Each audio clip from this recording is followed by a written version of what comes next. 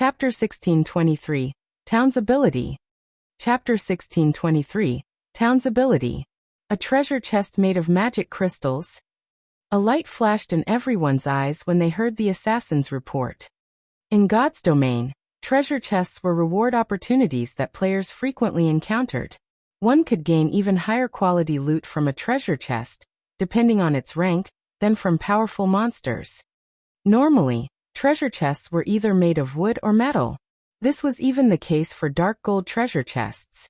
Making a treasure chest with magic crystals was just extravagant. Needless to say, the treasure chest definitely wasn't low rank. A bronze treasure chest's loot could already rival a chieftain-ranked monster's drops of the same level, not to mention mysterious iron, secret silver, fine gold and dark gold treasure chests. Moreover, as players explored higher-level maps, each map would contain fewer treasure chests. Even bronze treasure chests were exceedingly rare in maps above level 50. The treasure chest's loot was part of the reason for this. Rather than containing loot on par with the drops from a chieftain-ranked monster of the same level, a bronze treasure chest would contain items on par with a lord-ranked monster of the same level in level 50+ maps. Magic crystals? Shock gripped Shifeng's heart when he heard the assassin's report. Immediately he demanded, "What color are the runes on the chest?" God's domain had many different kinds of treasure chests, and although the most common were made of wood or metal, not all items in the game could be stored in wood or metal treasure chests. Certain special items needed to be stored in high mana density environments. For these items, the system used chests made from magic crystals. Such treasure chests were insanely rare in God's domain, and naturally, they were far more valuable than ordinary chests. All of the items in such chests were unique in God's domain. There were no duplicates of these items. These magic crystal treasure chests also had a different ranking system than ordinary treasure chests. Their ranks were based on the color of the runes engraved on the crystal. The runes came in silver, gold, and purple. Silver was at the bottom of the list, while purple runes offered the best items. "Gold," the assassin answered after taking a closer look. "Gold." Shifeng was instantly ecstatic. "All right, we'll head over right away." In God's domain, a silver magic crystal treasure chest was the equivalent of a fine gold or dark gold treasure chest. A gold magic crystal treasure chest was on par with an epic treasure chest, and a purple magic crystal treasure chest was the equivalent of an inferior legendary treasure chest or higher. Shifeng had only ever seen silver magic crystal treasure chests in the past, never gold, but he had heard rumors that Chaos Star, one of God's domain's 12 sacred elementalists, had opened a gold magic crystal treasure chest. This was also precisely the reason that he had secured his position as one of the 12 sacred elementalists. Moreover, unlike the other 11, who had been replaced from time to time, Chaos Star had held his position. Unfortunately, nobody knew what he had obtained from the gold magic crystal treasure chest. Shifeng and the rest of his team quickly arrived before the White Tower. The tower was only 5 stories tall, and a pitch-black pearl that radiated a frightening aura occupied the tip of the tower. When this aura washed over the team, they felt as if some monster was watching them. Even the mana around the pitch-black pearl seemed frozen. There was no flow of mana around the pearl whatsoever. Numerous divine runes had been carved along the tower's walls, and they created a light blue defensive barrier around the tower, which seemed impenetrable. However, unlike most people, Shifeng knew that the barrier wasn't an ordinary defensive magic array. The magic array carved into the tower's walls had survived since ancient times. Current magic arrays simply couldn't compare. Moreover, based on the array's complexity, Shifeng guessed that it was beyond a master magic array. Not even a Tier 4 existence would be able to scratch the barrier, forced to stand aside as they gazed at it. Interestingly, no monsters were anywhere near the tower. The roaming demon supervisors and demonkin warriors only stared at it for a moment before moving on. None of the demonic creatures dared to come within 100 yards of the White Tower. Meanwhile, placed on the tower's open-air top floor sat a magic crystal treasure chest, and as the assassin had reported, the treasure chest was covered in golden runes. The treasure chest also radiated so much mana that it created a white mist around it. Seeing this phenomenon, Even a fool would realize that the chest was far from ordinary. All of the players on Shifeng's team drooled as they stared at the treasure chest. Everyone get ready. We'll eliminate the surrounding monsters first, Shifeng immediately commanded. Although he did not know why none of the monsters would approach the tower, there were still over 500 of them in the area. If they did not clear out the monsters, they'd never approach the tower without detection. Following which, Shifeng controlled his 5 great lords and began to lure the demon supervisors and demonkin warriors, killing the demonic creatures with practiced organization. With the help of Demon Ruler, Shifeng's great lords could tank around 20 demon supervisors and demonkin warriors simultaneously. After gathering the enemy demonic creatures, Shifeng used Flame Domain, and towering flames devoured the monsters, dealing several 100,000 damage each second. At this point, Flame Domain was far stronger than Tier 2 spells. In fact, it almost surpassed Tier 3 large-scale destruction spells. By the time Flame Domain ended, the demon supervisors and demonkin warriors had lost nearly 4 million HP each. Immediately following, a volley of exploding arrows slammed into the demonic creatures, each arrow dealing around -300,000 damage. The demon supervisors and demonkin warriors very quickly became EXP for Shifeng's team. By the time the group defeated the 500 or so demonic creatures around the tower, some of the level 45 players had risen to level 46. However, the level 47 players still needed some time before they reached level 48. As for the loot, the team gained far more than the drops in the town's outer area. More than 100 level 60+ weapons and equipment had dropped, and among them, over 30 were mysterious iron rank. In addition, plenty of mana ore had dropped. Killing the 500+ monsters had netted Shifeng nearly 1,000 pieces of mana ore, increasing the total count past 5,000. With this, we should have more than enough mana ore to construct the mana tower. Shifeng could not help but smile in satisfaction as he gazed at the mana ore in his bag. The trip to the Boneless Land had definitely been worthwhile. The mana tower was one of the most important support buildings a guild city could have. It was the defining point between a guild city and a guild town. Normally, guilds constructed their mana tower the moment they acquired a city, but due to the sudden demand for mana ore, Zero Wing City hadn't had enough to construct its mana tower until now. It hadn't been able to become a true guild city. Now that he had enough mana ore, he could start constructing Zero Wing City's mana tower once he returned. After dealing with the surrounding monsters, Zero Wing's members approached the tower. However, the instant they set foot within 100 yards of the tower, the black pearl at its tip began to glow with energy. It then fired countless beams of black light at the approaching crowd. Caught off guard, the beams struck Zero Wing's members. Not only were they thrown out of the 100-yard perimeter, but they had also lost 20% of their HPs.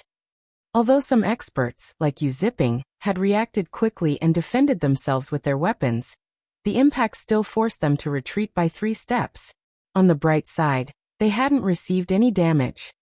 After the first wave of black beams, only 100 or so players remained within 100 yards of the tower. The rest of the team had been thrown back. An instant later, the pitch-black pearl launched another wave of beam attacks. This time, the more beams targeted each player. During the first wave, each player only had to deal with 3 beams, but now they had to face 4. Furthermore, each player had to deal with an additional beam each time the black pearl attacked. The longer the crowd remained inside the 100-yard range, the fiercer the attacks became. When the black pearl launched more than 10 beams at each player, even the experts of Yu Zipping's standards were thrown out of range. It's no wonder why the monsters avoided the tower. This defensive feature is really amazing. Realization dawned on Shifeng as he watched his teammates fly backward. At the same time, he was overwhelmed by ecstasy. Every lost town had its own unique ability in God's domain. Clearly, this defensive feature was this lost town's ability. Although Shifeng had only watched the defensive feature for a few moments, he had grasped the feature's true purpose. In reality, the defensive feature wasn't meant to keep enemies away. Rather, it was a training device to help players improve their combat standards. This was an extremely rare ability, even among God's domain's various lost towns. Chapter 1624, Gap. Chapter 1624, Gap. Despite multiple attempts to approach the tower, none of Zero Wing and White Tiger Dojo's members got within 70 yards before they were thrown out of the 100-yard range. What a powerful trap. Crap. The system is definitely doing this on purpose. It put that treasure chest on display up there just to taunt us. This is ridiculous. It's impossible to take on more than 10 of those black beams at once with the silencing effect within the tower's 100-yard range. Those beams are so fast, too. Everyone looked at the pitch-black pearl on the tip of the tower with resentment. They felt that the system was toying with them. Among their nearly 700 players, Yu-Zipping had the best performance. However, even Yu-Zipping had only reached the 72-yard mark before being blasted out by over a dozen black beams. Yu-Zipping's combat standards easily ranked among the top players in their group, yet not even he could reach the tower. When they thought about how they might have to leave the magic crystal treasure chest on the tower's top floor, anger and frustration tore at their hearts. These kids really take things for granted. Shifeng, who had remained motionless, shook his head and laughed when he overheard his team members grumbling, following which, he started to make his way towards the tower. As Shifeng approached the tower, everyone turned their gazes towards him. Guild leader Black Flame is going to try to reach the tower, too. With his level of skill, I wonder how far he'll get. This trap is too difficult. Although Guild leader Black Flame is superbly strong, I doubt that he'll get past the 50-yard mark. I'm not so sure about that. We already had to face over a dozen beams before we even reached the 70-yard mark. At the 50-plus range, I bet that the tower will fire over 30 beams.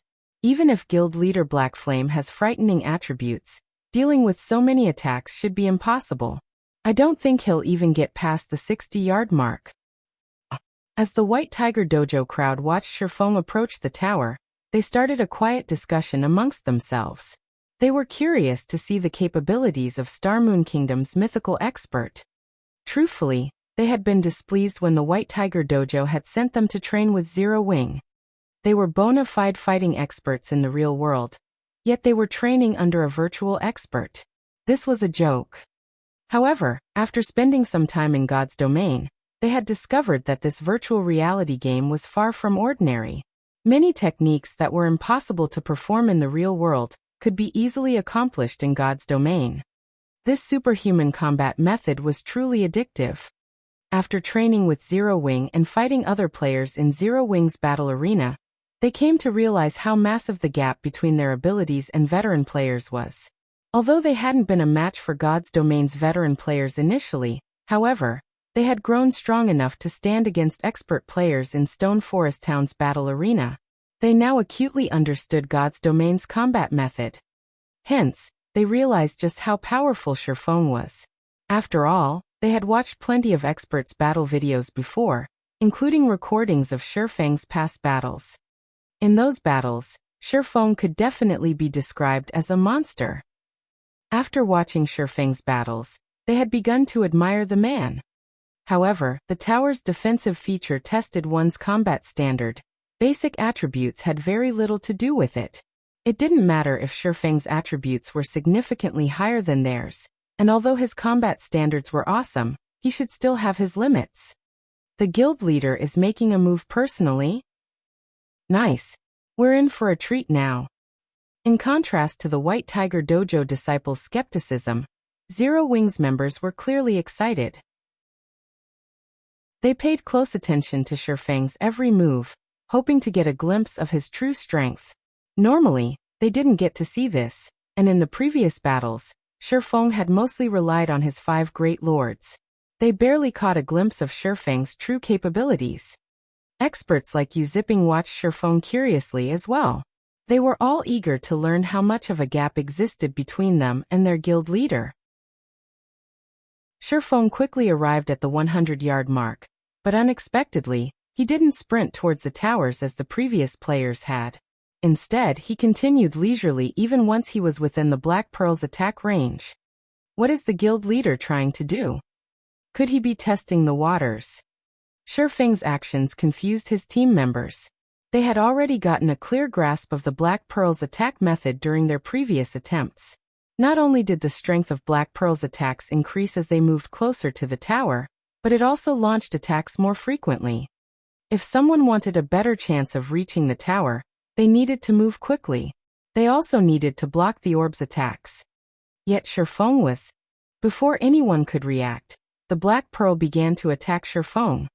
Suddenly, two beams of light shot towards Shifeng's vital points. Just when the two beams were about to hit, Shifeng stopped abruptly and turned slightly. He didn't bother to unsheath either the abyssal blade or killing ray. Xiao! Xiao! Everyone watched, disappointed, as the two beams pierced their guild leader. However, the attacks didn't throw Shifeng out of the 100-yard area, and he began to pace towards the tower once more. What's going on? Did he dodge them? The player's expression twisted with confusion. Following which, the Black Pearl launched another wave of attacks. This time it fired 3 beams. As Shifeng moved closer to the tower, the beams reached Shifeng much sooner than the last attacks had, giving their target less time to react. The team members watched Shifeng with wide-eyed anticipation. What was the man going to do this time? However, to their disappointment, Shifeng reacted the same way as before, stopping and shifting to the side. Like the prior attacks, the beams passed through his body harmlessly, striking the ground behind him. Shifeng continuously moved closer towards the tower like so. 95 yards. 90 yards. 80 yards. The beams, which had beaten everyone senseless, were practically non-existent to Shifeng. They pierced through him harmlessly, again and again, blasting small craters into the ground behind him. Shifeng quickly reached the 72-yard mark, Yuziping's record distance. However, he hadn't even used his weapons to defend himself once since he began his approach. In fact, he hadn't even touched his weapons. Is the Black Pearl broken? Has the system made some mistake? The White Tiger Dojo disciples gaped in shock as they watched Shifeng steadily move closer towards the tower, as if he were strolling across his backyard. In their opinion, Shifeng hadn't done anything whatsoever all this time. The only explanation they could think of was that the system had made an error. They had never thought that Shifeng would be so lucky. Seeing this, some curious White Tiger Dojo disciples decided to attempt the test again. However, when they allowed the black beams to strike, they were instantly thrown backward. Impossible. How is the guild leader doing it? Why aren't the Black Pearl's attacks hitting him? The White Tiger Dojo spectators' eyes fall from their sockets, as they watched as their companions were blasted past the 100-yard mark. So this is the difference between the guild leader and me? Yu Ziping revealed a bitter smile as he watched Shifeng move past the 50-yard mark. Although he had been aware of the huge gap between him and Zero Wing's peak experts, he hadn't realized that the gap between them was so fast, let alone the difference between his abilities and that of Zero Wing's mythical expert. In less than a minute, Shifeng had reached the base of the tower, at which point the tower's defensive magic array deactivated. Chapter 1625, Jackpot. Chapter 1625, Jackpot. As the White Tower's defensive magic array transformed into particles of light and vanished, time seemed to have frozen around the tower. Both Zero Wing's members and the White Tiger Dojo's disciples stared with blank faces. He passed it. Am I dreaming? He didn't even use his weapons. Yes. That must be it. We must be dreaming. How could such a thing even be possible? No player could dodge that many attacks. Could Guild Leader Black Flame actually be an NPC in disguise?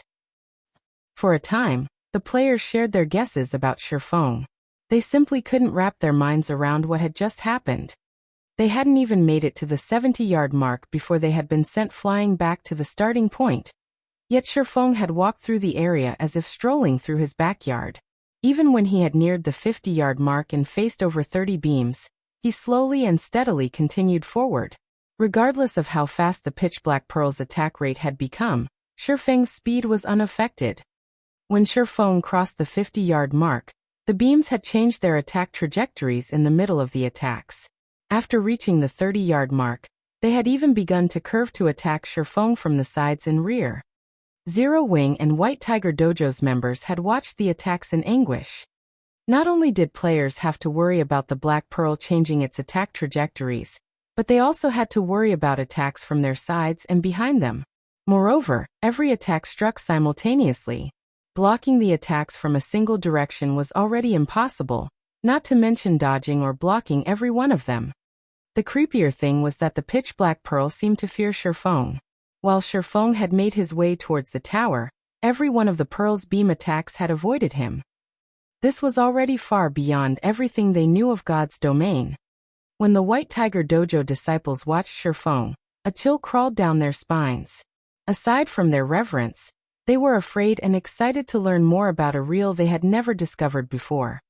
Although not everyone was willing to acknowledge that Shifeng had cleared the test, there was no doubt that the White Tower's defensive magic array had disappeared. There was also no doubt that what has just occurred wasn't a dream, but reality. Zero Wing's guild leader is actually so powerful. Is he even human? All of the White Tiger Dojo disciples were fighting experts, and although they hadn't seen exactly what Shifeng had done, they knew that the vast difference between them wasn't as simple as basic attributes. Shifeng was leaps and bounds ahead of them in combat standards as well. When they thought about Shifeng's power, they envied Zero Wing's internal members. Unlike Zero Wing's members, they were only here because the White Tiger Dojo had commissioned Zero Wing to train them. Once they were powerful enough, Zero Wing would stop their training. On the other hand, Zero Wing, and by extension, Shifeng, would train Zero Wing's internal members to their full potential. Shifeng simply chuckled at his players' hushed discussions as he stood at the foot of the White Tower. He then pushed open the tightly sealed doors, curious about what lay beyond. After experiencing the Black Pearl's attacks personally, Shifeng had become even more certain that the device had been passed down since ancient times. He was also sure that it was meant to train players' combat standards. Players had to have reached the half-step refinement realm and be able to observe their surroundings constantly to pass the 50-yard mark. To cross the 30-yard mark, players had to reach the refinement realm. Without precise control of their own movements, players wouldn't be able to dodge or block the varying attacks at the same time. Aside from physical control, players had to have accurate judgment of movement within their environment to continue past the 30-yard mark. The players who could reach the foot of the tower had reached the limit of the refinement realm. It wouldn't be an exaggeration to call them half-step flowing water realm experts. For the White Tiger Dojo disciples and Zero Wing internal members, who had yet to reach the half-step refinement realm, reaching the tower was simply too difficult. Even Gentle Snow, Fire Dance, and Zero Wing's other refinement realm experts would likely struggle to reach the tower. Shifeng had to admit that the tower was an excellent tool to help players reach the refinement realm. The Black Pearl didn't use the same attack method as monsters, which wouldn't constantly target players' weak points. Not even a group of refinement realm experts could elicit a similar result. The only downside was that the Black Pearl's attacks were monotonous and couldn't adapt to change. Even when the beams adjusted their trajectories or curved, they had fixed patterns, unlike expert players, which changed their attack patterns to fit their situation. It was also why Shifeng had managed to reach the bottom of the tower without using his weapons. However, Shifeng was satisfied with this result. After all, he had never heard of such a training device in God's domain before. If he could use this device, nurturing a batch of experts would be easy, although whether or not these experts reached the refinement realm would depend on their individual talent.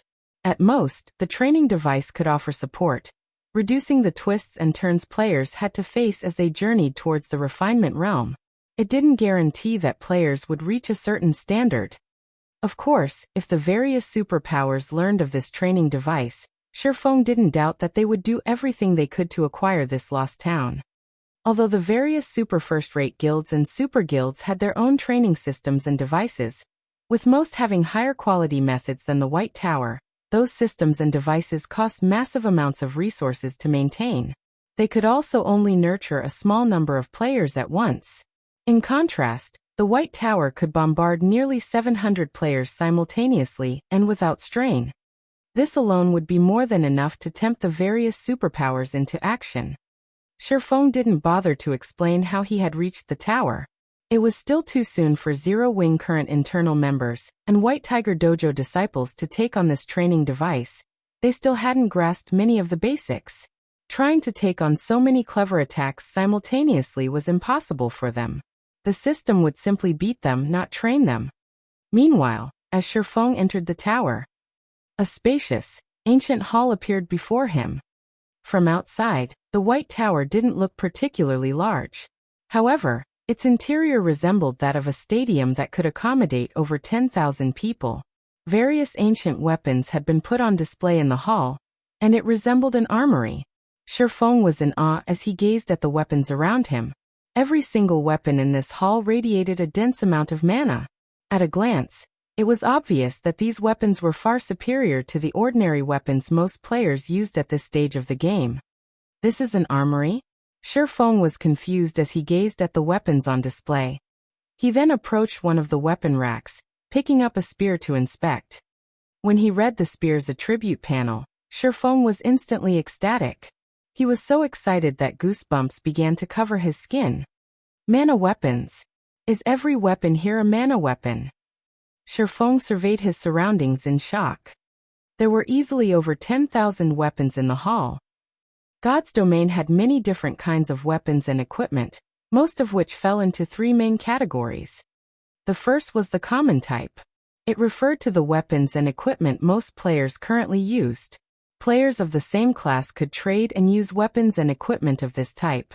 In battle, their durability would decrease, but they could be repaired out of combat. The second type was the unique type. Specific players could use these weapons and equipment. Even if another player picked one up, the item would be useless to them. Similar to the common type, these weapons and pieces of equipment would lose durability in combat, but could be repaired and used indefinitely. The third type was the expendable type. Like the common type, those of the same class could trade and use expendable type weapons. While they wouldn't lose durability in battle, they couldn't be repaired. Once their durability was exhausted, they would be useless. The majority of God's Domain's players and NPCs use common type weapons and equipment. Most expendable type weapons and pieces of equipment had been lost in the passing of time. This was due to the uncertainties these items created in battle. However, expendable type weapons and equipment had one massive benefit: absolute power. When the various races had competed for dominance over the God's Domain continent during ancient times, the human race had been weak and insignificant. To survive their powerful enemies, humans had discovered a method to improve their strength drastically. This was how expendable type weapons and equipment had come to be. Chapter 1626, Mana Weapon. Chapter 1626, Mana Weapon. Expendable type weapons and equipment didn't function like their common type counterparts. Common type weapons and equipment were designed with both power and stability in mind. Hence, they'd only exert a certain extent of the power of the materials used to create them, nothing more. Meanwhile, expendable type weapons and equipment were only designed with power in mind. These weapons and equipment functioned at the expense of the production materials, which meant that they couldn't be repaired. However, this was also why they were extraordinarily powerful, allowing their users to challenge foes of a higher tier. Mana weapons were the typical representation of expendable type weapons and equipment. As Shifeng gazed at the mana weapons in the hall, he was at a loss for words. Expendable type weapons and equipment's production had ceased long ago in God's Domain, and any discovered items had survived since ancient times. Normally, players had no hope of encountering such weapons and equipment. When a mana weapon or piece of equipment had surfaced in the past, players had fought fiercely over the item. After all, high-tiered mana weapons could grant players the power to defeat opponents of a higher tier. No player in God's Domain could resist the temptation. Yet over 10,000 mana weapons were on display before him. Why wouldn't Shifeng be astonished? As expected of a lost town, it's no wonder why the various superpowers fought over them so desperately. Shifeng sighed ruefully as he felt the flowing mana within the spear he held. In the past, Shifeng had assumed that the various superpowers only vied for the lost town's abilities. However, it seemed that that had only been a part of the reason. The riches these lost towns contained was likely another major factor. Unlike ordinary weapons, mana weapons did not have a level requirement, only a tier requirement. They were somewhat similar to magic scrolls, although magic scrolls couldn't compare to the power of a mana weapon. Magic scrolls were generally single-use items, but mana weapons could be used until their durability hit 0. Hence, these weapons' market price had been insanely high in Shifeng's previous life. A Tier 1 mana weapon had cost at least 150 gold in the past, far more expensive than Tier 1 magic scrolls. Even so, tons of players had fought for the chance to wield one. After all, only a small fraction of God's Domain's player population had reached the higher tiers. Not all players could do so. Meanwhile, Tier 1 mana weapons would even be of significant help to Tier 2 players. One of these weapons could, at the very least, increase a Tier 2 player's combat power by 20%. If a Tier 1 player used a Tier 1 mana weapon, their combat power would increase by a minimum of 50%. Although the boost wasn't as impactful as a berserk skill, it still allowed elite players to face expert players of the same tier and level. Many wealthy elite and ordinary expert players had purchased Tier 1 mana weapons to use in critical situations. As for Tier 2 mana weapons, they had sold for at least 1,000 gold each in the past. Tier 2 mana weapons would even be useful to Tier 3 players. Tier 3 mana weapons were even more frightening, even providing a significant boost to Tier 4 players. They were no less valuable than Tier 4 magic scrolls, and the various superpowers had fought desperately to claim any Tier 3 mana weapon that had been found. Meanwhile, the majority of the weapons in the hall were Tier 1 mana weapons. Even so, Shifeng spotted over 1,000 Tier 2 mana weapons, and most importantly, he counted 12 Tier 3 mana weapons in crystal cabinets in the hall's center. If he sold all of these mana weapons, he'd earn enough coins to make the various super guilds drool. As Shifeng prepared to store every mana weapon in his bag, the system's familiar voice reached his ears. System. This item is still bound and cannot be stored in your bag. System. If you wish to remove this item's bound status, you must take control of the lost town. Sure enough, the system won't allow players to obtain such an advantage so easily. Shifeng smiled bitterly at the spear in his hands. However, after giving the matter some thought, he found it reasonable. If he were allowed to walk away with every mana weapon in this hall, he'd make a huge profit even if he failed to secure the lost town itself. It seems that I have no choice but to collect the weapons after I take control of the town. Shifeng refocused his attention and made his way towards the tower's top floor. At the same time, he became more interested in capturing this lost town. If he took control of this town, not only would Zero Wing secure another method of nurturing refinement realm experts, but they'd also rake in a massive fortune. The guild would then have all the manpower and wealth it needed. With these factors taken care of, it would be odd if the guild didn't become a major power. Soon, Shifeng reached the tower's second floor. The second floor hall was visibly smaller than the first floor hall, and 10 translucent ghosts wandered the area. Some wore plate armor, some wore leather armor, and some wore cloth armor. Every one of these ghosts radiated a horrific aura, and even Shifeng felt an intense pressure weigh down on him as he bathed in the powerful energy. Wandering Soul, Undead, Grand Lord. Level 80. HP 180, 000, 000/180, 000, 000. Tyrant Soul, Undead Mythic. Level 80. HP 420, 000, 000/420, 000, 000. Shifeng could not help his surprise when he saw all of these powerful monsters, and a frown pulled at his lips. Had he only had to face one level 80 Grand Lord, he wouldn't have had much of a problem, but there were a total of 9 level 80 Grand Lords before him. Moreover, the distance between each Grand Lord was practically negligible. If he attracted one of the Wandering Souls, he was guaranteed to pull the other 8 Wandering Souls. However, these 9 Wandering Souls weren't his biggest problem. There was actually a mythic-ranked Tyrant Soul. Although Shifeng recognized his own strength, He'd grossly overestimate himself if he thought that he could defeat a level 80 mythic monster. In fact, the Tyrant's soul could likely one-shot him. I guess the system doesn't intend to allow anyone on the third floor? Shifeng felt his head ache as he looked at the Tyrant's soul, who remained motionless in the center of the hall. The spiral staircase that led to the third floor lay directly behind the Tyrant's soul. Shifeng had assumed that he would be able to walk up to the tower's top floor effortlessly, but it seemed that obtaining the magic crystal treasure chest would be more difficult than he had thought. If he had faced such a situation outside of the tower, he could likely rely on Zero Wing and the White Tiger Dojo's members to sneak past the Tyrant's soul and Wandering Souls. However, they were still stuck outside of the tower, as were the 5 Great Lords under his control. Without his Great Lords and the other players, dodging the Wandering Souls' attacks would be extremely difficult. If the Tyrant's soul joined the fray, he'd likely die in an instant. Although he had an invulnerability skill, Absolute Domain had a short duration of 10 seconds. Dashing from the edge of the second-floor hall to the staircase, and ascending to the third floor to open the magic crystal treasure chest in 10 seconds was impossible. Once Absolute Domain's duration ended, the Tyrant's soul would slap him down. Yet if he gave up, he'd never retrieve the magic crystal treasure chest. It was even a gold magic crystal treasure chest. He had only heard rumors of such a thing during his previous life.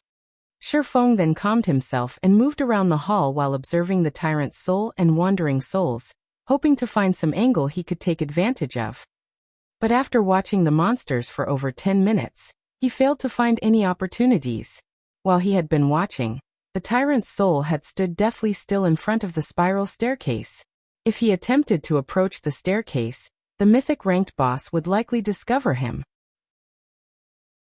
With no external factors to take advantage of, Shifeng was forced to flip through his bag, hoping that he'd find something useful. As Shifeng began to consider giving up, he noticed that he still had a Tier 3 defensive magic scroll. He had obtained the scroll from the Purgatory Serpent. As his gaze touched upon the scroll, Shifeng's hopes rekindled. A Tier 3 defensive magic scroll could even block a Tier 4 existence's attacks for a short time. With the scroll and his absolute domain, it wasn't entirely impossible to secure the magic crystal treasure chest. Now the only problem was the Tyrant's soul's exact strength. If it were too powerful, it wouldn't need much time to break through the defensive magic scroll's barrier, and Shifeng's death would be certain. After considering his options for some time, Shifeng decided that it was worth a try.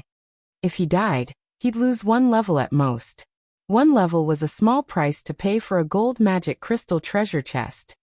Following which, Shifeng used Phantom Kill, and had his doppelganger carefully cross to the opposite side of the hall. Meanwhile, Shifeng readied the Tier 3 defensive magic scroll before activating the Aura of Wind's Gale domain and charging forward. When Shifeng was within 100 yards of the Tyrant's soul and Wandering Souls, a cold glint flashed in the 10 monsters' eyes. They charged at Shifeng like ferocious beasts. The Tyrant's soul moved like lightning. Before Shifeng had even crossed 5 yards, the mythic monster had appeared before him. The Gossamer boss had already conjured a blue lightning blade in its right hand and swung it down towards Shifeng. Chapter 1627, Magic Crystal Treasure Chest. Chapter 1627, Magic Crystal Treasure Chest. So fast. Shifeng's complexion darkened when he saw the Tyrant's soul appear before him suddenly. Although he had long since known that he was no match for a level 80 mythic monster, he had never imagined that the Tyrant's soul would be so agile. Despite his dark iron bloodline, he could only barely catch a glimpse of the Tyrant's soul's moving figure. Meanwhile, the Tyrant's soul did not give Shifeng any opportunity to defend himself as it gathered mana in its right hand and molded it into a blade of lightning. It then swung the blue lightning blade down at Shifeng. The lightning blade tore through the air effortlessly, producing not a single sound as it descended on Shifeng.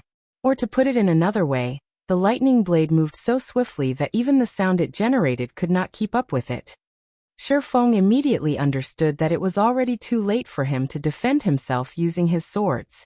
Yet if he allowed the lightning blade to land on him, he would die without a doubt.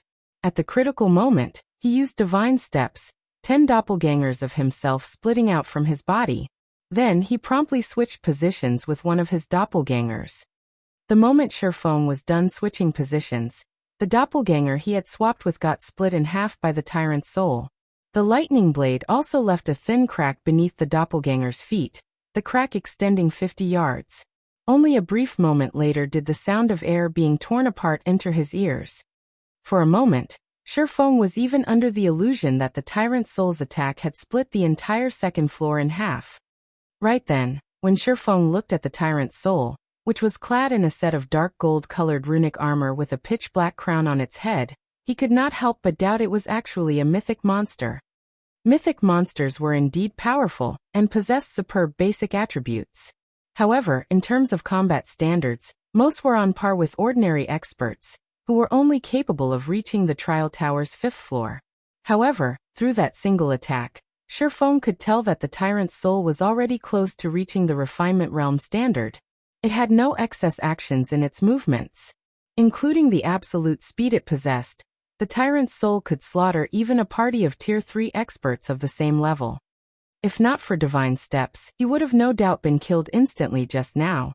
Not daring to waste any time, Shifeng immediately dashed towards the spiral staircase while having his 10 doppelgangers distract the tyrant's soul. Although the doppelgangers summoned using divine steps were incapable of attacking, they were also invulnerable. No matter how the tyrant's soul attacked them, they would remain unaffected. Hence, they definitely had a chance to delay the tyrant's soul for a brief moment. After all, regardless of how powerful a monster was, their intellect was still far from comparable to NPCs, much less to players. In the blink of an eye, Shifeng had shaken the tyrant's soul off his tail. However, after he moved forward for just a few steps, the 9 wandering souls reached him. Even Shifeng would be troubled when pitted against 9 level 80 Grand Lords. Fortunately, unlike the tyrant's soul, which remained basically unaffected by Shifeng's Gale domain, the wandering souls had their movement speeds reduced considerably. In addition, Gale domain boosted Shifeng's speed significantly. Purely in terms of movement speed, Shifeng was superior to the wandering souls. Hence, he could evade the attack trajectories of the wandering souls relatively easily. For safety's sake though, he still activated Defensive Blade. Although the combat standards of the 9 wandering souls were far from comparable to the tyrant's souls, these were still at the trial tower's 4th floor. Ordinary experts would still get killed instantly if they went up against the Grand Lords.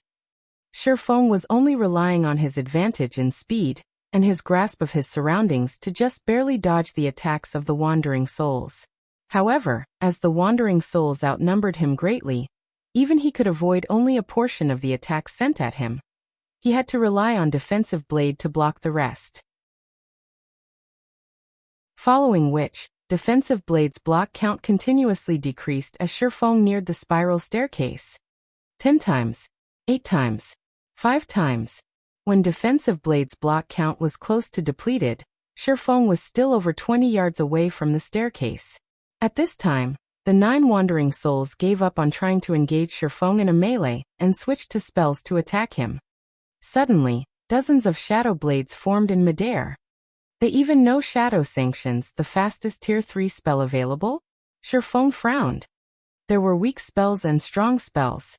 Likewise, there were slow spells and fast spells. Shadow Sanctions was the fastest Tier 3 spell available in the game. Although it packed a weak punch and barely dealt any damage against monsters and players of the same level and tier, when used against a player that was inferior in terms of both levels and tiers, it could easily become a lethal spell. Not to mention, all 9 wandering souls were using the same spell. Even a Tier 3 player of the same level would get killed if they were careless. In the next moment, under the control of the wandering souls, the dozens of shadow blades flew towards Shifeng. Xiao, xiao, xiao. Just when the shadow blades were about to reach Shifeng, he switched positions with the doppelganger he summoned using Phantom Kill, and appeared on the other side of the spiral staircase. As for his doppelganger, the numerous shadow blades instantly annihilated it. Close one. Shifeng felt extremely fortunate that he had not tried to defend against those shadow blades. The only way he could have blocked all those attacks just now was with Absolute Domain. However, if he wasted Absolute Domain here, even if he managed to reach the magic crystal treasure chest later, he would be powerless to do anything about it. After killing his doppelganger, the Wandering Souls charged at Shifeng's real body once again. However, they were too far away. By the time the Wandering Souls arrived at the spiral staircase, he was already halfway up. Since Shifeng's movement speed originally surpassed that of the Wandering Souls, despite the Grand Lords giving their all into chasing him, the distance between them only widened. Shortly after, Shifeng arrived at the top floor of the tower. Sure enough, it isn't locked. Shifeng grew ecstatic when he saw the magic crystal treasure chest placed in the middle of the top floor. Previously, he couldn't determine whether the treasure chest was locked or not. From what he knew of magic crystal treasure chests, they were never locked. However, those treasure chests all had silver runes carved on them. Hence, he had not been certain that gold magic crystal treasure chests wouldn't have locks.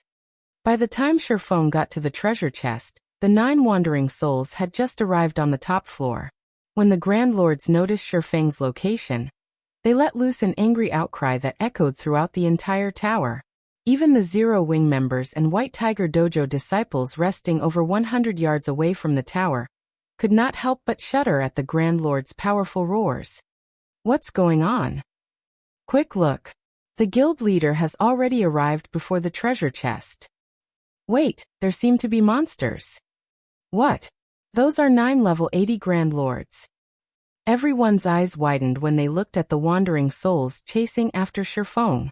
Initially, they had felt excited at his obtaining the magic crystal treasure chest. Now they only felt sympathy for him. Even if their entire team of nearly 700 players went up against one Wandering Soul, they would not be able to make the Grand Lord break a sweat. Yet now 9 of these level 80 Grand Lords had actually appeared at the same time. Who could possibly stop them? When the Wandering Souls were less than 10 yards away from Shifeng, his lips suddenly curled up in a smile. Activate. Triple Flame Barrier. In the next moment, Shifeng unfurled the Tier 3 magic scroll in his hand and completed the activation chant.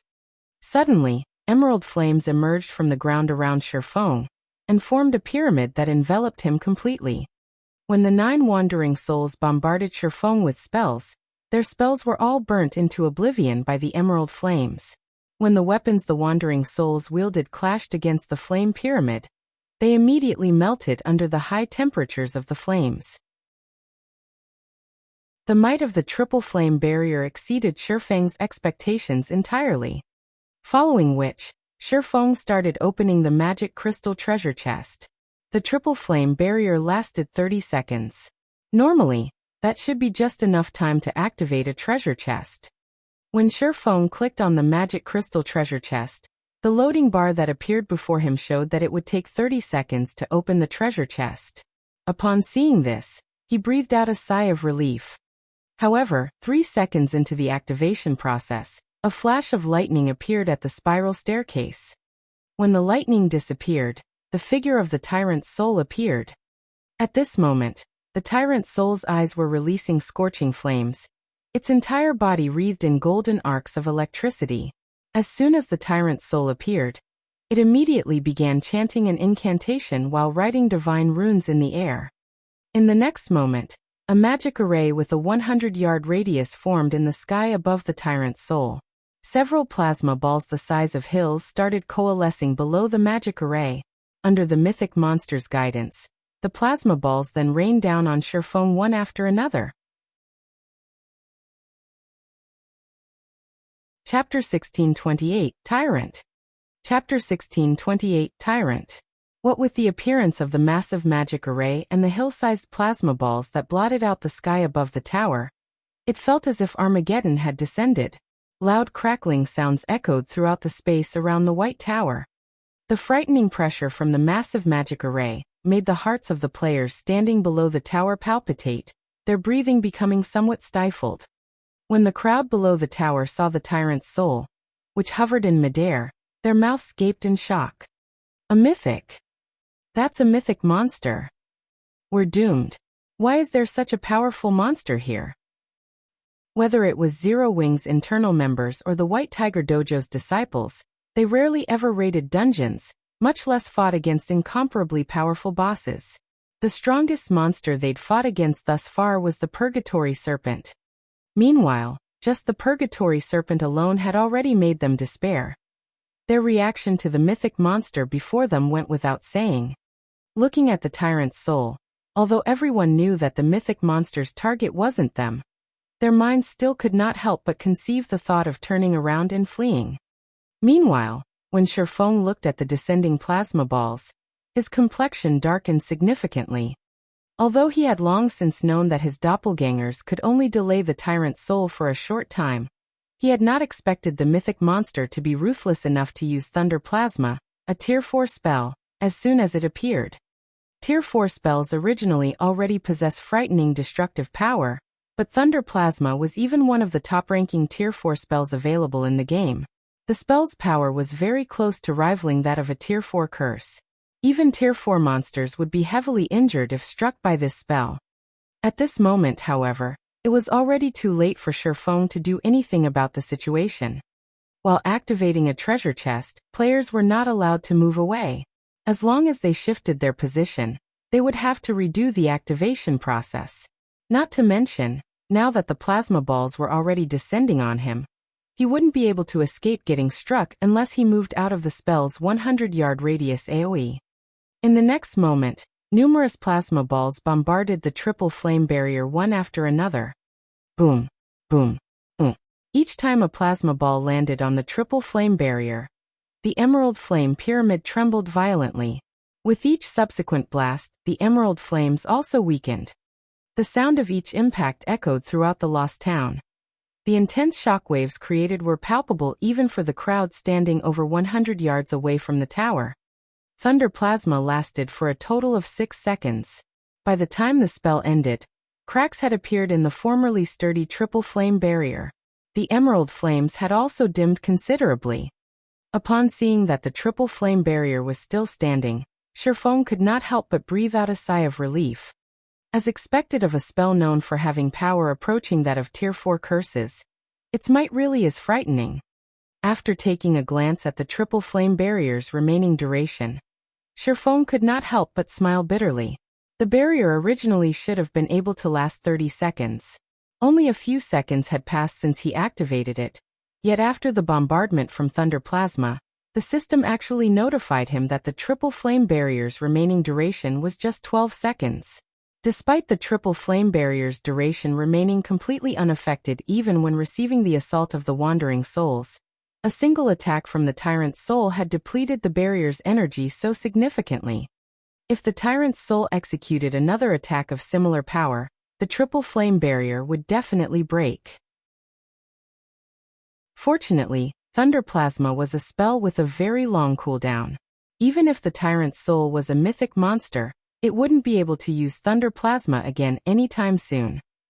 However, even while Shifeng was having such thoughts, the Tyrant's soul began chanting an incantation and writing divine runes once again. Compared to when it was casting Thunder Plasma, the Tyrant's soul spent much more time casting this spell. It invested a total of 6 seconds into it. After the mythic monster was done chanting, a new magic array appeared in the space above the tower. Although this magic array's AoE was not as large as Thunder Plasma's magic array, it was a bona fide twofold magic array, a silver magic array and a pitch-black magic array. As the two magic arrays intermingled, they sucked the lost town dry of its ambient mana. For a moment, everyone inside the town felt their perception and vision blur. Is there a need to be so desperate? Shifeng was at a loss for words when he saw the twofold magic array in the sky. Tier 4 Curse, Thunder God's Annihilation. Although the curse's AoE was much smaller, in terms of power, it was much stronger than even ordinary Tier 5 spells. Even Tier 5 creatures would dread this curse. They would definitely sustain severe injuries if struck by it. In the next moment, the two magic arrays transformed into a ball of black and white light. Arcs of electricity also wreathed the ball of light. As the ball of light, descended, it was as if the space surrounding it froze. At this moment, The tyrant's soul also abruptly revealed a human-like sneer as it looked at Shifeng as if it was saying, "What else can you do?" At this moment, even if Shifeng was a fool, he could tell that the triple flame barrier wouldn't be able to endure this apocalyptic attack. Gritting his teeth, he immediately took out a crimson elemental source and set it in the heart of the triple flame barrier's magic array. Elemental sources had many uses, with their main purpose being the creation of elemental weapons. However, Shifeng could not care less right now. If he wanted to have any chance to acquire the magic crystal treasure chest, his only choice was to use the fire-type elemental source. If he failed today, obtaining the treasure chest would definitely become much harder in the future. In God's domain, monsters, particularly high-tiered monsters, all possessed a certain degree of intellect. If he failed to obtain the treasure chest today, the tyrant's soul would definitely guard the treasure chest much more strictly on his next visit. After going through so many difficulties to get to this point, Shifeng had no intention of giving up just like that. As the refined energy of the elemental source flowed into the triple flame barrier, the previously dim, emerald flames flared up.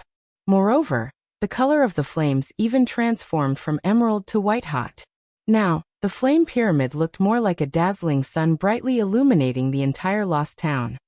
When the ball of black and white light crashed into the triple flame barrier, the resulting impact shook the entire white tower. Even the players standing 100 yards away from the tower were sent flying over 10 yards. Their bodies fell to the ground one after another. Shocked expressions filled everyone's faces as they stared at the clash of lightning and flames above the tower. The White Tiger Dojo disciples, in particular, suddenly felt as if they were living in an entirely different world from Shifeng. At the same time, they also came to have a new understanding of the battles in God's domain. Before, they thought that it was already plenty amazing that players could conduct superhuman battles in the game. However, the battle they were witnessing now could no longer be considered to be a player's battle. Instead, it was more like a battle between two apocalyptic beasts. A simple exchange between these beasts could easily deform the surrounding terrain. As the seconds passed by, the dazzling triple flame barrier began fading.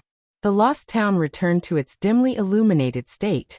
Fortunately, the ball of black and white light also started decreasing in size. After nearly 10 seconds had gone by, the ball of light disappeared. Meanwhile, the flame pyramid created by the triple flame barrier had also reverted to an emerald color. Shifeng breathed out a deep sigh of relief after seeing this situation. Fortunately, he had brought along elemental sources with him, which allowed him to strengthen the Tier 3 triple flame barrier, letting it possess the might of a Tier 4 defensive spell. However, the Tyrant Soul's Thunder God's Annihilation had also depleted the elemental source's energy completely.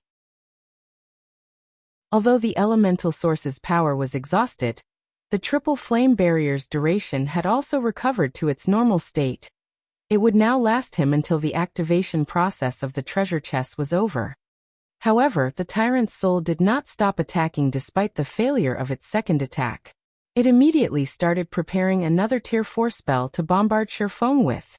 The number of Tier 4 spells the mythic monster grasped astonished even Shifeng. The Tyrant's soul possessed not only an extremely high combat standard but also many Tier 4 spells.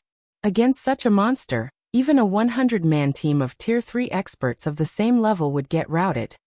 Fortunately, the triple flame barrier endured the Tyrant's soul's third attack without faltering. Eventually, when the emerald flame pyramid disappeared, the magic crystal treasure chest also opened. Seeing the treasure chest open infuriated the Tyrant's soul. Its body started to release pitch-black fog. Then, the mythic monster charged at Shifeng with the speed of lightning. Shifeng activated Absolute Domain without hesitation. Without even looking, he frantically plucked items from inside the treasure chest and placed them in his bag. Die! The Tyrant's soul could not help but bellow in rage at this scene. This time, though, the mythic monster did not gather mana and summon a lightning blade to its hand. Instead, it unsheathed a rusted longsword hung around its waist. Although this longsword looked very ordinary, space tore apart wherever the edge of this longsword crossed. The Tyrant's soul swung the longsword down at Shifeng ruthlessly. Chapter 1629, Saint Weapon. Chapter 1629, Saint Weapon. Shi Feng's complexion darkened at the sight of the rusted longsword descending towards him. Although Tier 4 existences were capable of tearing apart space with their attacks, this required a considerable amount of effort. Yet, the Tyrant Soul's rusted longsword achieved this feat with seemingly no effort on the mythic monster's part. This meant that every one of the Tyrant Soul's normal attacks would carry power equivalent to that of an ordinary mythic monster executing an all-out attack. As the rusted longsword descended, a black seam cut at the golden barrier that appeared around Shi Feng. Boom! Along with a loud boom, a powerful gale surged into the tower's surroundings. The players standing outside the tower lost their footing once more. What kind of monster is this? Is a mythic monster really that powerful? Everyone could not help but gape in shock as they gazed up at the Tyrant Soul. Just the shockwave from one of the Tyrant Soul's attacks reduced them to such a miserable state. If they fought the mythic monster, the consequences would be unimaginable. As the dust above the tower settled, Shi Feng, who had activated Absolute Domain, emerged, apparently intact. However, the impact resulting from the attack had driven him back several steps before he could stabilize himself. What is that sword? Shi Feng wore a grim expression as he stared at the Tyrant Soul's longsword. Although Absolute Domain was an invulnerability skill, there was no true invulnerability in God's domain. Even so, Absolute Domain should have no problem blocking Tier 4 attacks. Yet against the Tyrant Soul's longsword, Absolute Domain was no longer absolute. Absolute Domain created a protective barrier made up of divine runes around his body. Meanwhile, the moment the rusted longsword collided with the protective barrier, Shi Feng had clearly seen the rusted longsword moving roughly an inch into the barrier, deforming it. The intense impact had even forced him to retreat by 4 steps. This was something Shi Feng had never seen happen before. Not waiting for Shi Feng to make a move, the Tyrant's Soul immediately brandished its rusted longsword again. Suddenly, several black seams extended towards him. Previously, one black seam had been enough to drive Shi Feng back by several steps already. When multiple black seams descended on him simultaneously, he suddenly felt death looming over him. Without hesitation, he activated Disintegration Field to suppress the Tyrant's Soul. Although the domain skill had little effect on mythic monsters, it could still reduce the Tyrant's Soul's basic attributes slightly. Following which, Shi Feng activated the Tier 2 Taboo skill Instant Strike, instantly disappearing from his original location, appearing slightly closer to the Tyrant's Soul, and narrowly avoiding the several spatial tier attacks. Although Instant Strike increased both his damage and attack speed drastically, Shi Feng had no intention of clashing with the Tyrant's Soul. Instead, he turned around and continued looting the magic crystal treasure chest. The treasure chest held many items. However, since he did not know which one was the most valuable, he simply picked up as many as he could. In the blink of an eye, 2 more items entered his bag. Upon seeing this, the Tyrant's Soul became even more enraged and brandished its rusted sword again.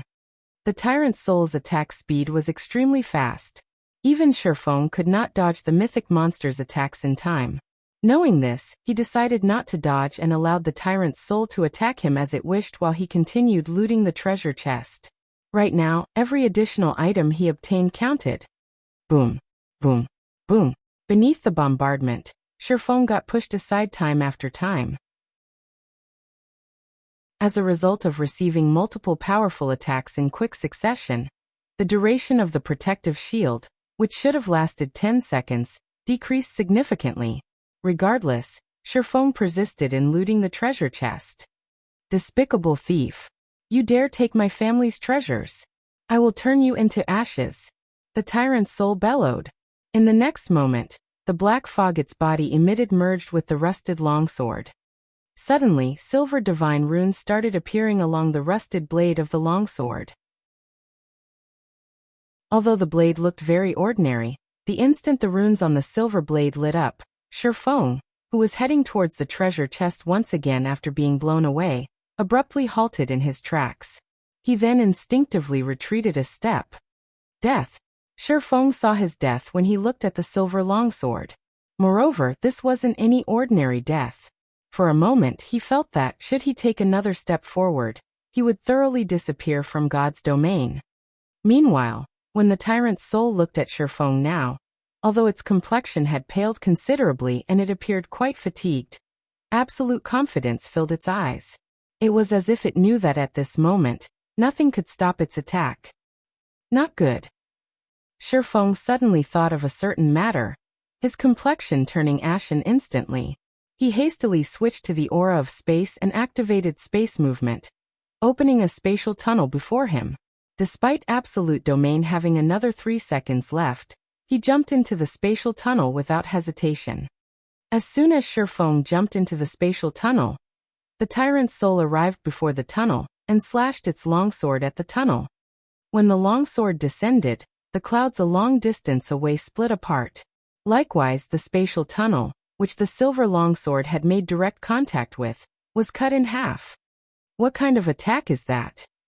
When the far-off members of Zero Wing and the White Tiger Dojo saw the massive tear in space that had appeared above the tower as well as the bisected spatial tunnel, their eyes nearly fell out of their own sockets.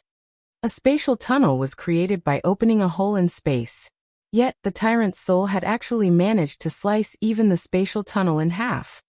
Meanwhile, after the spatial tunnel was cut in two, it instantly disappeared into nothingness. Despicable thief. I will never let you get away.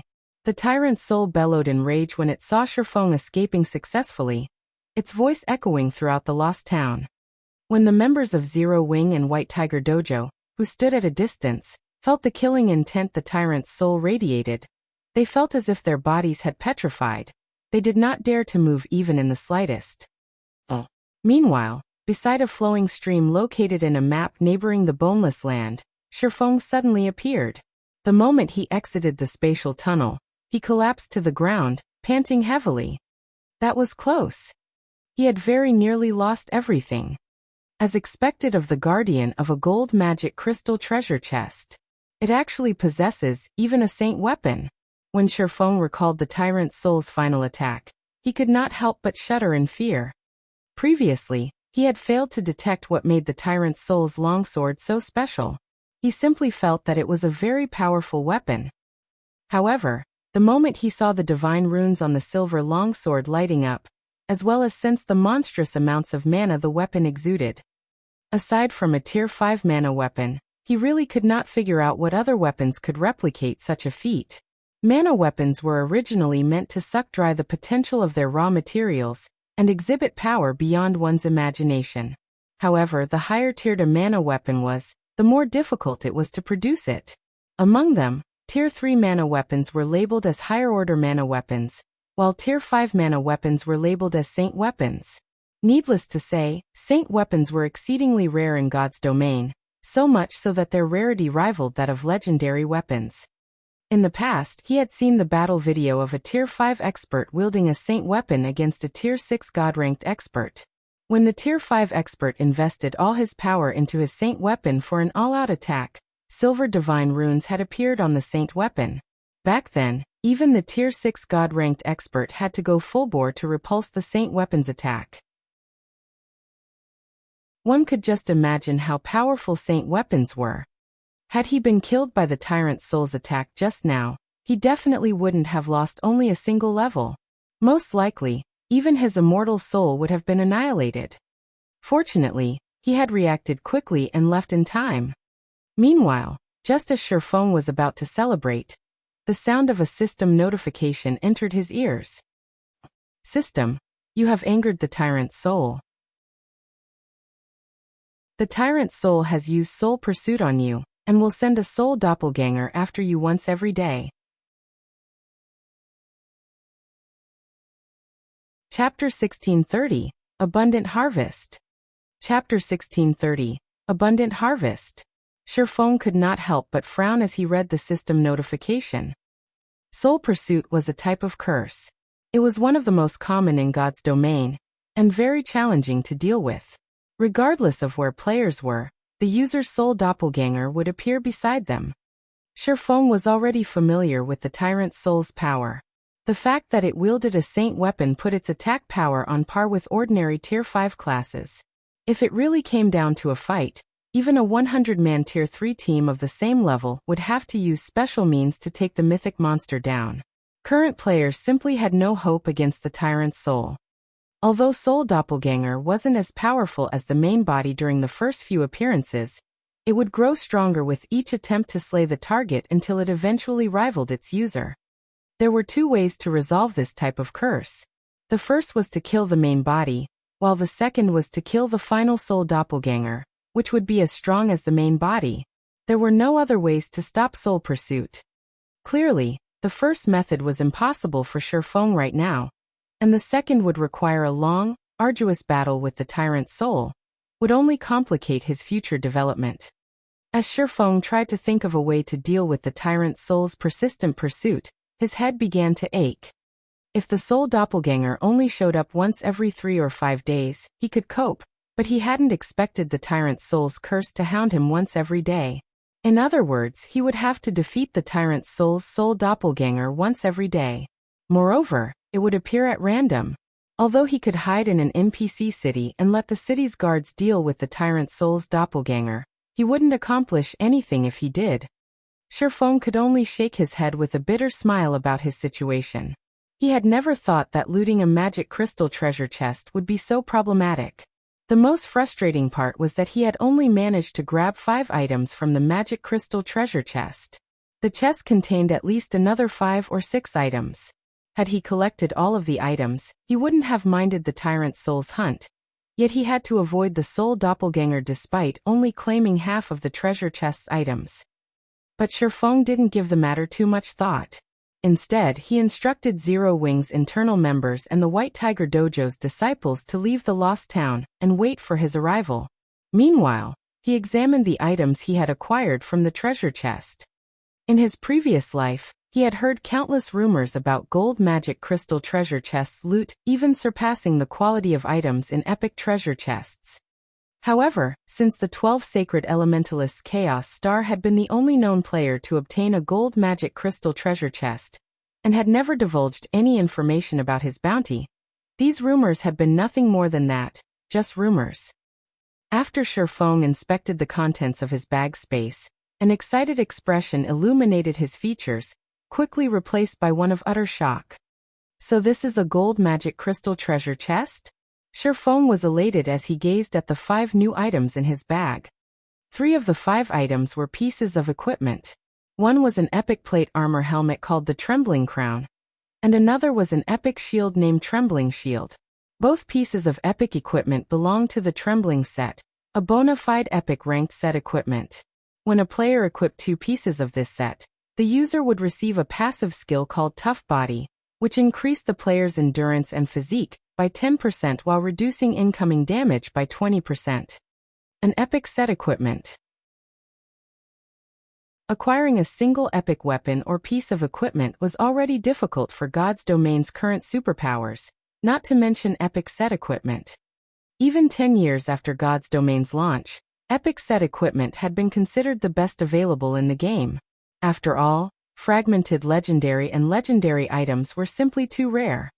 Even though Shifeng only had 2 pieces of the Trembling set, the effects these pieces provided would significantly improve a player's combat power. If one of the guild's MTs equipped these 2 pieces, their combat power would definitely undergo a qualitative transformation. Needless to say, the stronger the guild's MTs were, the more they'd benefit the guild's development. Every guild needed powerful MTs to tank dungeon and field bosses, and if the guild didn't have an MT that could handle the task, it would never complete the raid. However, of the 3 pieces of equipment Shifeng had looted, the 3rd piece truly surprised him. The 3rd piece of equipment was a Tier 3 mana weapon.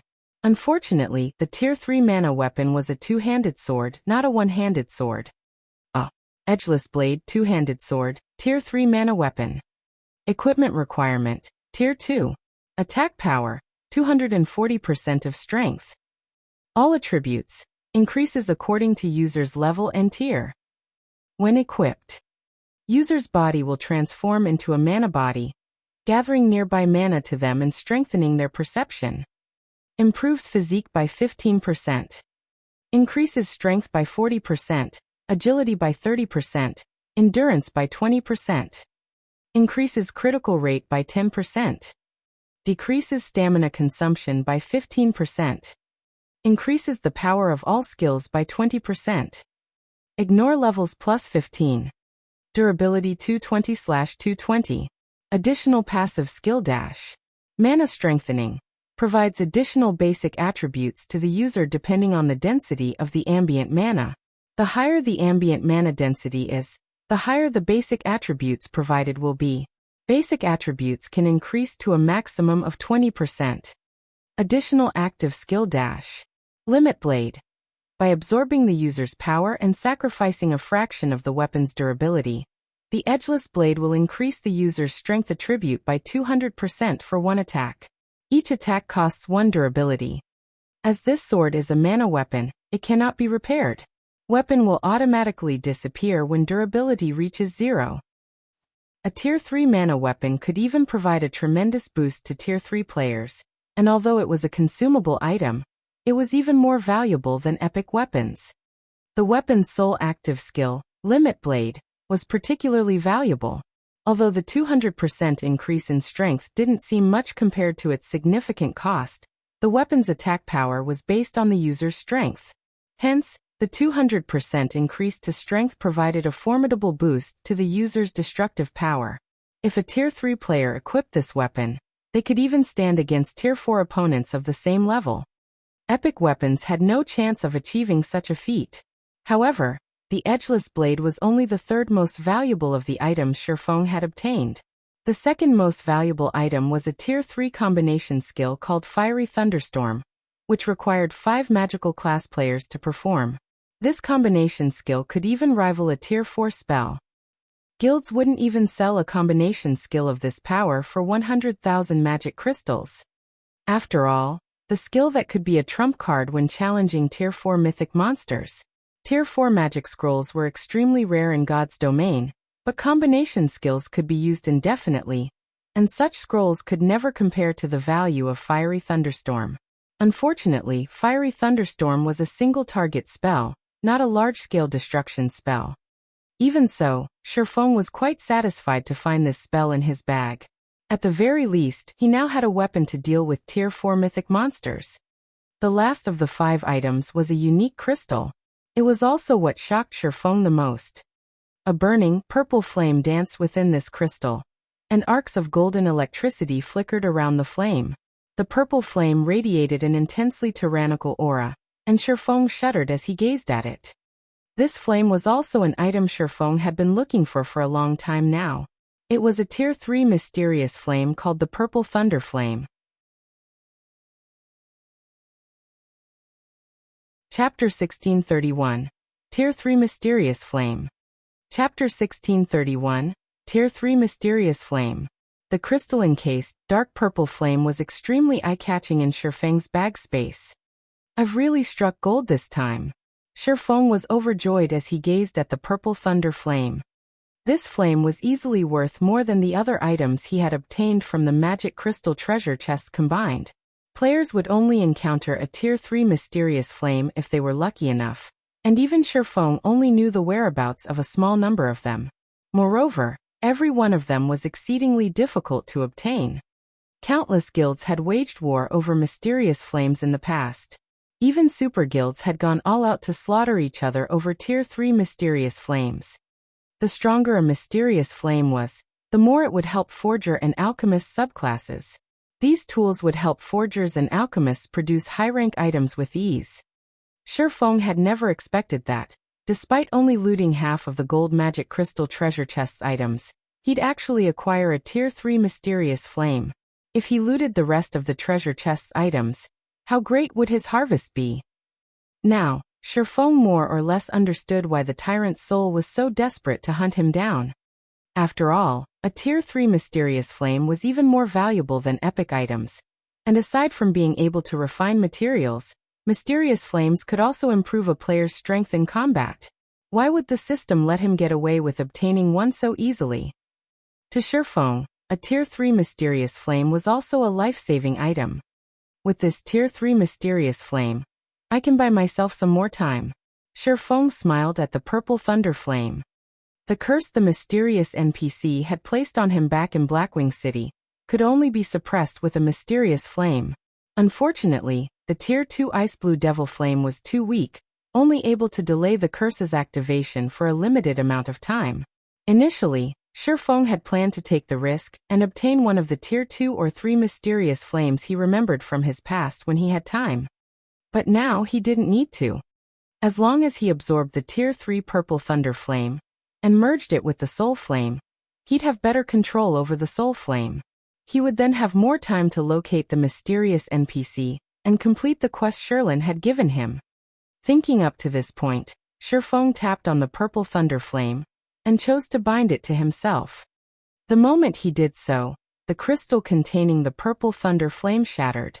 The dark purple flame entered Shifeng's body, and purple fire devoured his entire body. Arcs of blue electricity flickered around him as a stinging pain assaulted every inch of his body.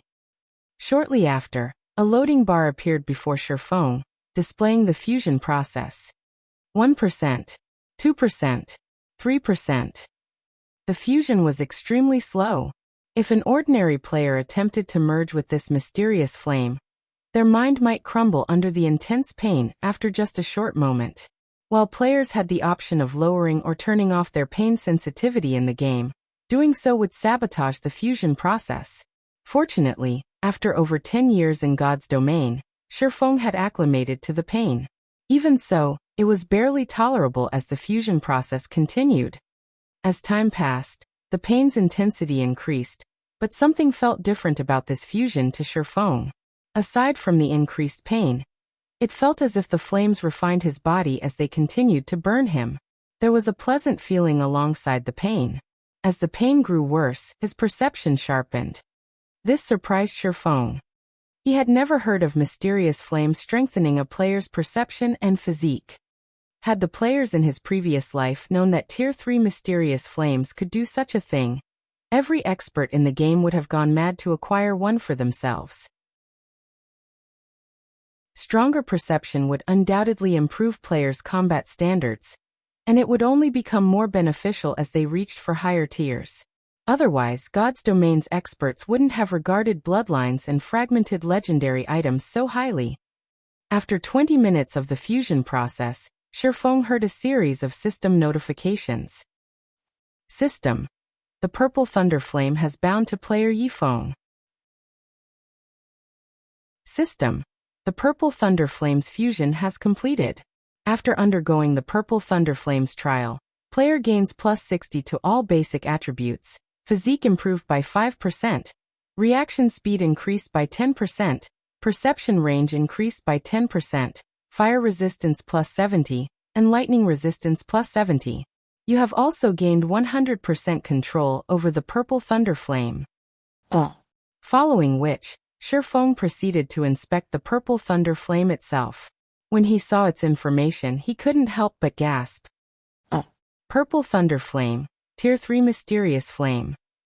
When activated, increases movement speed and attack speed by 30%. Increases damage dealt by fire and lightning type attacks by 50%. Increases destructive effect of attacks by 100%. Increases production success rate for forging, alchemy, and cooking by 15%. Shifeng wasn't surprised by the increase to movement and attack speed, but he had never expected a 100% increase to destructive effects. Although it wouldn't improve players' strength or attack power, the increased destructive effects would be devastating against players' and monsters' defense. A player might struggle against a Great Lord's defense normally, but if their attacks had double the destructive effect, they'd be able to break through the Great Lord's defenses and defeat it in far less time. Likewise, such a boost would be miraculous in PvP. It was common knowledge that players mainly relied on their weapons and equipment for strength. Without weapons and equipment, a player's attributes would decrease drastically. Meanwhile, players would be able to deplete the durability of their opponent's weapons and equipment more quickly with increased destructive effect. As for the 15% improvement to production success rate, it was 5% higher than the Tier 2 Ice Blue Devil Flame. Although it was only a difference of 5%, The Tier 3 Purple Thunder Flames performance when refining high-rank materials would be leaps and bounds better than the weaker Mysterious Flame. If Shifeng used the Tier 3 Purple Thunder Flame when forging Conqueror's armor, his success rate would skyrocket.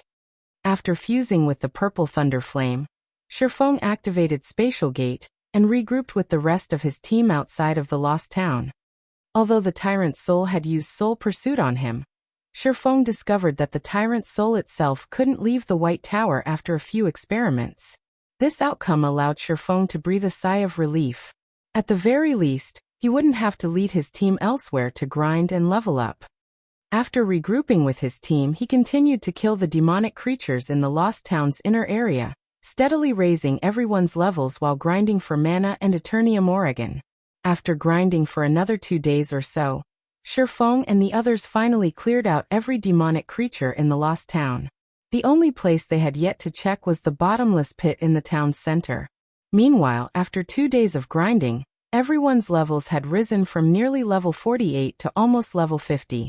As for Shifeng, he had invested all of the EXP into leveling Flame Burst and Lightning Edge. Despite being a Tier 2 player, he only had a small number of Tier 2 skills in his arsenal, and if he were forced to rely on Tier 1 skills, he'd never be able to exert the full advantages of a Tier 2 class. Hence, Shifeng leveled these 2 Tier 1 skills to Tier 2. By doing so, both skills had undergone a qualitative transformation in terms of raw power. Flame Burst, Tier 2 Level 3, requires 1,800,000,000 EXP to upgrade to Tier 2, Level 4 skill. Channeling Time, 1 second. Gathers the power of flames to a single point, and causes 1,400% damage to the target. Attack count, 16 times. Cooldown 3 minutes. Lightning Edge Action Type. Tier 2 Level 2, requires 1,600,000,000 EXP to upgrade to Tier 2, Level 3. Channeling Time, 0.5 seconds. Deals 1,200% physical and 1,200% lightning damage in a cone in front of user. Initial coverage range is 75 yards. Duration, 5 seconds. Cooldown 10 minutes. Tier 2 skills weren't just capable of dealing more raw damage than their Tier 1 counterparts. They'd also be more effective against monsters and players of the same tier. Once these skills rose to Tier 2, they wouldn't be bound by tier suppression. It's about time to show everyone Zero Wing's strength.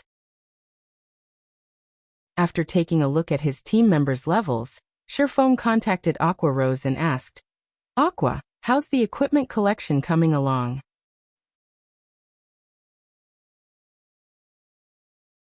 Chapter 1632, Formation of an Expert Legion. Chapter 1632, Formation of an Expert Legion. Starmoon Kingdom, Zero Wing City, Zero Wing's residence. A depressing atmosphere filled the massive guild residence. Everyone's minds were overwhelmed by an oppressive feeling, causing them great distress. "Big Sis Aqua, we just received news that the Blackwater Corporation has invested another 200,000 gold into Heaven's Burial. The guild has also hired more Refinement Realm experts to hunt us down. They're even beginning to overpower the Conqueror parties we've recalled to defend our leveling maps. Moreover, according to our spies in Heaven's Burial, it seems that Heaven's Burial has obtained another significant harvest from the Primordial Ancient Ruin. Apparently, the guild has collected 2 sets of top-tier intermediate magic array scrolls and plenty of top-tier level 50 weapons and equipment.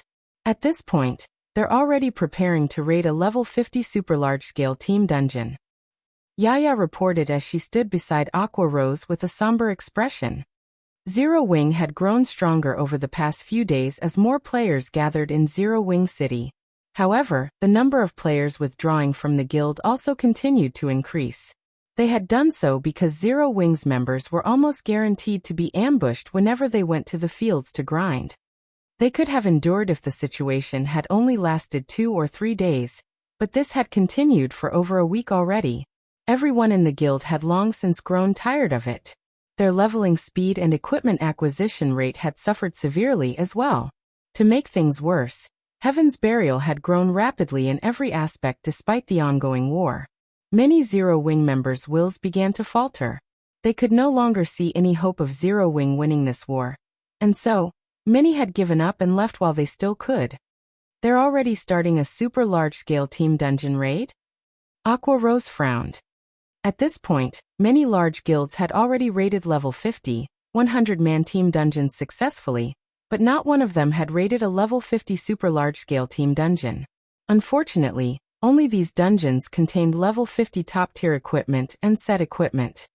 If Heaven's Burial obtained the first clear of a super large-scale team dungeon in Star Moon Kingdom, the pressure its success would bring on Zero Wing's members would be crushing, even if the guild failed to exhaust Zero Wing. By obtaining the first clear of a level 50 super large-scale team dungeon, not only would a guild obtain a 3-star guild residence promotion order, but it would also obtain level 50 top-tier weapons and equipment. What was players' purpose of joining a guild? Wasn't it to help them obtain better weapons and equipment while leveling faster? As long as Heaven's Burial succeeded, a ton of experts would try to join the guild. After all, not even independent teams could clear a super large-scale team dungeon. As she watched Heaven's Burial grow stronger by the day, Aqua Rose gradually came to understand how frightening guilds with major corporation support were. With an endless financial supply, a guild could attract as many experts and gain as many resources as it wanted. There was simply no way that Zero Wing, a guild that had been built from nothing, could compete with such guilds. It took everything Zero Wing had just to cope with Heaven's Burial's offensive. Big Sis Aqua, Heaven's Burial has stated that if Zero Wing is willing to hand over 51% of its shares, they'll stop their assault on the guild. If we continue to resist, however, they'll thoroughly obliterate us from God's domain. They've only given us 2 days to consider their offer. Here's a video they sent, Yaya whispered. What? Aqua Rose had been about to reject the proposal instantly, but after watching the video from Heaven's Burial, her expression turned solemn. The video depicted an army of evil beasts and evil demons. Although the army was not particularly large, only around 30,000 soldiers, it was an unprecedentedly high-quality force. Among the monsters, the army had over 5 level 72 mythic ranked evil beasts and 20 level 70 Grand Lord ranked evil demons. In addition, the force included a large number of level 70 Great Lord ranked evil demons. The weakest member of the army was Lord rank. Regarding overall strength, this evil beast and evil demon army was far more powerful than the 2 armies Zero Wing had previously faced. If these monsters took action, the consequences would be unimaginable. Even Zero Wing City might fail to stop them. As Aqua Rose struggled to think of a plan, Shifeng contacted her. Aqua, how's the equipment collection coming along? Shifeng asked. We're almost done. We'll have everything we need in a few more hours. Aqua Rose responded dejectedly. All right. I've finished my task as well. I'll return in a moment. Shifeng nodded in satisfaction, surprised by Aqua Rose's efficiency. Although he hadn't requested level 50 top-tier equipment, only asking for elite-grade equipment, it was still a difficult job. They've already reached level 50? Aqua Rose was stunned. They were talking about nearly 700 players. Before Shifeng had taken them out to grind, Zero Wing's internal members and the White Tiger Dojo's disciples had only been around level 30. They had been unimaginably far from level 50. In her opinion, even with Shifeng's astonishing leveling capabilities, he'd still need 2 weeks or so to power level the 700-man team to level 50. Even the most powerful elite members in the various large guilds were only around level 47 right now, and only capable expert players were close to level 50. After all, players needed drastically more EXP to level up after reaching level 45. Yet, Shifeng had helped nearly 700 players catch up to peak experts in less than half of the time she had assumed. Imichim. They've all reached level 50. Some have even reached level 51, Shifeng said, nodding. If not for the lack of demonic creatures around the lost town, he wouldn't have had an issue getting everyone to level 51 or beyond. Aqua Rose was dazed for a long moment after hearing Shifeng's answer. Level 50 was a major turning point in God's domain. Despite Heaven's Burial's massive expert count, the majority of its experts were stuck at level 49, still far from hitting level 50. Although the difference was only one level, the equipment quality was monumental.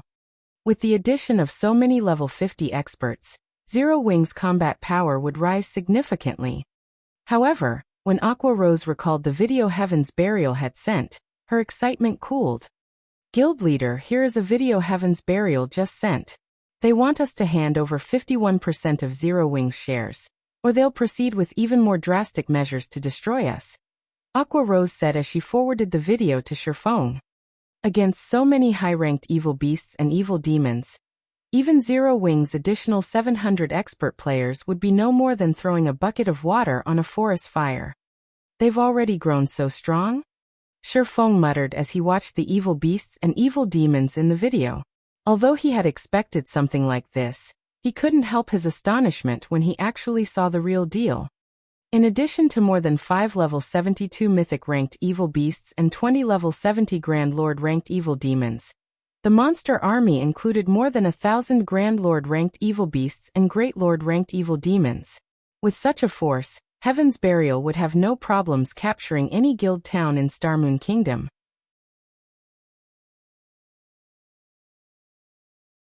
Chapter 1633, Intermediate Ability.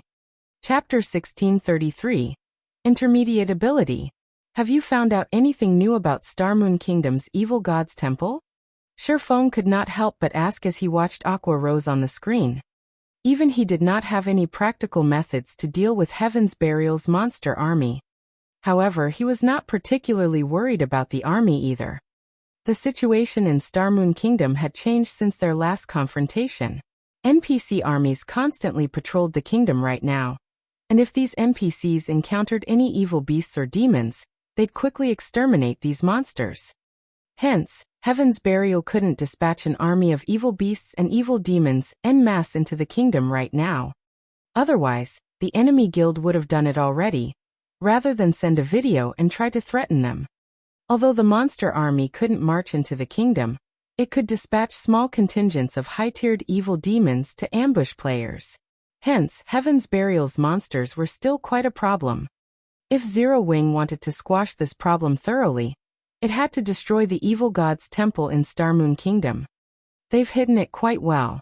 Even now, we haven't found any clues leading to the kingdom's evil god's temple yet, Aqua Rose said, shaking her head. She continued, moreover, even if Heaven's Burial doesn't mobilize its monster army, at the rate it's growing, it's only a matter of time before the guild overwhelms and crushes us. Based on our most recent information, Blackwater has recently hired another batch of Refinement Realm experts to help hunt our members. It's taking everything we've got just to defend ourselves. If more Refinement Realm experts join the fight, I'm afraid that we won't last very long. In addition, our financial state is particularly concerning. We've already used all of our available funds, and we don't have the support of any major corporation. We're entirely reliant on Zero Wing City, Stone Forest Town, and the Candlelight Trading Firm's profit to keep the guild running. If something unexpected happens that require those funds, we'll be ruined. She was also aware that Heaven's Burial had merely sent the video to scare them. However, nothing changed the fact that Heaven's Burial and Blackwater's aggression was increasing.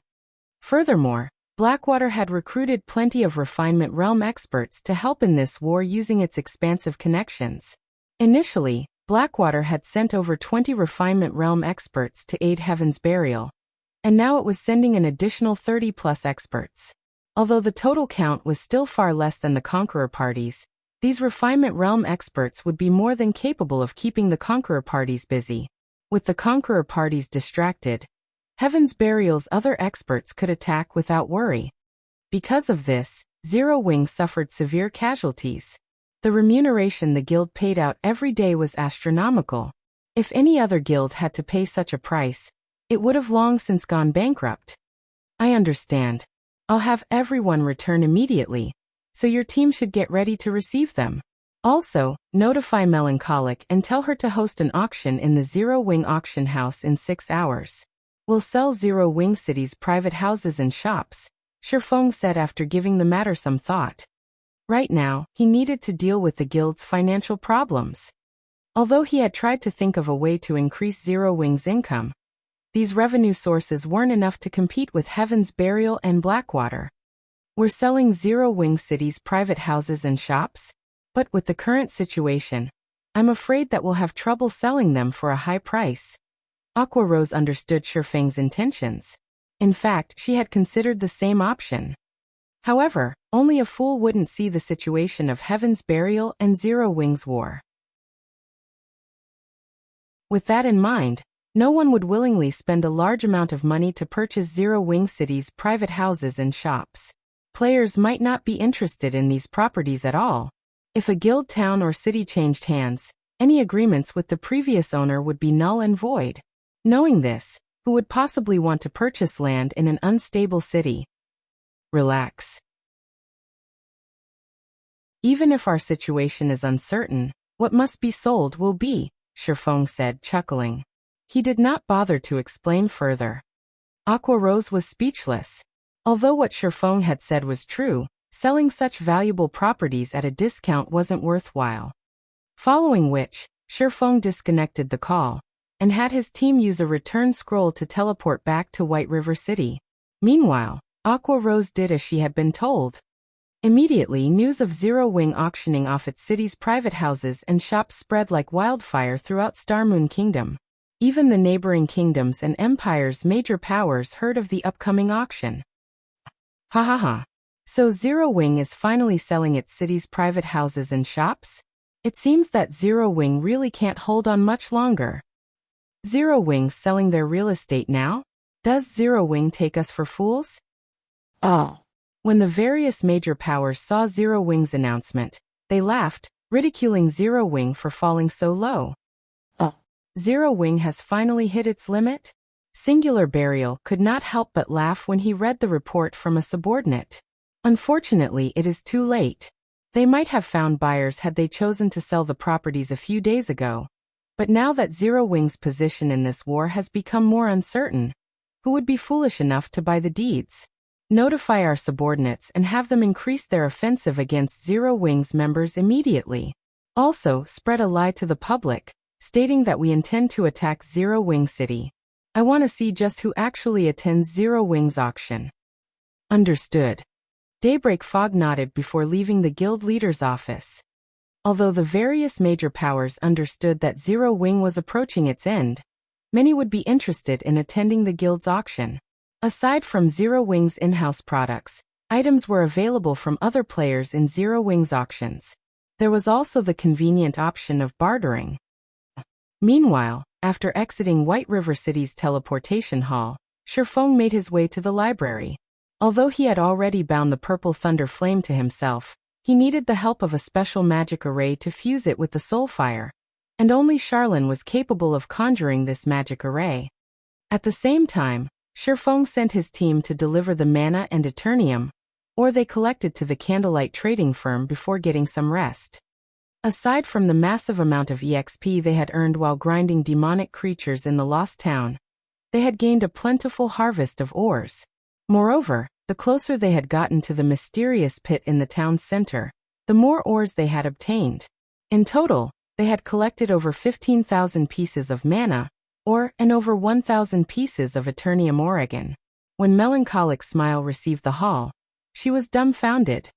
Due to the high demand for mana ore, prices for the ore continued to increase. Before Shifeng had left for the Boneless Land, mana ore had sold for 1 gold, 20 silver per piece. Now prices had risen to 1 gold, 50 silver per piece. However, even at such a price, very few people were willing to sell their mana Oregon. Even a large guild like Zero Wing would be fortunate to purchase a few dozen pieces each day. Yet, Shifeng had returned with over 15,000 pieces of mana Oregon. Even if one robbed a super guild's warehouse, they wouldn't obtain such a bounty. Even if Zero Wing used all of the mana ore to craft mana charms, it would make a massive fortune. Meanwhile, Shifeng's request was simple. Use 5,000 pieces of mana ore to forge mana charms and sell them. Not only would the mana charms fetch a high price, but there was also a solid market for them. With the money the guild earned, it could construct the mana tower in Zero Wing City. The largest problem when constructing a mana tower was the required materials. It required over 5,000 pieces of mana ore alone, in addition to plenty of other precious materials. Fortunately, the construction cost itself was relatively cheap, only 5,000 gold. Meanwhile, on the top floor of White River City's library, with Charlin's help, Shifeng attempted to merge the Purple Thunder Flame and the Soul Fire.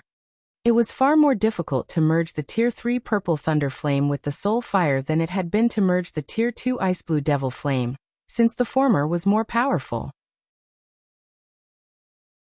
He needed more accurate control to wrap the Soul Fire around the Purple Thunder Flame. 1 attempt, 2 attempts, 3 attempts. With each subsequent attempt, Shifeng grew increasingly adept with the fusion process, so much so that he had improved his control over his own body and his environment. Shifeng was somewhat surprised at this. He had never thought that he could become stronger while trying to fuse the mysterious flames. He had thought that he had reached his limit, and would have to break through to the domain realm to improve further. As Shifeng attempted his 26th fusion, the sound of a system notification reached his ears. System, congratulations. You have gained rough control over the Soul Fire. You may now utilize the Soul Fire's intermediate abilities.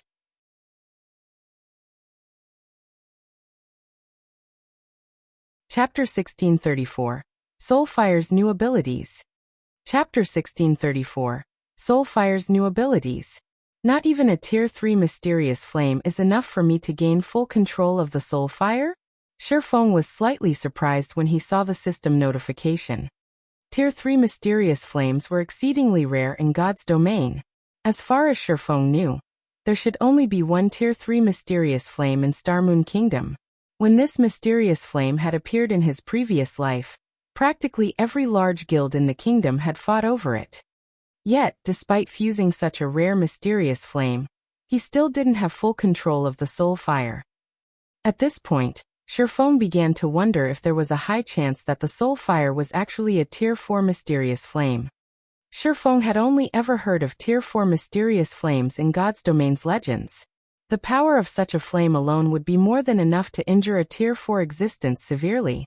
With the Soul Fire's unique ability to burn a target's soul to nothing, it would be a terrifying weapon against both monsters and players. This was especially true for players. The immortal soul was the root of players' existence in God's domain.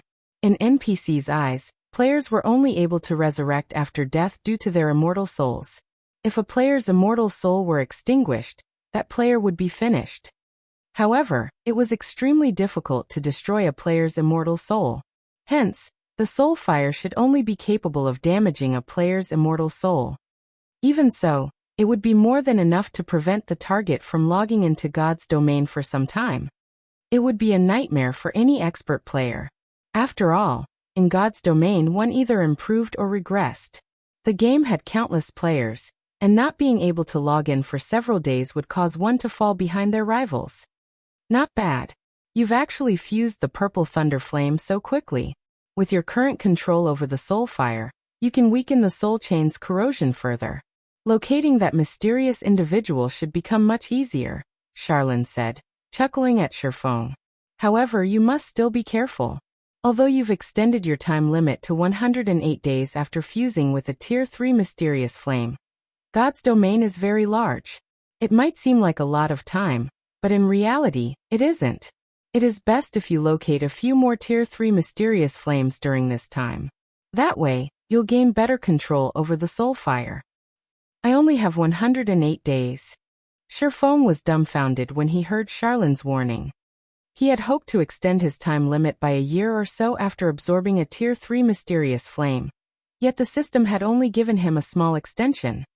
And just as Charlin had said, locating that mysterious Tier 5 NPC would not be an easy task. He had no clues leading to the NPC either. He could only rely on the Soul Chain. Moreover, this was a legendary quest. In general, quests of this rank couldn't be completed within a short period. After pondering the situation for a moment, Shifeng calmed down. After all was said and done, the Purple Thunder Flame had delayed his deadline by quite a bit. At the very least, he would have more time to deal with his own matters. Following which, Shifeng tested the soul fire's power. Immediately, Shifeng's dark pupils were consumed by silver fire. His aura also changed abruptly. If others had felt relaxed around him before, he would now feel like an icy hell. Death and cold dominated his aura. Amazing! I only have a rough control over the soul fire now. Yet it is already so powerful? When Shifeng examined his surroundings, he found that his environment had changed. Not only could he see the soul chain now, but he could also see soul's wavelength. If he focused, he could even slow his perception of time. Shifeng was at a loss for words. Being able to view soul wavelengths allowed him to determine his target's strength. The stronger a creature was, the stronger its soul would be. In addition, neither players nor monsters could hide their soul wavelengths. Regardless of whether or not a player wore a black cloak or hid behind an obstacle, he could inspect and locate them easily. However, being able to detect soul wavelengths paled in comparison to the ability to slow one's perception of time. Now he could see fast-moving objects far more clearly as long as he focused. Although this ability couldn't compare to a boost to one's physique, which allowed players to keep up with fast-moving objects and react far more quickly, improving one's physique was easier said than done. Just being able to slow his perception of time was astounding, and would doubtlessly improve his combat power. I wonder what the soul fire will be capable of once I gain full control. After experiencing the soul fire's new abilities, Shifeng anticipated the day he could control it completely. He only had rough control of the soul fire, but it already offered such powerful abilities. If he had full control of the soul fire, the improvements the mysterious flame would offer would be even more impressive. Moreover, he'd be able to manifest the soul fire outside of his body as he could with the ice blue devil flame and purple thunder flame, increasing his combat power further. After dealing with the soul fire, Shifeng made his way to the candlelight trading firm and entered his personal special forging room. Although Aqua Rose had collected plenty of level 50 mysterious iron and secret silver equipment, Zipping and the others would only become as strong as the guild's ordinary experts once they equipped the items. It would be very difficult for them to change the war's overall situation. In fact, Shifeng had never hoped for anything game-changing by having Aqua Rose collect the level 50 equipment. He had only wanted to ensure that Zipping and the others wouldn't lag behind their peers regarding equipment once they caught up in levels. Even before leaving for the Boneless Land, he had tasked Melancholic Smile to purchase a large number of emeralds from Emerald City in preparation for forging the magic light sets. The magic light set wasn't like the Conqueror's armor, which required plenty of rare materials that weren't often available on the market. Emeralds were the main material required for forging the magic light set. Although emeralds were also a rare material, there was plenty available on the market. At this point, Zero Wing already possessed a huge stockpile of emeralds. As for the Mana Stone, another of the magic light set's core materials, Zero Wing had no lack of the stones. They could be produced indefinitely as long as the guild had enough magic crystals. Hence, producing the magic light set was much easier than the Conqueror's armor. Only, the cost was somewhat high, with each attempt costing 300 gold. 6 times the cost of forging the Conqueror's armor. Because of this, Shifeng had only dared to produce a few sets for Zero Wing's main force members. However, things had changed. Not only did he now have the dark gold ranked black steel insignia, but he also had the tier 3 purple thunder flame. His success rate for forging the fine gold ranked magic light set had risen to 55%, but that wasn't the most important factor. During his trip to the Boneless Land, he had acquired a large amount of Eternium ore, which he could use to make Magisteel ingots. Aside from increasing forging success rate, Magisteel ingots could increase fine gold weapons and equipment's basic attributes. After reaching his special forging room, Shifeng began to refine Eternium ore with the purple thunder flame, transforming the ore into Magisteel ingots. The purple thunder flame increased the Magisteel ingot's purity far more than an ordinary flame could. As a result, the Magisteel ingots he created offered a much greater boost to forging success rates. Originally, the Magisteel ingot only increased forging success rate by 5%, but the ingots Shifeng had created could increase his forging success rate by 7%.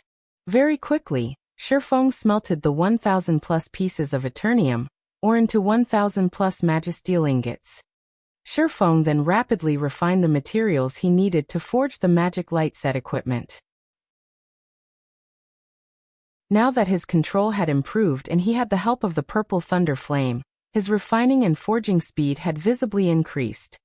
An hour later, a complete magic light set glistened before Shifeng's eyes, radiating a mesmerizing glow. This should be a success, right? Shifeng wondered as he gazed at the immaculate magic light set before him.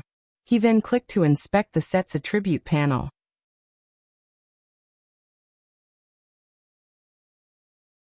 Chapter 1635. Mana Tower constructed. Chapter 1635. Mana Tower constructed. Each attempt to forge the magic light set cost 300 gold, which meant that each failure also cost 300 gold. Not even super guilds would play around with so much money. If not for his considerably high success rate, Shifeng wouldn't have dared to attempt the set's mass production. When Shifeng clicked to inspect the magic light set's attribute panel, a system notification appeared. System. Magic light set has been successfully forged. Forging proficiency increased by 15 points. Obtained 6 million EXP. Its attributes sure have improved considerably. Shifeng was delighted when he saw the set's attributes. Level 50 fine gold set equipment was best players could hope for at this stage of the game, since level 50 dark gold equipment only dropped from super large-scale team dungeons. Moreover, the drop rate wasn't 100%. With the inclusion of the Magisteel ingot, the fine gold ranked magic light set's basic attributes had received a 10% boost. Although it didn't seem like much, level 50 fine gold equipment generally offered over 100 points to each attribute. A 10% increase meant at least 10 more points. Meanwhile, the magic light set was a 6-piece set, offering 60 bonus points to each attribute. Furthermore, the Magisteel ingot improved every basic attribute. Overall, the 10% improvement was the equivalent of an additional piece of level 50 secret silver equipment. Aside from epic equipment and above, no equipment could rival the magic light set at this stage of the game. Unfortunately, epic items were extremely rare, and not even guild's peak experts were guaranteed to wield one. If he let Zero Wings experts equip the magic light set, they'd definitely have an overwhelming advantage over other guilds' experts in basic attributes.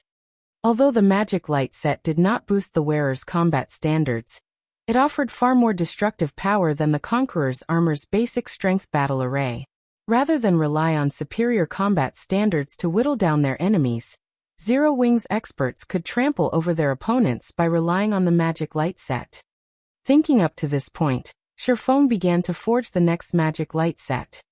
Very quickly, Shifeng finished 3 more forging attempts. Among them, one was a complete failure, while 2 had succeeded. Shifeng's success rate even surprised him. As Shifeng was about to continue, Melancholic Smile contacted him. Guild leader, the mana tower you've requested has been built in Zero Wing City, but it needs too many magic crystals to operate every day. Should we activate it now? Melancholic Smile asked worriedly. Not only had they spent 5,000 gold to construct the mana tower, but they had also spent 5,000 pieces of mana Oregon. She had assumed that the mana tower would bring in additional income for Zero Wing City, but once it had been constructed, she had discovered that activating it cost 3,000 magic crystals, and its continued operation would cost 1,500 magic crystals per day. This was a significant expenditure to any guild, especially Zero Wing. Although the 4 Towers of Elements' teleportation function and Zero Wing's battle arenas had earned the guild some magic crystals, they couldn't afford to squander what they had. It's fine. Activate it, Shifeng said, chuckling. The mana tower was the symbol of a guild city. Zero Wing City could only be called a true guild city once it had a mana tower of its own. The mana tower increased the mana density in a city significantly. The 5 magic towers' increased mana density wasn't even the equivalent to 1/3 of the increase a single mana tower provided. Moreover, more NPCs would only reside in a guild city once it had a mana tower. This was especially true for high-tiered NPCs, since they had such strict mana density requirements. Right, once you've activated the mana tower, notify Aqua and have her raise the entrance fee to 60 copper. Increase the prices for the Battle Arena's services by 30% as well, Shifeng instructed. Naturally, they needed to increase prices in various aspects with the increased mana density. After all, the rise would offer players more benefits. This melancholic smile was stunned. It had not been easy to increase Zero Wing City's player population to 2 million. It might not be an issue if they increased the prices of the city's services a little, but players would definitely refuse such massive leaps. Zero Wing City's player traffic would doubtlessly decrease. Relax. Once the mana tower is active, Zero Wing City will be worth the price, Shifeng explained briefly. Of course, he understood Melancholic Smile's concerns. However, Melancholic Smile still had her doubts, but she still sent a subordinate to activate the mana tower. Following which, she notified Aqua Rose about the city's price increases. When Aqua Rose received the message, she even wondered if Shifeng were joking. Their 30 copper entrance fee had already elicited quite a few complaints, yet Shifeng wanted to double it. At this stage of the game, ordinary players only earned several silver coins per day after deducting repair fees. Including the expensive teleportation fee to travel to Zero Wing City, ordinary players would likely struggle to justify paying a 60 copper entrance fee. Furthermore, Zero Wing City wasn't located anywhere close to level 50 high resource maps. Hence, the city's double EXP buff held little attraction to ordinary players. However, as Aqua Rose considered such issues, she felt the city's mana density rise rapidly. Even players who weren't sensitive to mana could clearly feel the increase. Naturally, they gained more mental clarity as well. What's going on? Why do I feel so refreshed? Why has the city's mana density suddenly increased? What? The city's mana density has at least doubled. What did Zero Wing do? Quick look. The mana density isn't the only thing that has increased. The accumulation rate for the double EXP buff has also risen. Now, we can accumulate 20% of the double EXP buff, just by standing on the street for 24 hours. The players resting in Zero Wing City quickly discovered the new changes, and they all fell into heated discussions about them. Naturally, some of them published the changes to the official forums.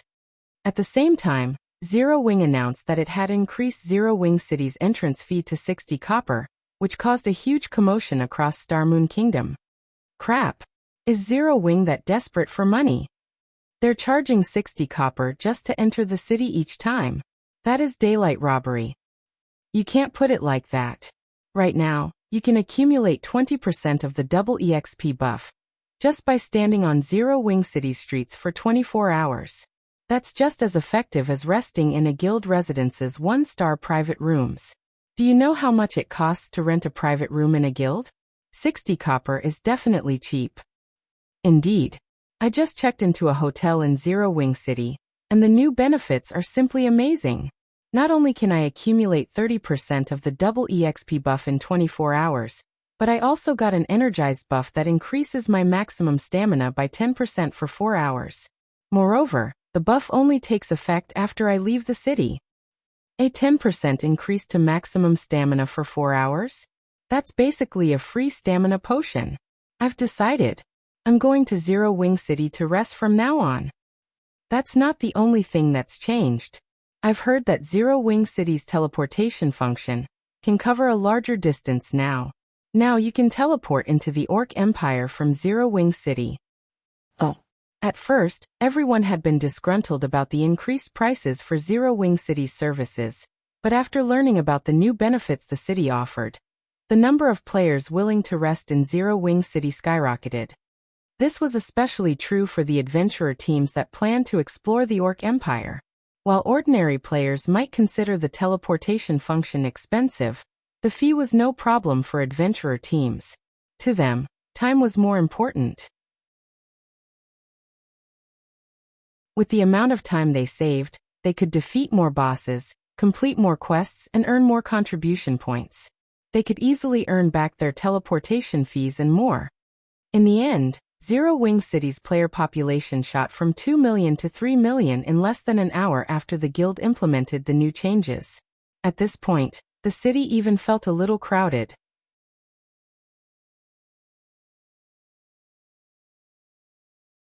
Chapter 1636. Zero Wing City's Rise.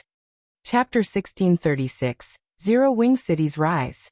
The rapid increase in Zero Wing City's player population had surprised Aqua Rose, who had assumed that it would decrease.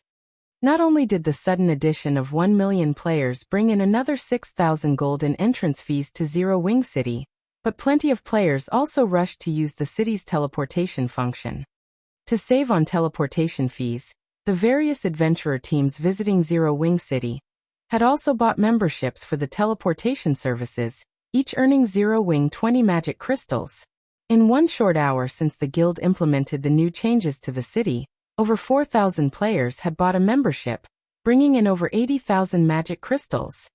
There were even more players interested in teleporting to the Orc Empire. Due to the increased teleportation distance, non-members had to pay 30 silver for each maximum range teleportation. Even after deducting the teleportation cost, Zero Wing still earned 18 silver from each traveling player. During the past hour, over 6,000 non-members had teleported to the Orc Empire, handing over 1,000 gold to Zero Wing. Aqua Rose and Melancholic Smile were stupefied. Previously, Melancholic Smile had worried that they wouldn't be able to earn back the cost of the Mana Tower, but the city's teleportation function alone had raked in over 1,000 gold. The function alone made money faster than the Candlelight trading firm as a whole, not to mention the amount of magic crystals the service raked in. Moreover, the number of players using the teleportation function and registering for membership continued to increase. Guild Leader, where did you obtain this Mana Tower? It is simply amazing. Aqua Rose said excitedly. With its profit speed, we can easily cover our daily expenditures. We won't have anything to fear, even if we continue to duke it out with Heaven's Burial for another 2 weeks. She had agonized over Zero Wing's lack of funds. The increased bounty had skyrocketed the guild's daily expenditures, but now, she didn't need to worry about the issue. This is only the beginning. Later, I'll store the weapons and equipment I've recently acquired in the guild warehouse. Everyone can trade for the items. Since our guild members have suffered so greatly, give our members in Star Moon Kingdom some bonus GCPs. Normal members get 50 points, elite members get 200 points, and core members get 500 points, Shifeng said, laughing. With the Mana Tower and the 4 Towers of Elements, Zero Wing City should have no problem reaching a player population of 5 million in the near future. At that time, the city should easily earn 30,000 gold off of entrance fees alone. Furthermore, there would be profit from the shop rentals, hotel fees, battle arena, and other revenue sources. Guild Leader, won't it be a little much to give out so many GCPs at once? Aqua Rose could not help but gasp when Shifeng told her to award so many GCPs to their guild members. Although the value of Zero Wing's GCPs had recently decreased, each point was still worth nearly 20 copper. Giving normal members 50 GCPs would be the equivalent of handing them 10 silver each. Elite members would receive 40 silver, and core members would receive 1 gold. Although this didn't seem like much, Zero Wing had a lot of members in Star Moon Kingdom. The total cost would easily reach more than 100,000 gold. Although players couldn't exchange these points for coins, there weren't many weapons and pieces of equipment in the guild warehouse available for purchase. It's fine. Our members have worked hard lately. Moreover, who says our guild doesn't have any weapons and equipment? Shifeng said, chuckling. However, he did not bother to explain further. Instead, he sent Yu Zipping a message, instructing him and the others to deposit the weapons and equipment they had obtained during their visit to the Boneless Land into the guild warehouse after disconnecting the call with Aqua Rose. They had obtained over 6,000 level 55 plus pieces of equipment from all of the demonic creatures they had slain in the Boneless Land. Although the majority of the items were bronze rank, there were several hundred pieces of mysterious iron equipment, and dozens of pieces of secret silver equipment. Meanwhile, Shifeng's statement has confused Aqua Rose. She had no idea what Shifeng planned to do about this situation. However, she followed his instructions and published the announcement on the guild's notice board. Very quickly, this announcement caused a commotion in the guild chat. Vice Guild Leader, is this true? The guild is actually awarding us so many GCPs? Doesn't the guild lack funds right now? If the guild gives us so many points, what will it do about coins? Many of the guild members were surprised by Shifeng's generosity. Although each player only received a small reward, the total cost of giving all of them bonus GCPs, with how many members the guild had, would be massive. In reality, the guild didn't need to reward its members. Many were already satisfied with the benefits the new residents in Zero Wing City offered after the mana tower had been constructed. Now, due to the increased mana density in the city, members could accumulate 25% of the double EXP buff after resting for 20 hours in the guild hall, 35% if they rented a private room. Moreover, players would even accumulate the buff while they were offline. This sudden improvement had skyrocketed the guild members' morale. Their confidence in Zero Wing's future had not only returned, but increased. The biggest problem players faced in God's domain was leveling up. Unfortunately, the constant fighting with Heaven's Burial had severely affected Zero Wing members' leveling speeds. In fact, some members were losing levels faster than they could recover them.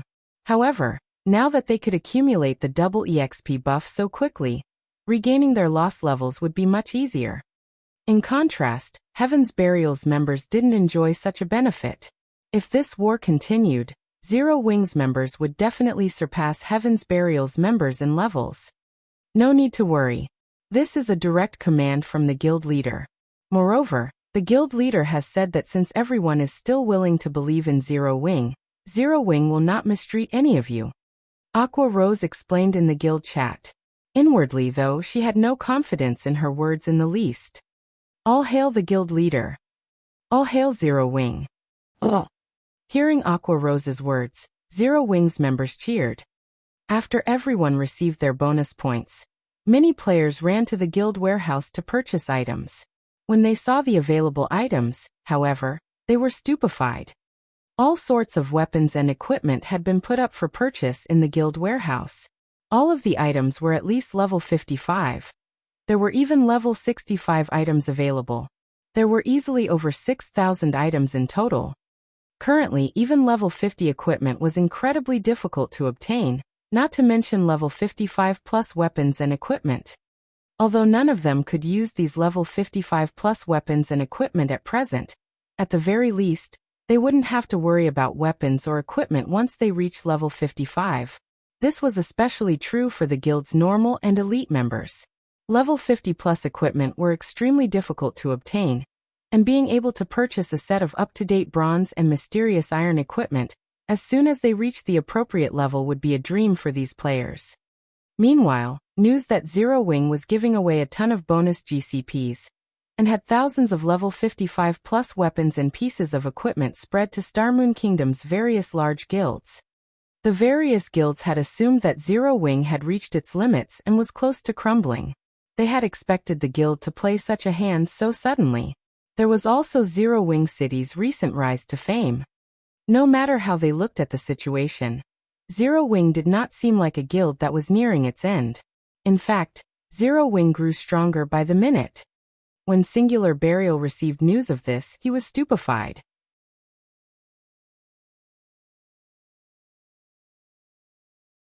Chapter 1637, Astronomical Auction.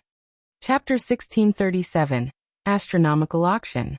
Heaven's Burial wasn't the only guild caught off guard by Zero Wing's sudden transformation. All of the various large guilds were astonished. They hadn't realized that Zero Wing had such a solid foundation. This was especially true regarding the mana tower in Zero Wing City. The construction had skyrocketed the mana density in the city, making the already attractive city even more popular among players. Now, the various powers and players that had originally believed Zero Wing's downfall had been inevitable began to see a little hope for the guild. Who would have thought Zero Wing could still make such a move? Now, thanks to the mana tower, Zero Wing City's player population has gone through the ceiling. With this, the city's income will drastically increase. It seems that Heaven's Burial won't be able to wear Zero Wing down in a short amount of time. That's definitely true. Based on what I've heard, over 5,000 additional players have secured teleportation memberships in Zero Wing City since the guild implemented the new changes.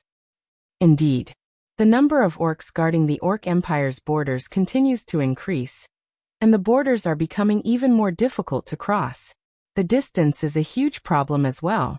By teleporting straight into the Orc Empire's outer region from Zero Wing City, players can save over 10 hours of travel time. They won't have to worry about Orc patrol squads ambushing them, either. The only problem is the expensive teleportation fee. It's not affordable for ordinary players like us. When discussing Zero Wing City's enhanced teleportation function, whether they were members of the various major powers or independent players, they all wore hungry expressions. At this point, the Orc Empire had become a gathering point for multiple kingdoms and 2 empires. However, the journey there was still a problem that plagued all of the players who wanted to visit the Orc Empire.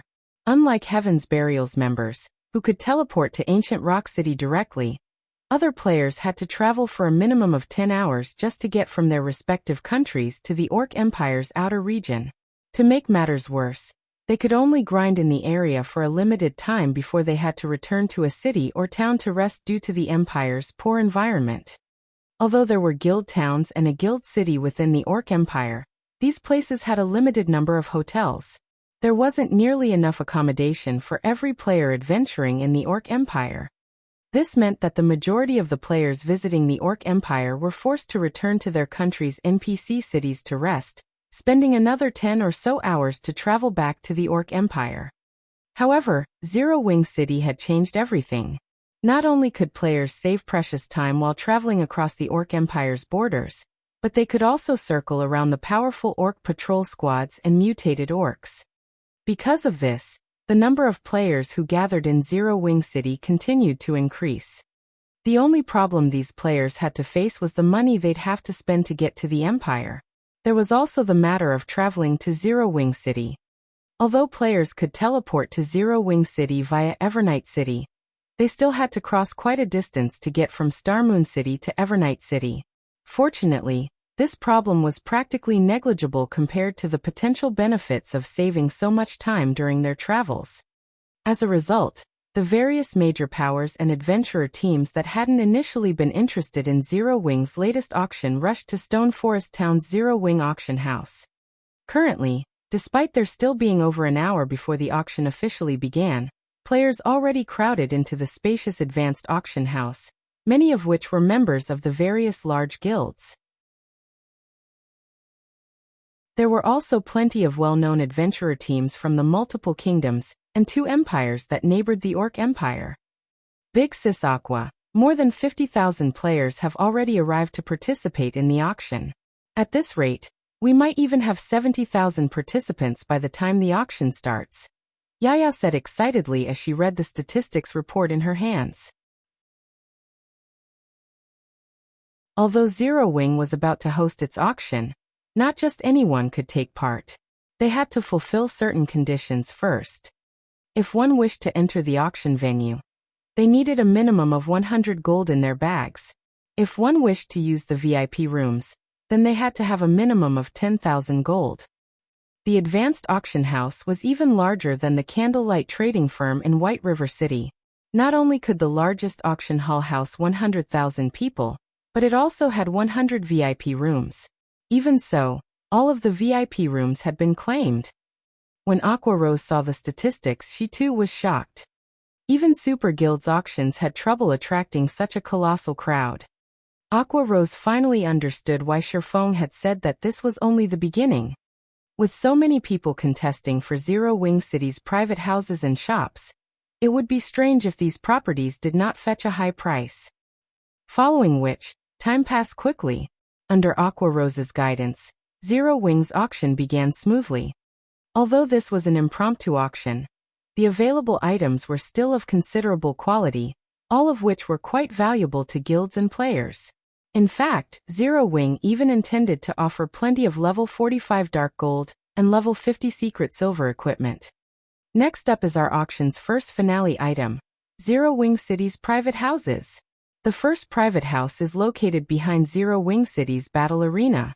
The starting bid will be 1,500 gold, with each increment being no less than 50 gold. As Aqua Rose, the auction's host, finished speaking, the crowd stirred.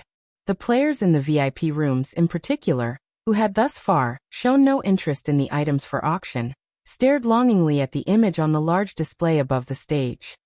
Crap! Zero Wing actually dares to ask for such a price. Even the private houses in major NPC cities don't cost 1,500 gold. Is Zero Wing that desperate for money? Many of the players present were shocked by the minimum bid Aqua Rose had stated. The private houses in NPC cities with player populations in the millions only sold for around 1,000 gold.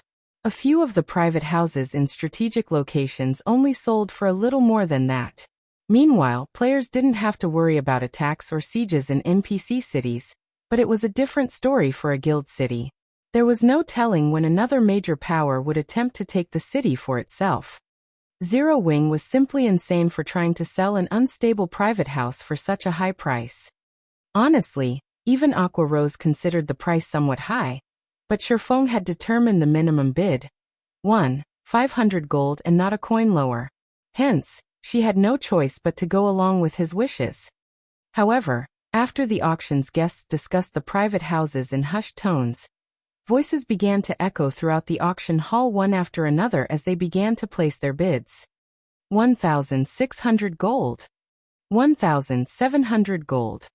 1,800 gold. The rapidly increasing prices flabbergasted everyone. After a short moment, the price had risen to 2,200 gold. The bids only slowed after reaching this point. In the end, Remnant Cloud, the commander of the Firecloud Fox Adventurer team, won the first private house for 2,550 gold.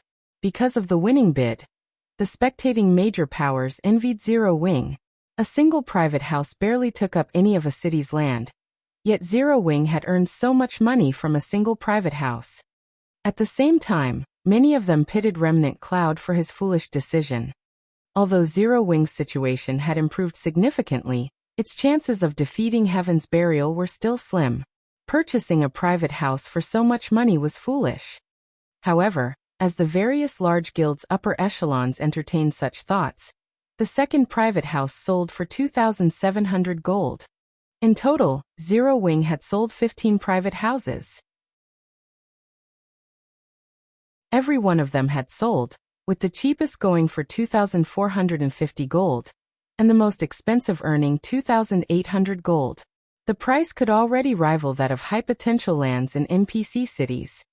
As for Zero Wing City's shops, the minimum bid was a frightening 5,000 gold, with each increment being no less than 100 gold.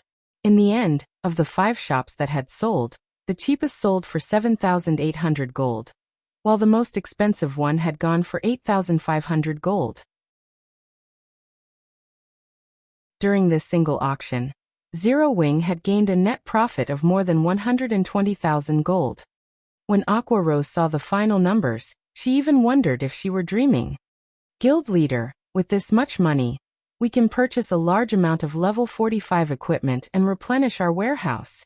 We can definitely help our guild members recover their full strength. Aqua Rose's eyes glistened when she saw the profits the auction had raked in. It had been a long time since she had seen so much money. No. Set the guild warehouse's replenishment aside for now. First, prioritize the NPC shop's construction, Shifeng said, shaking his head. He had never intended to sell Zero Wing's precious lands, just to help the guild's members recover their lost weapons and equipment. Although the guild members' items were quite important, they paled in comparison to the NPC merchants' shops. NPC shops were the lifeblood of a guild city. Only after gaining NPC shops could a guild city start its endless cycle of development. I understand. I'll get to it immediately. Hearing Shifeng's words, Aqua Rose recalled the NPC merchants that had visited Zero Wing City to discuss business.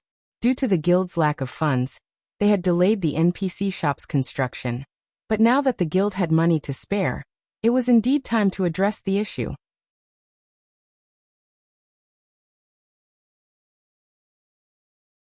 Chapter 1638. 3-Star NPC Shop. Chapter 1638. 3-Star NPC Shop. Starmoon Kingdom, Zero Wing City. Since there was no need for players to construct NPC shops personally, tall buildings began to rise in Zero Wing City as soon as Aqua Rose made the necessary payments. The shop's 2-star NPC merchants required usually only had 2 or 3 floors, costing between 500 and 1,000 gold to construct. As for the shops for the 2 3-star NPC merchants, one had 5 floors, while the other had 6 floors. Each had cost over 2,000 gold to construct. 15 minutes after Aqua Rose made the payments, the NPC shops were complete. The added buildings made Zero Wing City look far more prosperous. The 2 3-star NPC merchants' shops, which were both located in the heart of Zero Wing City, were particularly eye-catching. The architecture of these shops was even more gorgeous than the candlelight trading firm. One could tell that these 2 shops were extraordinary at a glance. Meanwhile, one of the shops functioned as a grocery store, while the other focused on magic. When did these 2 NPC shops get here? These buildings are so extravagant. Quick, let's go in and take a look. Many passers-by quickly took notice of the 2 NPC shops in Zero Wing City's central district, and they couldn't help but take a closer look. When these players entered the shops, they were stunned by what they saw. Each of the 2 shops offered all kinds of items, some of which couldn't even be found in Kingdom's capital cities. Moreover, many items, which they had never seen before, were on display in crystal cabinets. Isn't this a complete set of basic magic array scrolls? You can actually find something like this in a shop? Crap! This is a Tier 1 AoE attack magic scroll. Amazing! This is a bronze pickaxe. If I had, my mining efficiency would increase like crazy. What? This shop even has basic traps.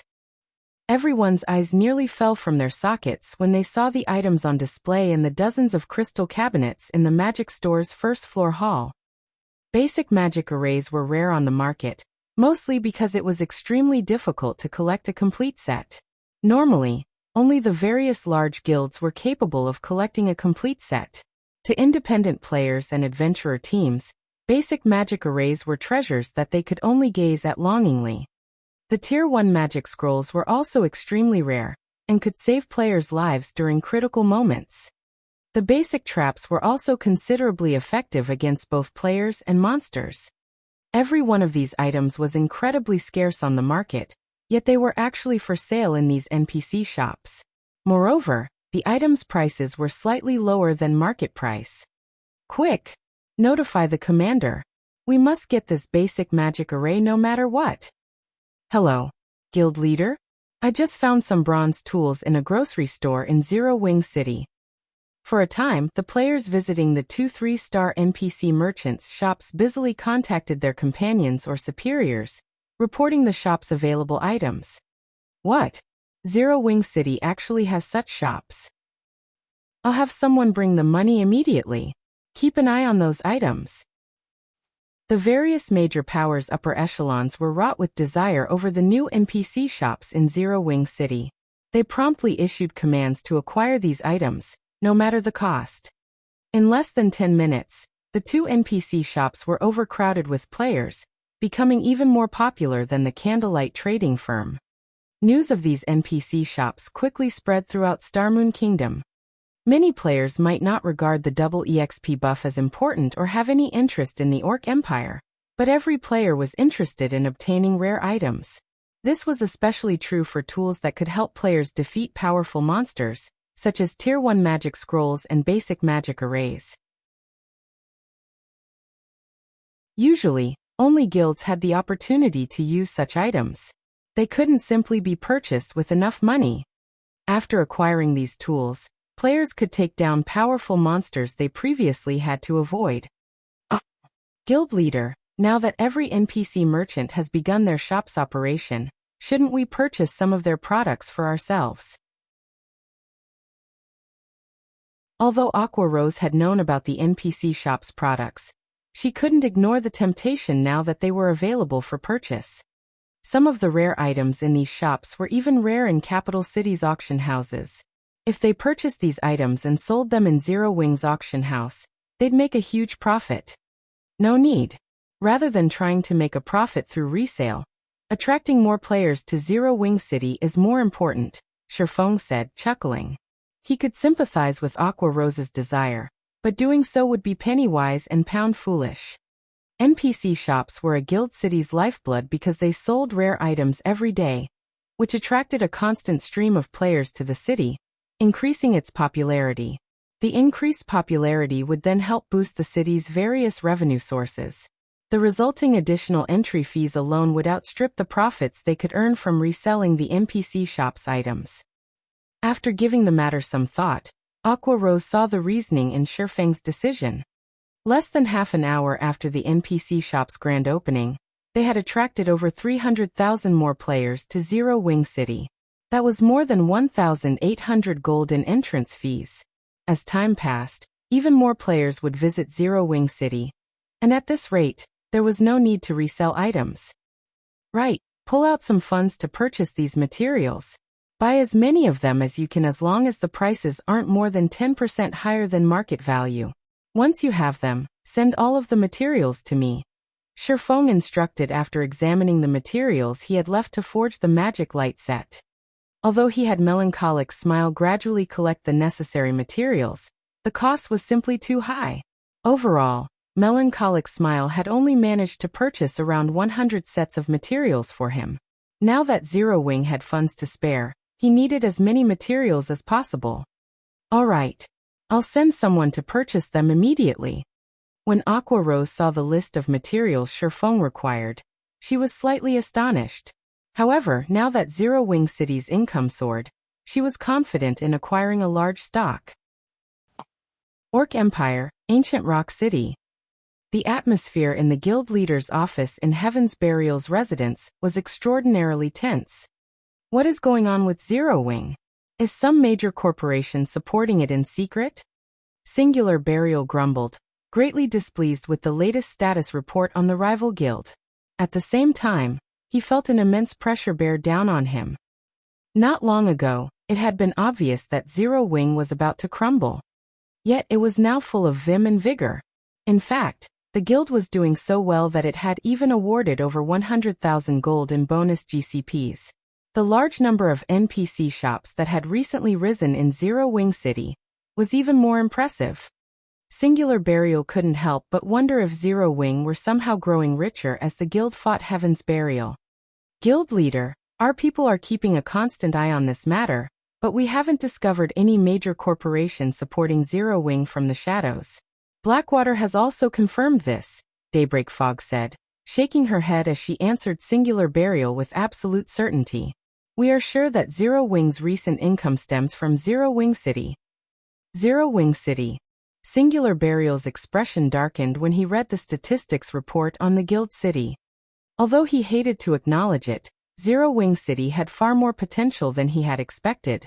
He had never thought that a guild city could develop so quickly, nearly surpassing Ancient Rock City. This is interesting. It would seem that Zero Wing's foundations are much sturdier than we imagined. Lei Jingyang, who currently sat nearby, commented laughing. However, this is all they can accomplish. Since they refused to surrender, can we now take action? Indeed. Young Master Lei, you can use the evil demon army to obliterate Zero Wing. Singular Burial nodded. Sneering, he continued. It's about time we show them how frightening our evil demon army truly is.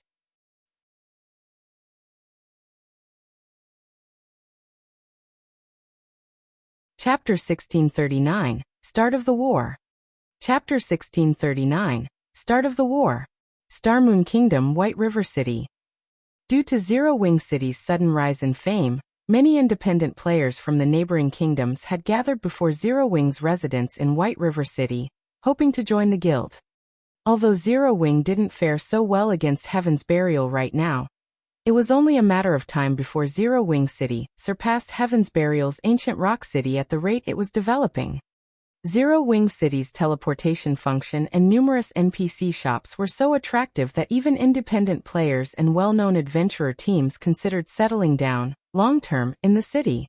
Currently, many adventurer teams and guilds deeply regretted not participating in the auction for Zero Wing City's private houses. Some adventurer teams and guilds had even offered to purchase Zero Wing City's private houses for a much higher price, but unfortunately, no one was willing to hand over the private houses they had won in the auction.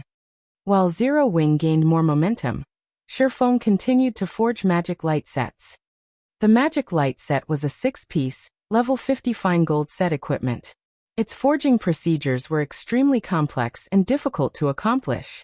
However, as Shifeng completed more sets, he became increasingly familiar with the forging process. With the help of the purple thunder flame, he needed even less time to complete each set. Normally, a master forger would need nearly an hour to complete one attempt. Shifeng, on the other hand, only needed around 40 minutes now. Moreover, his practical success rate had risen to 60%. He could successfully forge 6 sets out of 10 attempts. Due to Shifeng's familiarity with the forging process, most of the remaining 40% only had a few minor defects, coming out as either secret silver or mysterious iron rank. Only 10% of the failures were unusable. While the secret silver and mysterious iron sets were considered failures, the pieces were still valuable to level 50 expert players.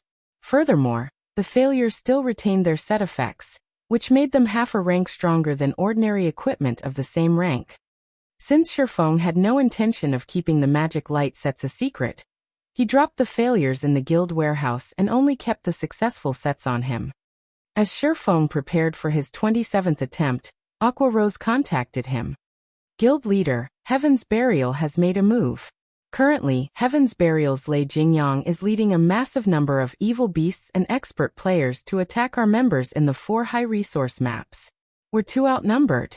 We simply can't hold them back. We've already lost a lot of expert members. Although I've already ordered a temporary retreat, it seems that Heaven's Burial had prepared for that. Our members won't be able to get out easily. Aqua Rose anxiously reported as she sent Shifeng a few videos. Each of the recordings displayed Heaven's Burial's expert teams leading 20 to 30 Lord-ranked and above evil demons. Although the evil demons did not have as much HP as evil beasts of the same rank, they possessed superior intellect. A single level 70 Lord-ranked evil demon was more than capable of cornering a 20-man team of ordinary experts, let alone 30 of them. Any of Zero Wing's 100-man expert teams would be basically annihilated if they came across these evil demons. Only 1,000-man teams might have some hope of resistance.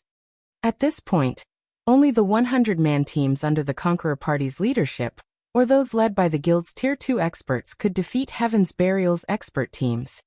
However, Heaven's Burial had sent over 5,000 evil demons to hunt down Zero Wing's members. The Conqueror Parties and Tier 2 experts weren't enough to keep the enemy teams in check. In the half an hour since the attacks had begun, Zero Wing had suffered over 5,000 casualties. Heaven's Burial really is cautious. Shifeng could not help his frown. If Starmoon Kingdom's armies discovered the evil god's temple's forces in their territory, they'd immediately move to destroy them. Due to the Orc Empire's invasion, Starmoon Kingdom's armies were spread across the kingdom. It'd be very easy to take advantage of the kingdom's power to deal with Heaven's Burial. However, Heaven's Burial had only sent their high-mobility evil demons to attack. Moreover, these evil demons had spread out. Even if the kingdom's armies reached them in time, they'd only be able to kill a few before the rest of the evil demons escaped. It was practically impossible to deal a heavy blow to this evil demon army. Moreover, the evil demon army was particularly skilled in guerrilla warfare. Players had no hope against them, let alone a single guild. This was also why the evil god's temple had very nearly wiped out an entire empire in Shifeng's previous life. When Zero Wing had clashed with the evil demon and beast armies previously, the guild had held the terrain advantage.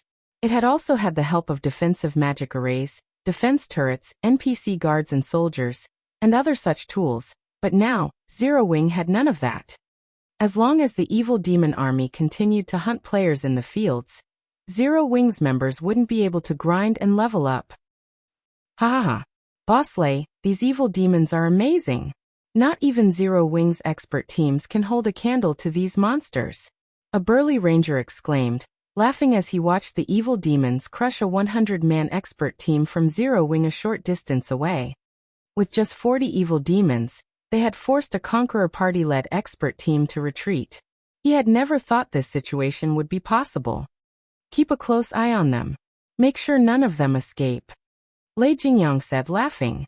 He, on the other hand, wasn't surprised in the least. He had personally fought a great lord-ranked evil demon before. Without a berserk skill, he was no match for the evil demon, barely able to defend himself. If a group of evil demons ganged up on him, even an expert of his caliber would quickly fall. Although Zero Wing had stood toe-to-toe with Heaven's Burial in this war of attrition thus far, the outcome had been determined long ago.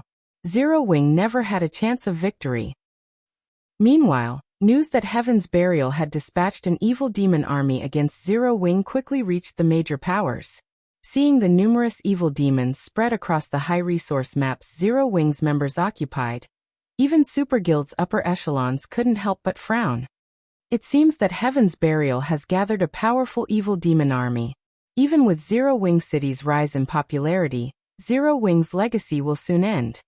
Yuan Tiexin could not help his rueful sigh as he read the latest report on the war between Zero Wing and Heaven's Burial. According to the report, Heaven's Burial had dispatched 20 Grand Lord-ranked evil demons to Starmoon Kingdom.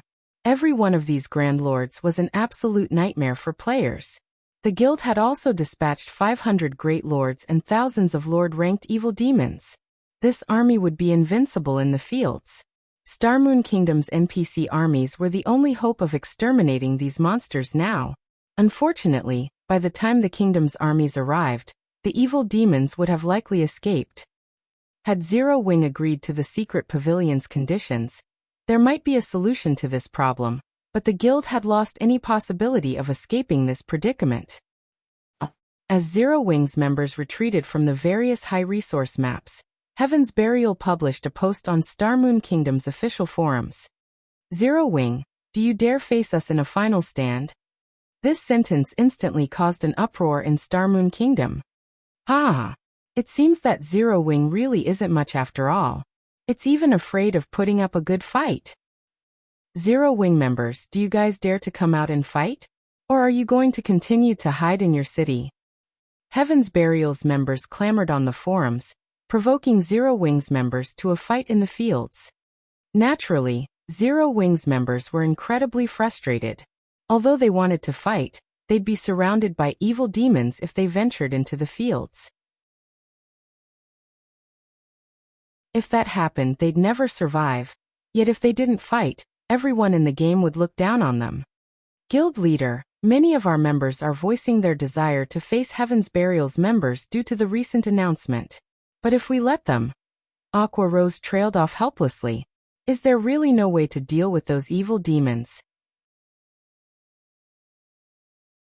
She found Heaven's Burial's actions truly disgusting, but if they didn't find a solution quickly, not only would Zero Wing's reputation plummet, but the guild's morale would also crumble. Does Heaven's Burial really think that Zero Wing is some helpless sheep? Since they want to fight, I'll give them a fight. Shifeng sneered.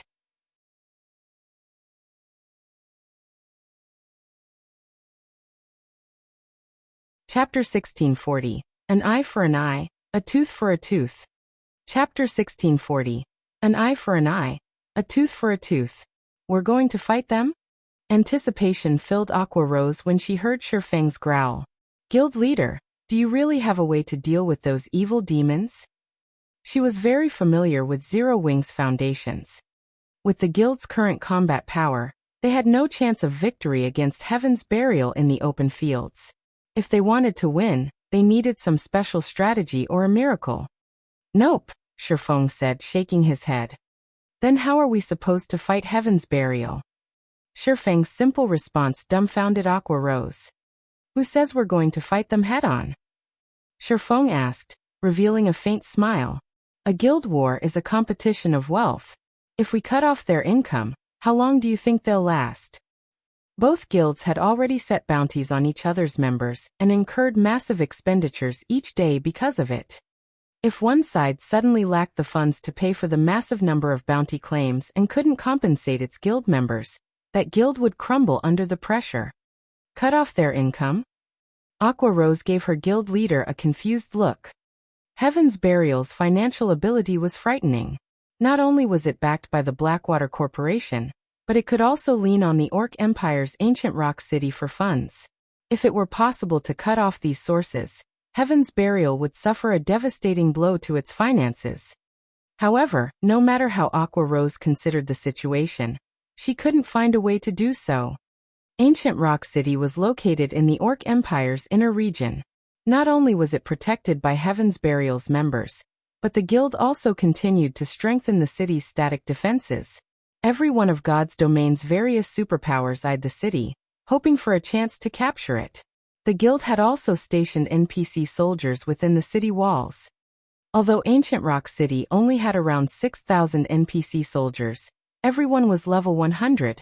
The majority of them was also Tier 1 soldiers, with a minority of Tier 2 NPCs and a few Tier 3 commanders. Level 100 was the second major turning point in God's domain.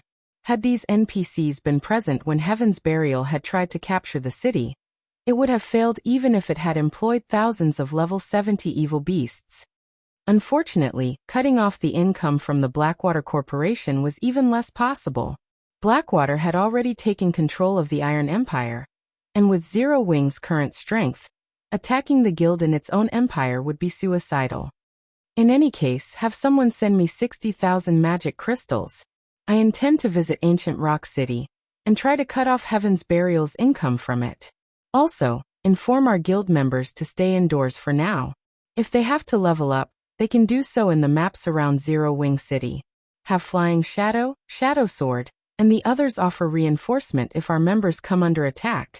Shifeng instructed after nodding to Aqua Rose's question. None of the others had the power to deal with Ancient Rock City. Unfortunately for Heaven's Burial, he had obtained the Demon King's Horn, an epic consumable, during his trip to the World Summit. Even Zero Wing City's defensive magic array would shatter against a full-powered attack from a Tier 5 Demon King, not to mention Ancient Rock Cities. The Demon King's Horn's only flaw was its maddening requirement of magic crystals. Previously, Zero Wing hadn't even had 10,000 magic crystals in its warehouse, and Shifeng couldn't have afforded to use the Demon King's Horn. But things had changed for the guild. Zero Wing City alone earned more than 100,000 magic crystals through its teleportation services and battle arena, and the number continued to climb by the minute. Hence, taking 60,000 magic crystals would not harm Zero Wing's daily operations too much. Since Heaven's Burial dared pull such a stunt, Shifeng had to return the favor. As the saying went, an eye for an eye, a tooth for a tooth. When Aqua Rose heard that Shifeng planned to head to Ancient Rock City by himself, she panicked. Hurriedly, she argued, "Guild leader, it is too dangerous for you to go alone. There are level 100, Tier 3 NPCs guarding Ancient Rock City." Heaven's Burial has long since set Zero Wing as an enemy. The moment you approach the city, the NPCs will annihilate you. Every NPC soldier in Ancient Rock City was more than capable of slaughtering current players. Going there alone was suicidal. Relax. I know what I'm doing. If I really can't pull it off, I won't force the issue, Shifeng said, chuckling. He did not bother to explain further. Then, you must be careful. I will have Yaya deliver the magic crystals right away. Aqua Rose repeatedly implored. Despite Shifeng telling her to relax, she could not help but worry. Following which, Aqua Rose had Yaya deliver 60,000 magic crystals to White River City's candlelight trading firm while she dealt with the guild members, instructing everyone to avoid going out as much as possible. Once Shifeng obtained the 60,000 magic crystals, he retrieved 2 Tier 3 defensive magic scrolls, which the guild's main force had acquired, from the guild warehouse before hurrying to Ancient Rock City. Orc Empire, Ancient Rock City. Due to the Primordial Divine Ruin's appearance, high-level quests and powerful bosses had begun to spawn around the ruin. Because of this, many players had gathered in the area to compete for these resources. This also increased Ancient Rock City's player population, though the population increase was not as dramatic as that of Zero Wing City. Some of the new arrivals to Ancient Rock City were in awe of the city's numerous large buildings. Ancient Rock City contained various hotels, smithies, bars, and restaurants, and the shortest of these buildings included 3 floors, while the tallest even had 6 or 7. Ancient Rock City's prosperity could already rival major NPC cities. Moreover, the city's defenses were incredibly powerful. The city already had 28 defense turrets and dozens of arrow towers. The center of the city even housed 3 basic mana pulse cannons, which Heaven's Burial had purchased from Blackwing City. Even if an orc army attempted to siege the city, no one would expect the city to fall for even a second. When the various superpowers saw the city, they were forced to abandon the idea of capturing it. Ancient Rock City is truly an impenetrable fortress. With this city, it is only a matter of time before Heaven's Burial becomes a super first-rate guild. That's right. With the constant supply of funds from Ancient Rock City, and the support from major corporations, many experts will likely attempt to join the guild. All Heaven's Burial needs now is time to develop. I know, right? I've heard that the evil demon army attacking Zero Wing right now also belongs to Heaven's Burial. You guys should see how powerful those evil demons are for yourselves. Ordinary experts are nothing before those Lord-ranked evil demons. Just one of them can easily wipe out a 20-man expert team, and the Great Lord-ranked evil demons' combat standards can even rival ordinary experts. Even the various superpowers are afraid of Heaven's Burial now. If not for the other kingdoms and empires hunting down the evil demons, Zero Wing would have been annihilated already. Zero Wing sure is unlucky to have Heaven's Burial as an enemy. With this evil demon army against them, Zero Wing is finished. Although Zero Wing is not a weak guild by any means, it has crap luck to have crossed Heaven's Burial. I've heard that Heaven's Burial plans to recruit more members soon. Why don't we join Heaven's Burial after our meal? If we're late, it might become even more difficult to join the guild later. I guess you're right. Count me in. As the players in Ancient Rock City discussed Heaven's Burial, many expressed their admiration and envy. Heaven's Burial had both money and strength. It was only a matter of time before it took control of the several kingdoms neighboring the Orc Empire. Not even super guilds could stop the guild's growth now. Meanwhile, in Heaven's Burial's residence in Ancient Rock City, Singular Burial wore a delighted expression as he sat in his office. When he read the latest report, an indescribable joy filled his heart. So what if your city earns a lot of money, Black Flame? In the face of absolute power, what can you possibly do? Singular Burial laughed maniacally. After a series of battles, Heaven's Burial had killed over 15,000 Zero Wing members. Although most of them were normal members, it had been a significant blow to Zero Wing.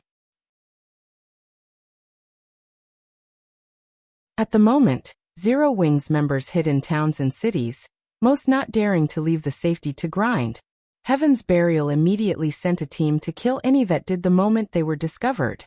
Although some players had snuck past Heaven's Burial, they couldn't affect the overall situation. If this persisted, it wouldn't be long before Zero Wing's members began to withdraw from the guild. Once that happened, Zero Wing would truly be finished. As Singular Burial prepared to meet with his guild's upper echelons to discuss their next moves, Shifeng secretly snuck across Ancient Rock City's walls.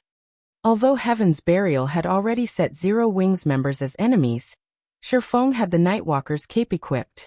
If he wished to escape detection, not even Tier 3 NPCs would find him. The only problem was that he still wasn't allowed to enter the city. Fortunately, he didn't need to. As expected of one of the Orc Empire's cities, it's certainly more prosperous than Zero Wing City, Shifeng muttered to himself, smiling as he observed Ancient Rock City through its gates. It seems that Heaven's Burial has improved the city's defenses quite a bit. I wonder if it can withstand a Tier 5 large-scale destruction spell? As Shifeng muttered, he activated Gale Domain and flew above Ancient Rock City.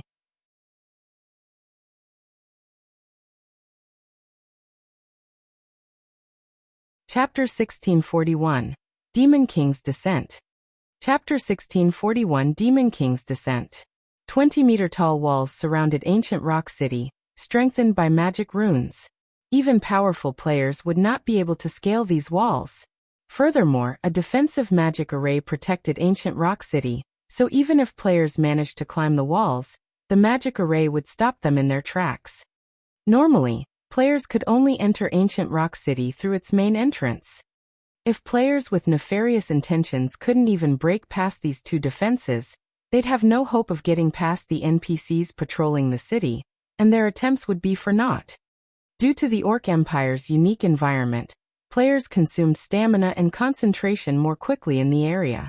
The only way they could recover their lost stamina and concentration was to enter a magic array enclosed town or city. Currently, a long line of players waited patiently outside of Ancient Rock City's main entrance. They would only be permitted entry after they had been inspected by the city's NPC soldiers. This inspection is really annoying. Heaven's Burial actually refuses to let cloaked players into the city, and is adamant that we reveal our identities. They're likely afraid of players from enemy factions sneaking into the city.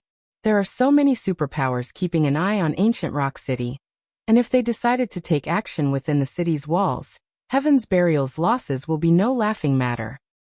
They're overly worried. Causing trouble in Ancient Rock City is easier said than done. Plenty of NPC soldiers and players constantly patrol the city.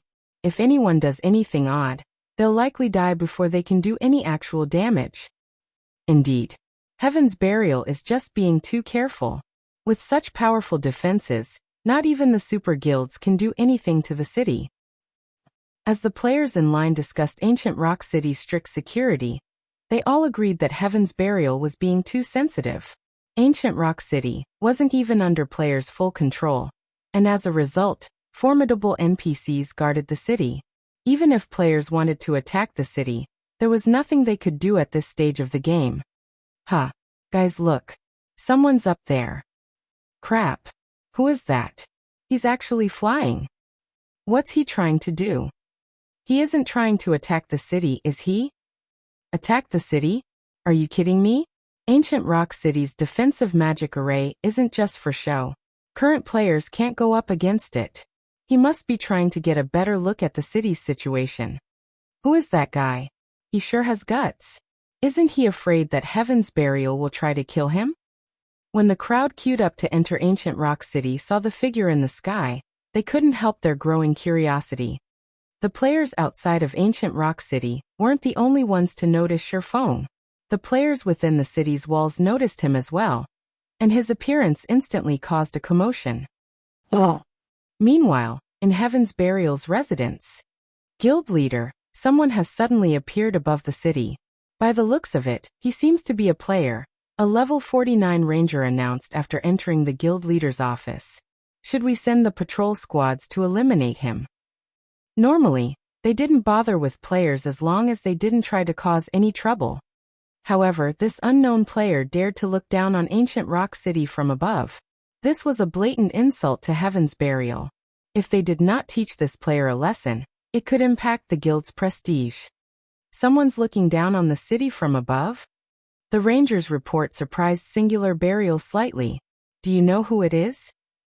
This was the first time they had encountered such an arrogant player since Heaven's Burial had taken control of Ancient Rock City. We've tried to investigate, but he's wearing a black cloak, so we can't see the player's identity, the ranger said, shaking his head. Interesting. This person must be tired of life to act so wildly in Heaven's Burial's territory. Although I don't know what they intend to do, I don't want to see them leave this place alive. Notify our subordinates immediately and have them display the guild's strength, Singular Burial said, sneering as he looked at the cloaked image of Sherfong. Understood. The ranger left to notify the NPC and player patrol squads to take action. Normally, NPC soldiers wouldn't take long to deal with an intruder when an enemy appeared in a city, but since this mysterious individual had hidden his identity and hadn't done anything just yet, they'd only be prevented from entering Ancient Rock City. The NPCs would not attempt to remove the player. However, These NPCs would launch an attack if they received a direct command. Current players were little more than flies to level 100 NPCs. Shortly after Singular Burial issued the command, the NPCs on the city walls set their sights on Shifeng as he hovered above the city. One of the Tier 3 commanders immediately launched a Tier 3 spell, while the Tier 1 soldiers beside him pulled out their bows and fired at Shifeng. It seems that Heaven's Burial is really angry. They actually commanded the NPCs to attack. That person is in for a beating. I know, right? It really makes you wonder what is going through that person's mind. Does he really think Ancient Rock City's NPC soldiers there for decoration?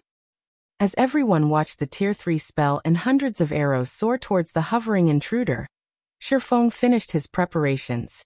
He then unfurled the Tier 3 defensive scroll in his hands and activated it. Immediately, dark blue streams of air danced around Shifeng, encasing him. Not only did the air stream strike the incoming arrows down, but they also blocked the Tier 3 spell. In the end, Shifeng emerged from the volley unscathed. What? He's still alive?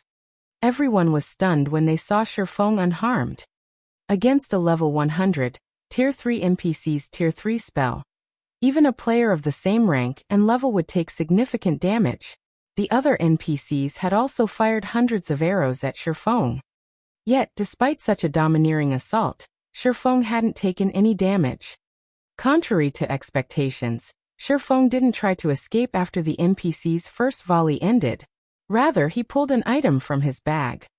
The instant he revealed this item, the surrounding mana surged towards Shifeng. As he began to chant an incantation, the mana around him concentrated into liquid. In seconds, a pitch-black magic array, covering a 2,000-yard radius, appeared above Ancient Rock City. The phantom of a demon king then appeared beneath the magic array, radiating a terrifying aura that every player in Ancient Rock City could feel. What a powerful spell. What is that person trying to do? He couldn't really be trying to siege the city, right? This is insane. That person is definitely crazy. This is Ancient Rock City we're talking about. What can one player like him possibly do to the city's defensive magic array? Ancient Rock City's players didn't panic in the least as they watched the pitch-black magic array above the city. Rather, they were confused. If this player had used this spell to attack within the city, it would decimate Ancient Rock City, but since it was outside of the city's defenses, it couldn't damage the city in the slightest. At most, it would expend some of the defensive magic array's energy. As everyone questioned Shifeng's sanity, the black magic array in the sky completed its formation. At the same time, the Demon King released a furious bellow and summoned numerous flaming meteors, raining them down on Ancient Rock City. Tier 5 spell Hell Meteor. The instant the hill-sized meteors met the city's defensive magic array, a deafening boom echoed throughout the city. As one meteor after another crashed down, cracks began to snake across the magic barrier around Ancient Rock City.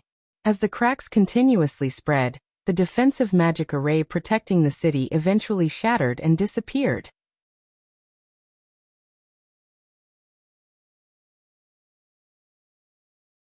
Chapter 1642. Shocking All Sides. Chapter 1642. Shocking All Sides. As the players within the city watched the defensive magic array around Ancient Rock City transform into particles of light and disappear, their expressions froze. How is this possible? What's going on here? Ancient Rock City's defensive magic array was destroyed. For a time, everyone struggled to process and accept the fact that the defensive magic array had actually broken. Although they were not particularly familiar with the strength of a city's defensive magic array, they knew that normal spells would be utterly useless against it. Even Tier 4 spells would barely have an effect. When Heaven's Burial had tried to capture Ancient Rock City, the guild had spent many hours bombarding the city's defensive magic array. It had even employed Tier 4 mythic-ranked evil beasts to assault the barrier. Yet this same, peerless magic array had crumbled under a single attack. It felt like some kind of joke. What did that person do? Is he some kind of high-tiered NPC? Curiosity filled Ancient Rock City's players as they watched Shifeng's cloaked figure. Meanwhile, The eyes of the various players from visiting superpowers within the city glowed as they watched the defensive magic array fall. A chance. This is our change. Quick. Notify the guild leader. Thus far, the superpowers hadn't given up on securing ancient Rock City for themselves. Its daily income was so astronomical that not even super guilds could ignore the temptation. However, nobody had been able to do anything against the city. Its defenses were simply too powerful. Aside from the city's level 100 NPCs, the city's defensive magic array was impossible for these superpowers to overcome. They'd also have to contend with the defensive magic array protecting the city lord's mansion. Now, however, ancient Rock City's defensive magic array was gone. City's defensive magic arrays weren't like the defensive arrays players could summon with magic array scrolls. Once shattered, the protective barrier would need a long time to reform. Depending on the mana supply, forming another magic array could take anywhere from 24 to 48 hours. During this time, ancient Rock City would be without the protection of a defensive magic array.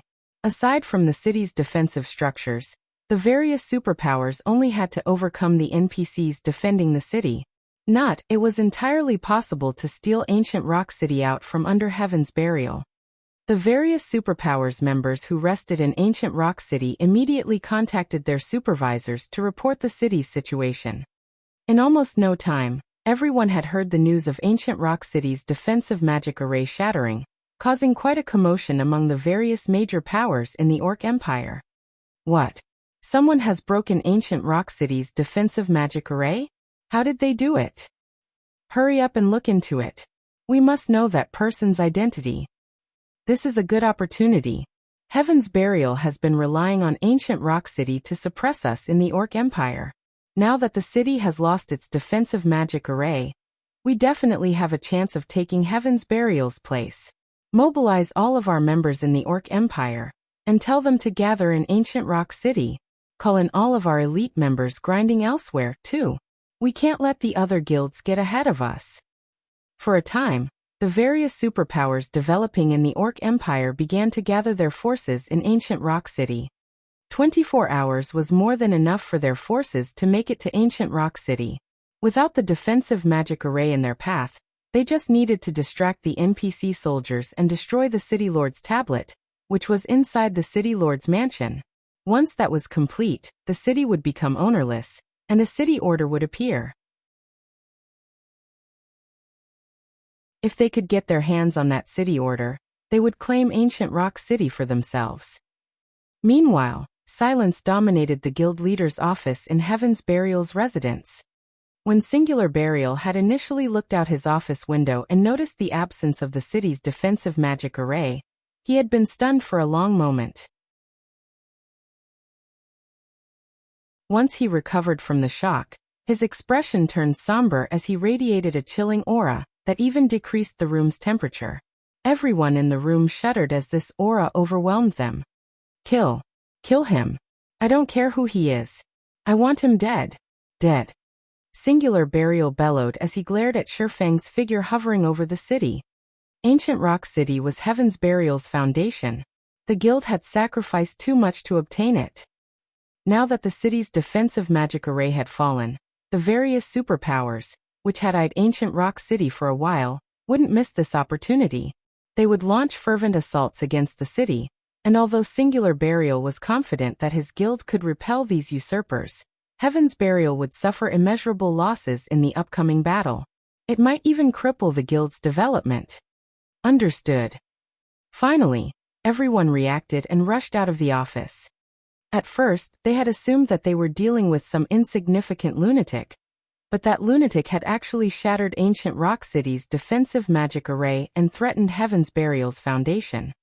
After Singular Burial issued the command, every NPC in ancient Rock City dashed towards Shifeng, hurling all kinds of ranged attacks. At the same time, the city's defense turrets and arrow towers began to bombard the flying swordsmen. But despite such powerful attacks flying at him from different directions, Shifeng didn't try to evade them. Instead, he flew straight towards the City Lord's mansion. With Gale Domain active, Shifeng's movement speed was ridiculously high, and as a result, very few attacks managed to reach him. When an attack did reach him, the streams of dark blue air revolving around Shifeng struck it down before it could deal any real damage. What's that person trying to do? Is he not going to flee? He seems to be heading towards the City Lord's mansion. He couldn't be.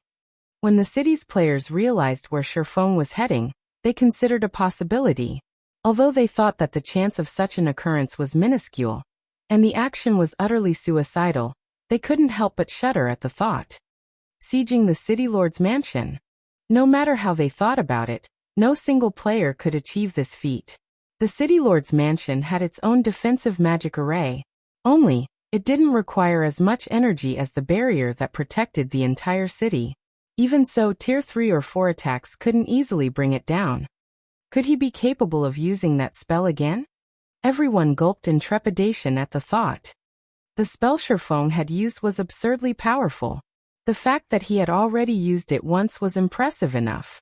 It would simply be unfair if he could use it again. No. He definitely can't use that kind of spell a second time. He must be bluffing.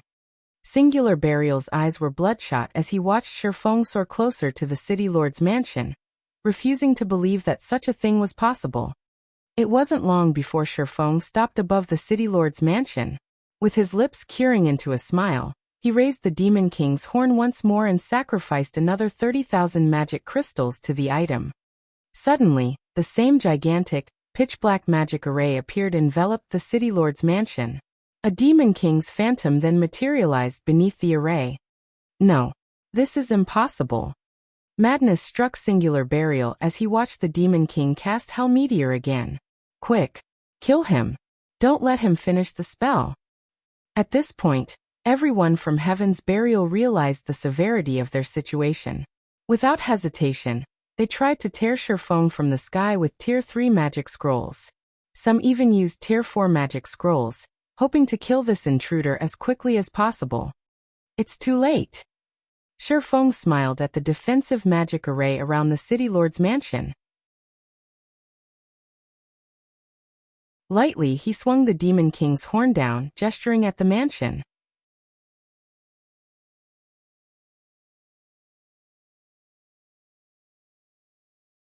Chapter 1643.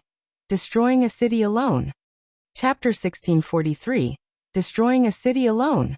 As Shifeng swung down the Demon King's horn from his position above ancient Rock City's City Lord's mansion, the pitch-black magic array looming over the building released a blinding light. In response, hill-sized meteors began to emerge from the array and rain down on the City Lord's mansion. Unlike the previous attack, the players outside of the mansion weren't protected by a magic array. They could clearly feel the heat waves from the blazing meteors. One meteor after another crashed into the defensive magic array protecting the City Lord's mansion, causing the barrier to crack. Although the array had a constant supply of energy, its recovery rate couldn't keep up with the damage it received. As a result, more cracks began to spread across the barrier. No. The defensive magic array around the City Lord's mansion is slightly stronger than the one that protected the city. It's definitely going to endure the attack. Singular Burial silently prayed as he watched the powerful bombardment. The City Lord's mansion was the heart of the city. Hence, the defensive magic array constructed to protect it was even stronger than the one that had protected the city. This was also why he was so confident that ancient Rock City would never fall into the various superpowers' hands. But as hope rekindled in Singular Burial's heart, reality gave him a tight slap to the face. Under Hell Meteor's continuous bombardment, the defensive magic array around the City Lord's mansion eventually collapsed, and the semi-translucent barrier shattered like a mirror. Is this a joke? Who is that guy? He actually destroyed 2 defensive magic arrays in a row. How is this possible? That's the City Lord's mansion's defensive magic array that we're talking about. Even several mythic monsters would need to attack it for a long time to destroy it. What kind of spell did he just use? The crowd in ancient Rock City was stupefied as they watched the spectacle before them. Even Heaven's Burial's members had forgotten to attack the intruder as they stared at the now unprotected City Lord's mansion with dumbfounded expressions. Nobody could believe their eyes. Not even the City Lord's mansion's defensive magic array could stop Shifeng's attack. What these players didn't know was that the attack Shifeng had executed with the Demon King's horn contained a Demon King's full power. The attack ranked at the peak of Tier 5. A normal city's defensive magic array would have no trouble blocking Tier 3 attacks. It could even withstand Tier 4 attacks, which would only exhaust a, albeit considerable, portion of the array's energy reserves. However, the Demon King's horn's attack far exceeded the threshold of any city's defensive magic array. The item could even break through Zero Wing City's defensive magic array, which had a special power source. Once an attack exceeded a defensive magic array's threshold, its energy depletion would increase by multiple times. It wouldn't be unusual if the array stopped functioning entirely. This was also why the various guilds had held massive celebrations whenever they gained a Tier 5 player in Shifeng's previous life. Tier 5 players weren't just capable of defending a city by themselves. They could also shatter an ordinary city's defensive magic array without help, making it far easier for their guild to capture a city. Even after the defensive magic array around the City Lord's mansion fell, Hell Meteor's duration hadn't ended. The brilliant meteors bombarded the mansion itself, and although the building had been reinforced with divine runes, it was no match for the incredible attack. In just a few short seconds, the City Lord's mansion was in shambles. As expected of a Tier 5 peak existence's large-scale destruction spell, its power really is amazing. Shifeng was astonished as he stared at the tattered City Lord's mansion. He had thought that the Demon King's horn would only be able to break through the defensive magic array, but looking at it now, it would seem that he had still underestimated the item's power. Unfortunately, he could only use the Demon King's horn twice. Once the attack ended, the Demon King's horn gradually disintegrated, becoming no more than dust particles before it disappeared. Die. He must die. I want him removed from God's domain entirely. Singular Burial glared at Shifeng with bloodshot eyes. If the man stood before him now, Singular Burial would eat Shifeng alive. Heaven's Burial could have relied on the City Lord's mansion's defensive magic array to withstand the various superpowers' assaults, but now that that array had shattered, Ancient Rock City had lost its last line of defense. Now, however, with said magic array shattered, this meant that Ancient Rock City's last line of defense had also disappeared. As Singular Burial barked out commands like a madman, Daybreak Fog and Heaven's Burial's other members worked with the NPC soldiers to eliminate Shifeng. In truth, though, they knew that their actions were futile. Even if they killed Shifeng, Ancient Rock City's 2 defensive magic arrays were gone, and they would need a long time to recover. Meanwhile, facing attacks from all sides, Shifeng unhurriedly retrieved a Tier 3 defensive magic scroll and activated it, blocking every incoming attack. Damn it! Just who the hell is he? What kind of feud does he have with our guild? Find out. Use whatever means it takes to discover that person's identity. Seeing that Shifeng was unfazed despite so many players' attacks, both Heaven's Burial's members and the players from the various superpowers wondered about the man's identity. Even super guilds were helpless against Ancient Rock City. Yet Shifeng had destroyed 2 of the city's defensive magic arrays by himself. It was utterly unbelievable, but with the facts before them, they had no choice but to admit it had happened. As players ran off to investigate this flying intruder, Shifeng took the initiative to remove his black cloak, revealing his black flame appearance. Heaven's Burial. Didn't you guys ask for a fight? I'm here. Shifeng shouted as he looked down on Heaven's Burial's members. The moment Shifeng revealed his identity, a moment of silence descended on the city. What? It's Black Flame. Impossible. Black Flame actually came to Ancient Rock City. And he destroyed 2 of the city's defensive magic arrays. Amazing. Truly amazing. The players in Ancient Rock City were thunderstruck when they learned Shifeng's identity. They had never thought that Zero Wing's Black Flame would actually accomplish such an unbelievable feat. Black Flame? He's actually Black Flame? How is that possible? Singular Burial was dazed when he saw Shifeng, struggling to think properly. When he had sent the evil demon army after Zero Wing, he had taken into account that the enemy guild might launch some kind of counterattack, But he had never imagined that Zero Wing's guild leader would be so bold as to attack Heaven's Burial's headquarters by himself. Meanwhile, Daybreak Fog, who commanded the battle outside the City Lord's mansion, took a deep breath and ordered, "Kill him. We outnumber him. We cannot let Black Flame enter the City Lord's mansion." The guild's members only reacted and remembered to attack Shifeng after they heard Daybreak Fog's voice ring out.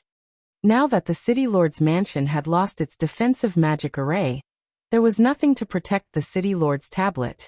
If they allowed Shifeng to destroy the tablet and obtain the city order that would then appear, Heaven's Burial would suffer unimaginable consequences. There was no way that Shifeng, who hovered above them all, would emerge unscathed with so many attacks from both players and NPCs. However, Shifeng had no intention of entering the City Lord's mansion. Instead, he swiped his right hand across the empty air before him. In response, a spatial tear appeared in front of him, blocking the incoming attacks.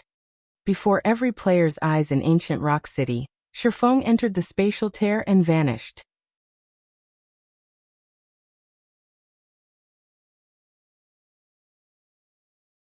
Chapter 1644 Reversal. He's gone. He must have teleported. Amazing. He's too strong. So, that was the Sword King.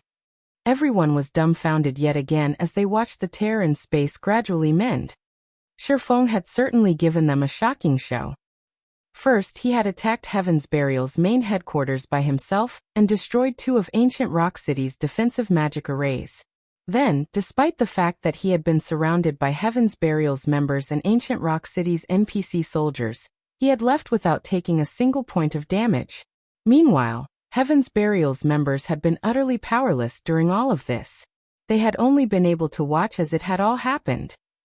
Not even super guilds could impact Ancient Rock City. Yet Zero Wing's Black Flame had flipped the city upside down on his own. The man's capabilities were simply terrifying. Damn it! He escaped. Broken Flow ground his teeth in frustration as he watched Shifeng disappear. Shifeng had safely left Ancient Rock City as everyone had watched. If news of this spread, Heaven's Burial's reputation would be in ruins. Black Flame. Daybreak Fog's expression darkened. She had thought that Zero Wing had run out of options and was on the path to destruction. She had never thought that the guild would actually make such a move. Compared to what Shifeng had just achieved, Heaven's Burial's recent success in killing over 15,000 Zero Wing members wasn't even worth mentioning.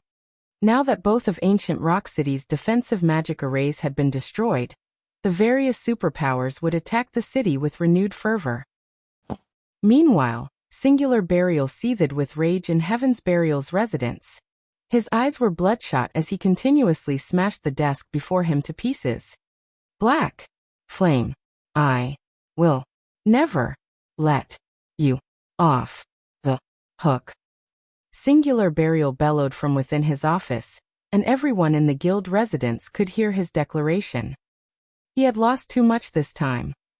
Without the 2 defensive magic arrays, the various superpowers' armies could charge into Ancient Rock City without trouble. Ancient Rock City had just begun to take shape. The guild hadn't even fully fortified the city yet.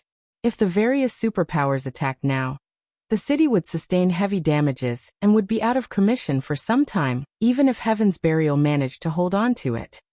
Guild leader, what should we do now? Daybreak Fog asked Singular Burial through a private call. Recall everyone. Notify young Master Lei and the others and have them return to help defend the city.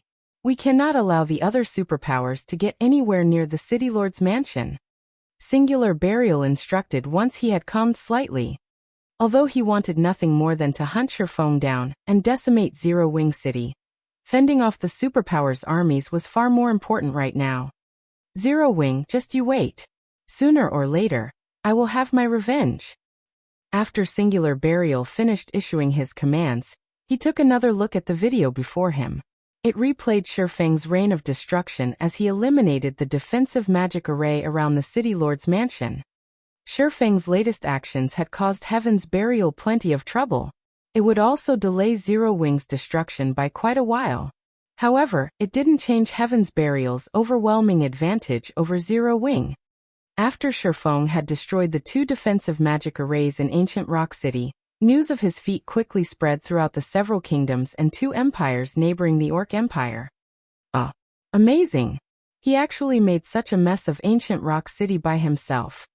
Galaxy Pass could not help but laugh when he read the urgent report his subordinate had sent. The various superpowers armies will have a greater chance of securing the city now. So this is the rumored Sword King? He really is something, Cuttlefish from the Crimson Emperor Guild muttered, chuckling as he watched the battle video. This has definitely created an opportunity for Crimson Emperor. Meanwhile, in the Dragon Phoenix Pavilion's residence on Thunder Island, Blue Phoenix, who wore a set of elegant, dark purple mage robes, burst into the guild leader's office, wearing an excited expression. Big Sis Rain, big news. Black Flame has single-handedly destroyed Heaven's Burial's ancient rock city. Heaven's Burial is in turmoil, Blue Phoenix reported as she grinned at the beauty in a black, silken dress, who currently sat behind an office table as she shifted through paperwork. How is that possible? Ancient Rock City's defensive magic array can easily withstand Tier 4 attacks. Phoenix Rain paused, looking up from her work to give Blue Phoenix a skeptical look. It's true. Black Flame used some kind of tool to destroy Ancient Rock City's defensive magic arrays in a single hit, Blue Phoenix said. She then sent Phoenix Rain a battle video. In the video, Shifeng attacked Ancient Rock City's defensive magic array, casting Hell Meteor repeatedly, and shattering both defensive magic arrays in minutes. Just how many secrets does Zero Wing have? Phoenix Rain's eyes widened in shock as she watched Shifeng use the same devastating attack twice in a row. With such a powerful attack and Shifeng's ability to move about freely, no guild town or city could hope to stop him. Even super guilds would fear the swordsman. However, what Phoenix Rain didn't know was that Shifeng could only use the Demon King's horn twice. Once he expended those uses, it would disappear. He'd have to rely on his luck to obtain another such item. After all, tools that allowed players to cast Tier 5 spells were as rare as a phoenix's feather in God's domain. Elsewhere, Shifeng arrived in a deserted mountain range after using space movement. He then took out a return scroll and teleported back to White River City. As he strolled down the city's streets, he could hear countless players discussing Ancient Rock City. Because of the latest events, Zero Wing's reputation had reached an all-time high. It seems my plan has been quite effective. Seeing that Zero Wing's reputation had soared among the masses, Shifeng was considerably satisfied with his latest operation. Although he had exhausted the Demon King's horn and spent 60,000 magic crystals, he had put Heaven's Burial at risk. Even if the guild defended their hold on Ancient Rock City, it wouldn't see any more of the city's profits for some time. To make matters worse, both Heaven's Burial and Zero Wing still incurred massive expenditures every day due to the ongoing war. If Heaven's Burial wasn't careful, the guild might disintegrate in the next few days.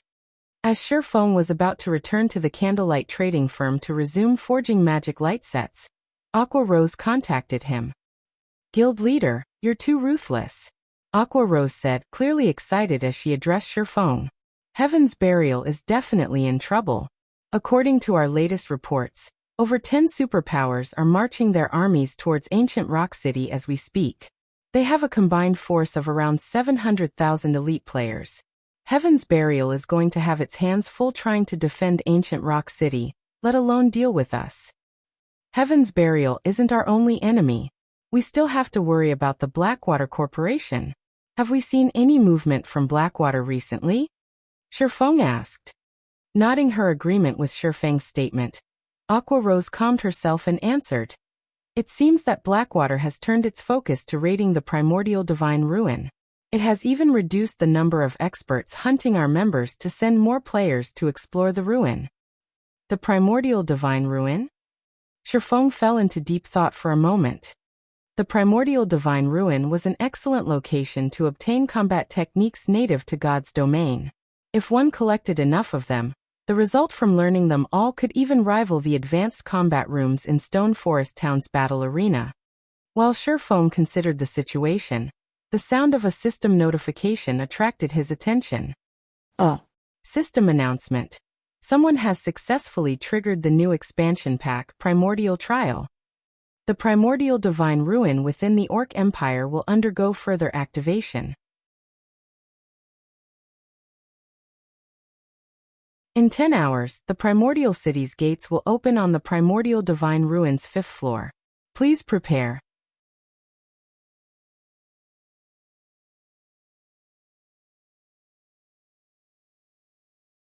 Chapter 1645, Primordial City. Chapter 1645, Primordial City. Shifeng wasn't the only player to receive the system notification. Players in the Orc Empire, and those in the neighboring kingdoms and empires were also notified. A new expansion pack. Someone triggered an expansion pack related to the Primordial Divine Ruin? How lucky! What's going on? What's this Primordial City? The system notification stirred players in the various kingdoms and empires into an uproar. Although the new expansion pack this time did not require players to log off, every new expansion pack meant new opportunities. Every time a new expansion pack launched, the status quo in God's domain would change. Some guilds and players would rise, while others would fall. Meanwhile, this expansion pack was connected to the highly popular Primordial Divine Ruin, which even the various superpowers struggled to monopolize. It was clear that this expansion pack would be extraordinary. If one took advantage of this expansion pack properly, they could even experience a meteoric rise, becoming famous throughout God's domain. After all, the same thing had already happened multiple times thus far. Everyone immediately looked into this Primordial City the system announcement had mentioned. As soon as they had, though, they were stunned by what they had found. According to God's domain's historical records, Primordial City had been a legendary city before the Great Destruction. Nobody knew exactly what kind of place this city was. They only knew that players had to travel through a specific teleportation gate to reach the Primordial City. This teleportation gate could be found throughout the continent of God's domain. According to the legends, the Primordial City was even grander than Blackwing City. In fact, it offered even more benefits than the Holy City of Titan. Countless opportunities awaited players, including hidden classes and combination skills that had been lost in time. After learning more about Primordial City, the potential benefits tempted many top adventurer teams. They began to partner with other teams to explore the Primordial Divine Ruin. Since the various large guilds had monopolized the ruin since it had appeared, adventurer teams and independent players hadn't dared to consider exploring it. The risks far outweighed the gains. Although it was possible to obtain combat techniques within the Primordial Divine Ruin, doing so was incredibly difficult. At the very least, no lone adventurer team had any hope of survival in the ruin. It would need the strength of multiple adventurer teams. Unfortunately, even if multiple teams worked together, they'd have to address the problem of loot. No one wanted to take a loss, and because of this, it was unlikely that multiple adventurer teams would cooperate. Most importantly, a single adventurer team's strength was insignificant in the eyes of the various superpowers. Not even first-rate guilds would take top adventurer teams seriously. However, the situation had changed, and their only goal now was entry into the Primordial City. In that case, it was definitely possible that the various top adventurer teams could work together without incident. As for how many players each team got into the Primordial City, that would depend on them. The various superpowers were now focused on Heaven's Burial's ancient rock city, and even if they were interested in the Primordial City, they'd only be able to spare a portion of their forces to raid the ruin. This gave the top adventurer teams a greater chance of entering the Primordial Divine Ruin and proceeding towards the Primordial City. Guild Leader, the Primordial City is amazing. Aqua Rose was astonished when she read the report on the new city. Not only was the Primordial City's foundations stronger than those of the Holy City of Titan, but it was also a holy ground for players who wanted to grow stronger. If players could enter the Primordial City, they would grow significantly stronger very quickly. Primordial City? Shifeng was just as surprised by the system announcement. He had never expected the opportunity to enter the Primordial City to arrive so soon. In the past, the Primordial City had made its appearance in God's domain after mainstream players had reached level 70. Everyone had known the city's importance, and it had caused a major struggle between the game's major powers. Even so, they had all underestimated how beneficial the Primordial City would become for players, though they eventually learned the truth. Aside from the ability to obtain hidden classes, combat techniques, skills, and spells in the Primordial City, the city's most valued aspect was its ability to help players complete their class promotions much faster. It was common knowledge that class promotions became more difficult as players reached higher tiers. In fact, some players might never even reach Tier 2. Meanwhile, Primordial City offered a special product called a Primordial Soul. When used, it provided a buff that improved players' physiques for a certain amount of time. With an improved physique, players would have a much easier time completing their promotion quests. As for using the Primordial Soul for PvP, that was not possible. This was because the Primordial Soul's buff would vanish the moment any other players were within 1,000 yards of the user. Hence, players could only use the Primordial Soul when they soloed monsters or quests. Even so, the Primordial Soul had become highly sought after in God's domain. Unfortunately, it wasn't easy to obtain a Primordial Soul since the city only sold a limited number each day. Once they were bought out, the item would only restock the next day. It was a limitation the system had set to avoid too many players completing their promotion quests too easily. Although Zero Wing had plenty of level 50+ players, only a small number had actually reached Tier 2 thus far. It was safe to say that, aside from Shifeng, no one knew about the Primordial Souls yet. If he could enter the Primordial City and monopolize the Primordial Souls sold, Zero Wing could gain a new batch of Tier 2 experts in a short amount of time.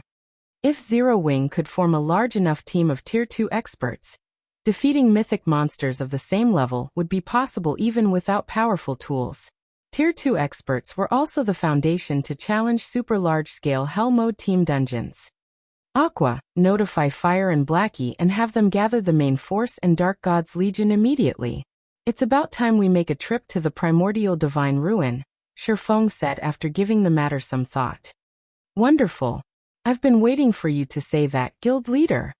Aqua Rose was ecstatic when she heard Shifeng's command. However, she quickly realized a problem, saying worriedly, Guild leader, the various superpowers are paying close attention to the Primordial Divine Ruin right now. Moreover, it's in Heaven's Burial's territory. If we head to the ruin, even with the Dark God's Legion, I'm afraid that the Primordial Divine Ruin was near the boundary between the Orc Empire's inner and outer regions. It was not far-fetched to consider the area part of Heaven's Burial's territory. The location was also one of the reasons that Heaven's Burial had always secured around 1/10 of the available entry slots into the ruin despite so many powerful competitors. Now that Shifeng had destroyed Ancient Rock City's defensive magic arrays, Heaven's Burial would give them a piece of its mind if they dispatched forces to the Primordial Divine Ruin. Even if they dispatched both Zero Wing's main force and the Dark God's Legion, they would only have 1,000+ players. If they tried to face the superpowers elites and experts, they'd likely have a very difficult time securing enough slots. Relax. You Zipping and the others will join us as well, Shifeng said, chuckling. While we're on the topic, how is the equipment collection coming along? We've collected the necessary weapons and equipment. I'll have someone send them over in a moment. But even if we include you Zipping and his team, our members are still. Aqua Rose said worriedly. Even if they included Zero Wing's internal members and White Tiger Dojo's disciples, they'd still have less than 2,000 players.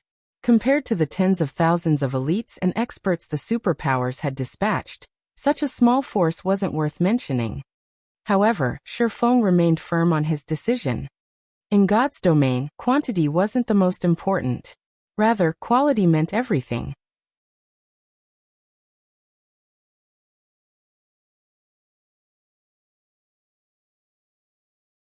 Chapter 1646, Team Strengthens. Chapter 1646, Team Strengthens.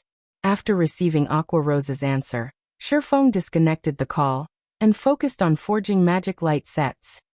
He only had 10 hours before the Primordial City's gates opened, which coincided with the Primordial Divine Ruins activation time.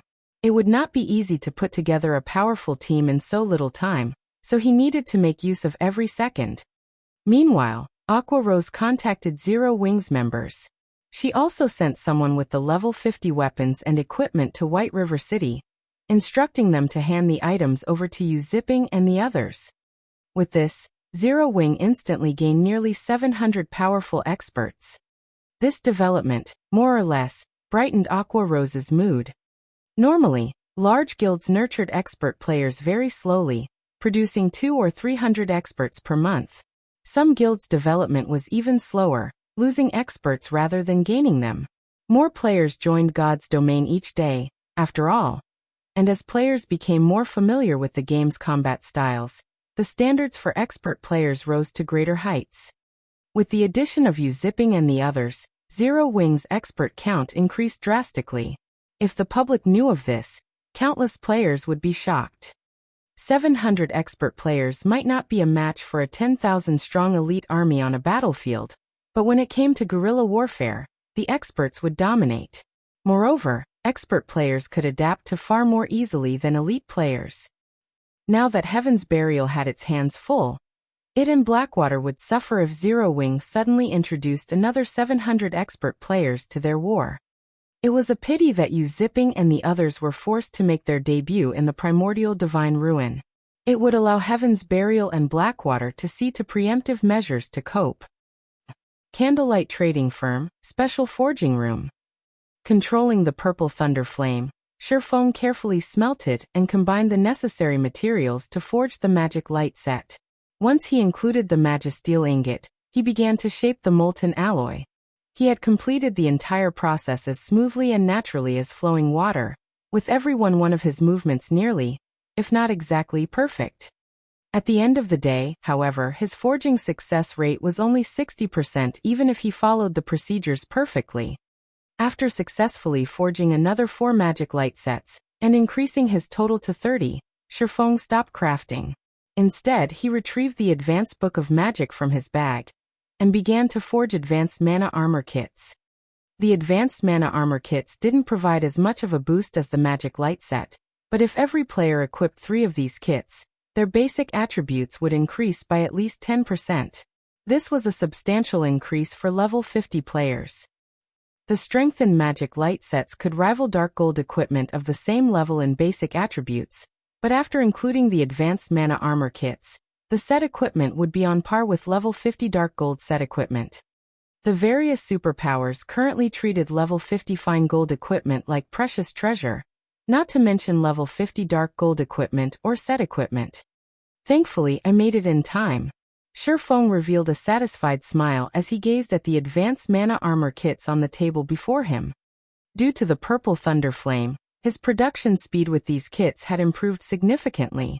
After working for 5 hours straight, he had successfully forged 90 armor kits, enough to equip 30 players. He had also gained an incredible amount of EXP, and was now only 19% away from level 65. Following which, Shifeng contacted Yu Zipping and had the youth lead 29 other plate armor players to his special forging room. It wasn't long before Yu Zipping and his companions arrived in Shifeng's room. They all wore a mix of level 50 mysterious iron and secret silver equipment. When Yu Zipping and the others entered the special forging room, they were dumbfounded by what they saw. Numerous pieces of dazzling equipment littered the room. It was clear that the equipment was extraordinary at a glance. Moreover, based on the piece's design, they obviously belonged to a single set. However, what stunned Yu Zipping and his companions the most was the unique glow of fine gold items radiating from the pieces. And the room actually held 30 full sets. The sight was blinding. Level 45 fine gold set equipment? Everyone inwardly guessed the set equipment's rank as shock overwhelmed them. Guild leader, I've brought the players you've requested. 15 shield warriors and guardian knights, and 15 berserkers and swordsmen. Yu Zipping respectfully announced as he walked up to Shifeng.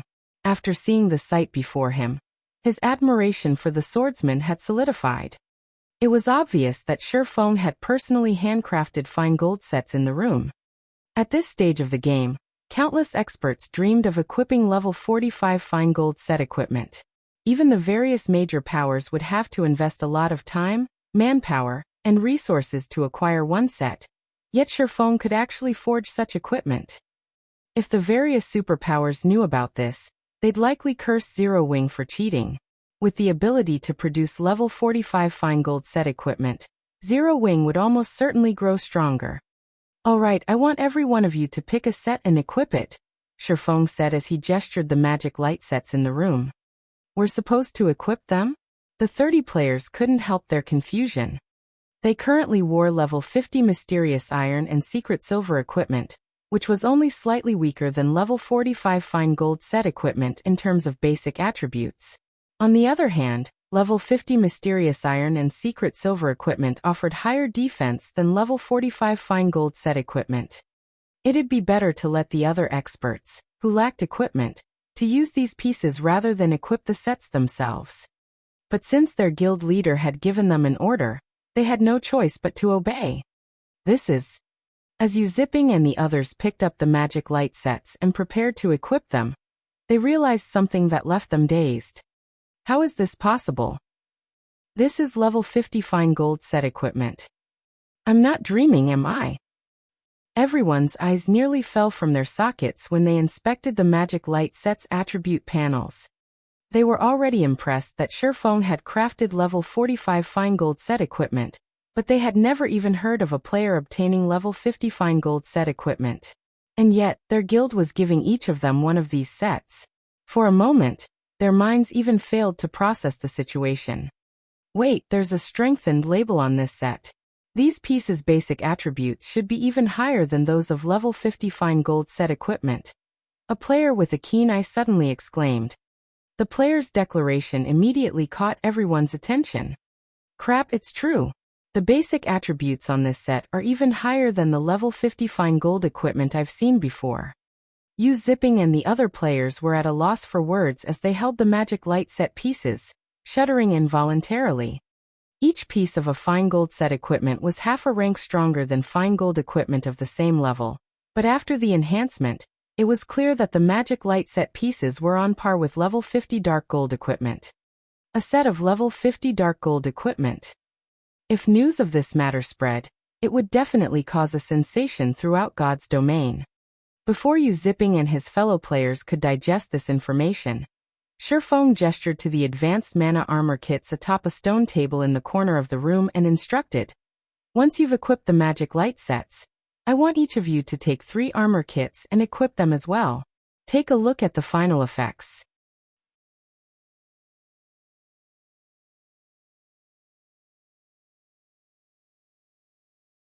Chapter 1647, Zero Wing appears.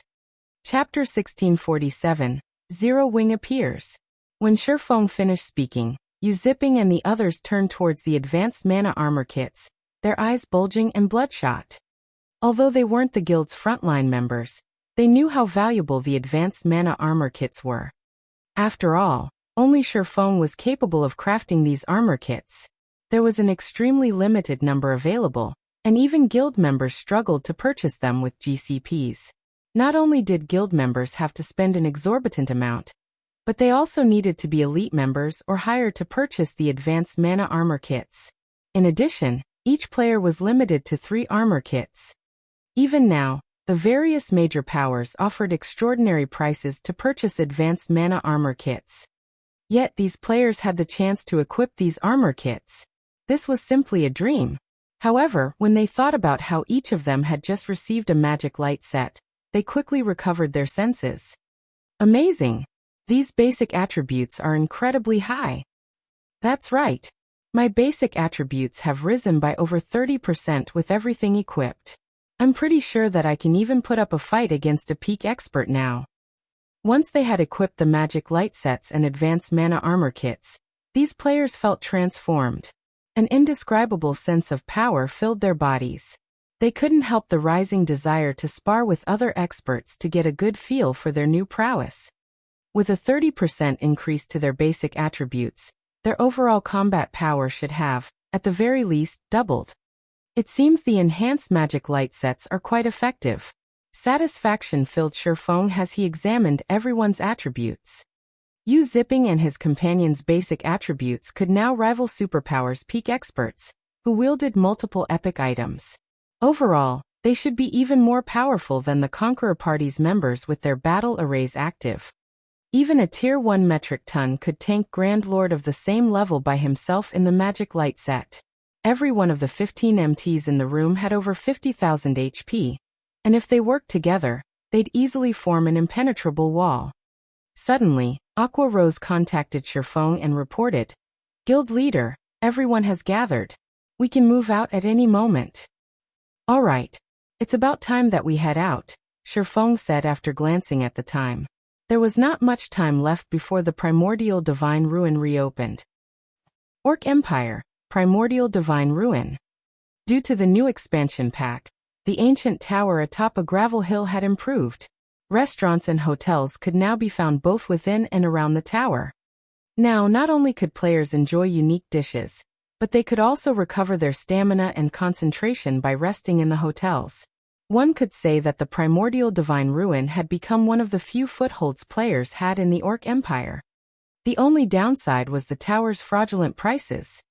The price for food was somewhat acceptable, only costing around 2 to 3 times than in other NPC cities, but the hotel accommodation fees were a different story. Renting a room in the Primordial Divine Ruins hotels cost 40 silver per day. Even expert players had trouble justifying such a high price, much less elite players. Even so, plenty of players had gathered in the tower. As some players who planned to rest in the Primordial Divine Ruin were about to enter the massive tower, an intense aura washed over them, halting their steps. When these players warily searched for the cause of such a powerful aura, they discovered a crowd of other players within the tower. The atmosphere resembled that of Imperial Capital's teleportation halls, but unlike those halls, every one of the players within radiated an intense killing intent as they watched each other cautiously. It seemed as if they were all enemies. The players in the tower were members of multiple groups. The smaller groups only had around 5,000 or 6,000 members, while the larger ones had over 10,000. The lowest level player in the tower was level 47, but most were level 48 or 49. Their equipment was also impressive, with most of them wearing at least level 45 secret silver equipment. Meanwhile, as time passed, more teams began to gather in the tower.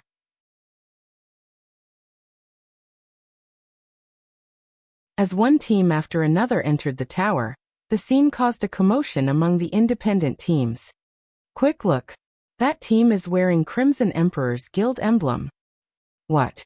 Even Crimson Emperor is trying to get in on the action?" "Crimson Emperor is nothing.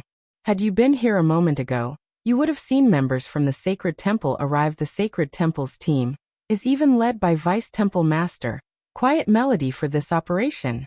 That team was ridiculously strong.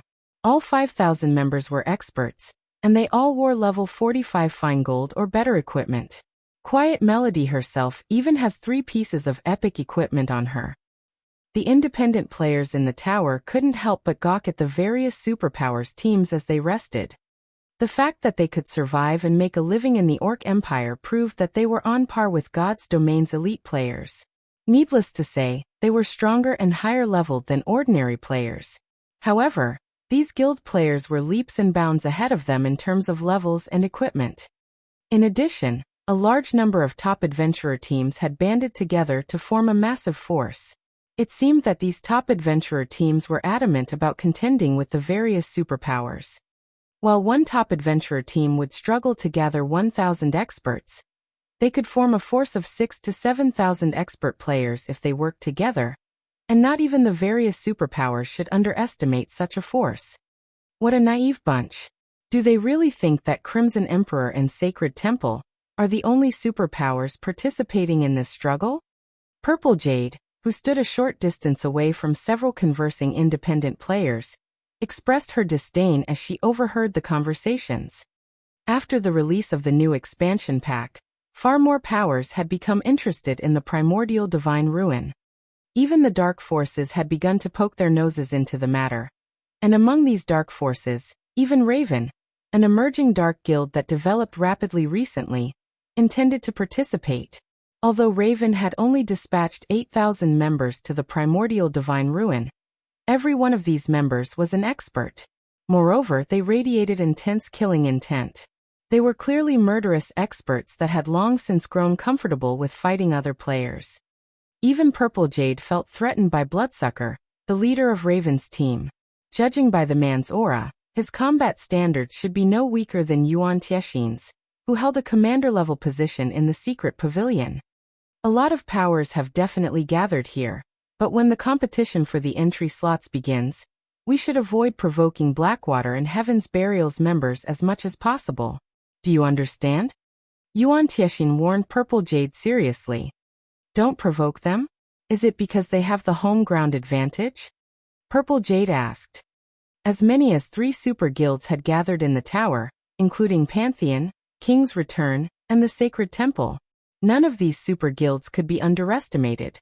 Yet rather than taking note of these organizations, Yuan Tiexin warned her to take care around Heaven's Burial and Blackwater. She was truly surprised.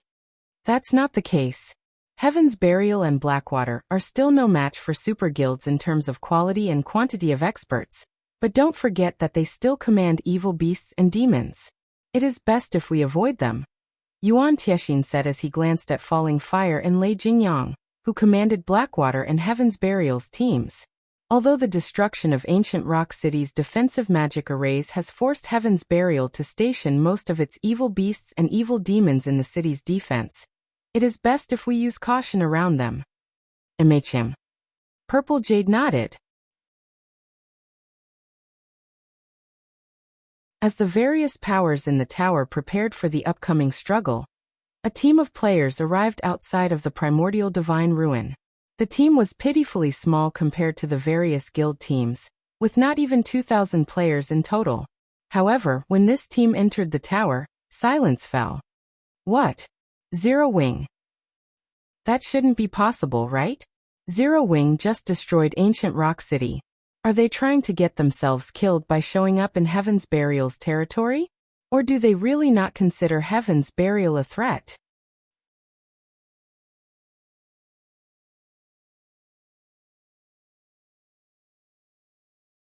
Chapter 1648. Surge of Experts. Chapter 1648. Surge of Experts. As Zero Wing entered the Primordial Divine Ruin, every player in the tower turned towards its entrance. The culprit for the destruction of Ancient Rock City's defensive magic arrays was none other than Zero Wing. One could say that Heaven's Burials hated the guild to their very core. If the guilds hadn't needed to station most of its evil beasts and evil demons in Ancient Rock City to defend against the various superpowers invading armies, it likely would have launched a frenzied counterattack on Zero Wing by now. Yet, Zero Wing's members dared to show up in the Orc Empire, Heaven's Burial's territory. The guild had even gone so far as to travel all the way to the Primordial Divine Ruin. Just how bold are Zero Wing's members? Don't they know that Heaven's Burial could mobilize thousands of elite members to surround the Primordial Divine Ruin, if it wanted to? Maybe they think Heaven's Burial can't touch them now that the guild is busy fending off the superpowers' armies. Even so, isn't Zero Wing underestimating the fight for access to the Primordial Divine Ruin? It sent less than 2,000 players.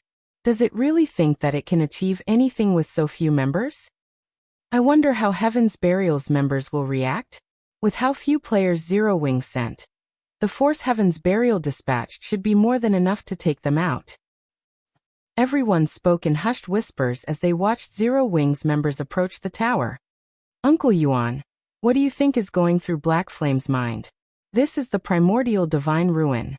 Even if Heaven's Burial can't use its full force right now, it still has command of the evil beasts and demons. Even a small force of those monsters will be enough to put Zero Wing's team through hell. Purple Jade wondered as she watched Sherfeng, who led Zero Wing's team, with a confused look. One of the reasons that the various superpowers dared to invade ancient Rock City was their significant numbers. Combined, their armies included over 700,000 players. Even if Heaven's Burial controlled evil beasts and evil demons, how many players could those monsters possibly hold back? As long as they wished it, the various superpowers could send their forces to circle the defending evil beasts and evil demons while they charged for the City Lord's mansion. With the evil beasts and demons' massive forms, they couldn't enter the mansion itself. Once the various superpowers got their members inside, not even an infinite number of evil beasts and demons could stop them. Heaven's Burial would have to rely on players and NPCs to hold the City Lord's tablet. Moreover, it was very difficult to protect a city with evil beasts and evil demons. At the end of the day, the human race was the evil god's temple's mortal enemy. If human NPCs encountered anything connected to the evil god's temple, they'd move to exterminate it immediately. In fact, there was a very high chance that ancient Rock City's NPC soldiers would disregard the invading players and attack the evil beasts and demons instead, accomplishing the opposite effect. This was also why the various superpowers dared to attack ancient Rock City. However, it was a different story in the fields and the Primordial Divine Ruin. Players weren't prohibited from attacking each other in the ruin, and Heaven's Burial didn't have anything to protect here, so its evil beasts and evil demons could focus on the slaughter. Even if the monsters only killed half of Zero Wing's experts, it would deal a massive blow. I don't know, but the Primordial Divine Ruin is incredibly important to every guild. It is not strange that Zero Wing is willing to take such a risk, Yuan Tiexin said, shaking his head. As Zero Wing's force moved closer to the tower, the players from the various superpowers and adventurer teams, who anticipated an interesting show, revealed dumbfounded expressions. Is this a joke? Those players are actually all level 50 or higher. Crap! Didn't someone say that Zero Wing didn't have much equipment left? How are so many of those players wearing fine gold set equipment? What level are those fine gold sets? I can feel so much pressure coming off of them. Who are those players in the lead? I don't think I've ever seen them before.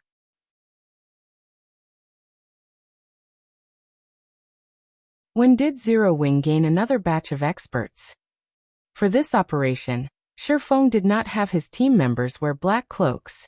Hence, both their levels and equipment were exposed for all to see.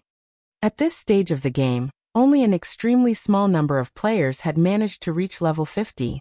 First-rate guilds only had around 30 to 40 level 50 players, and the various superpowers only had 300 to 500.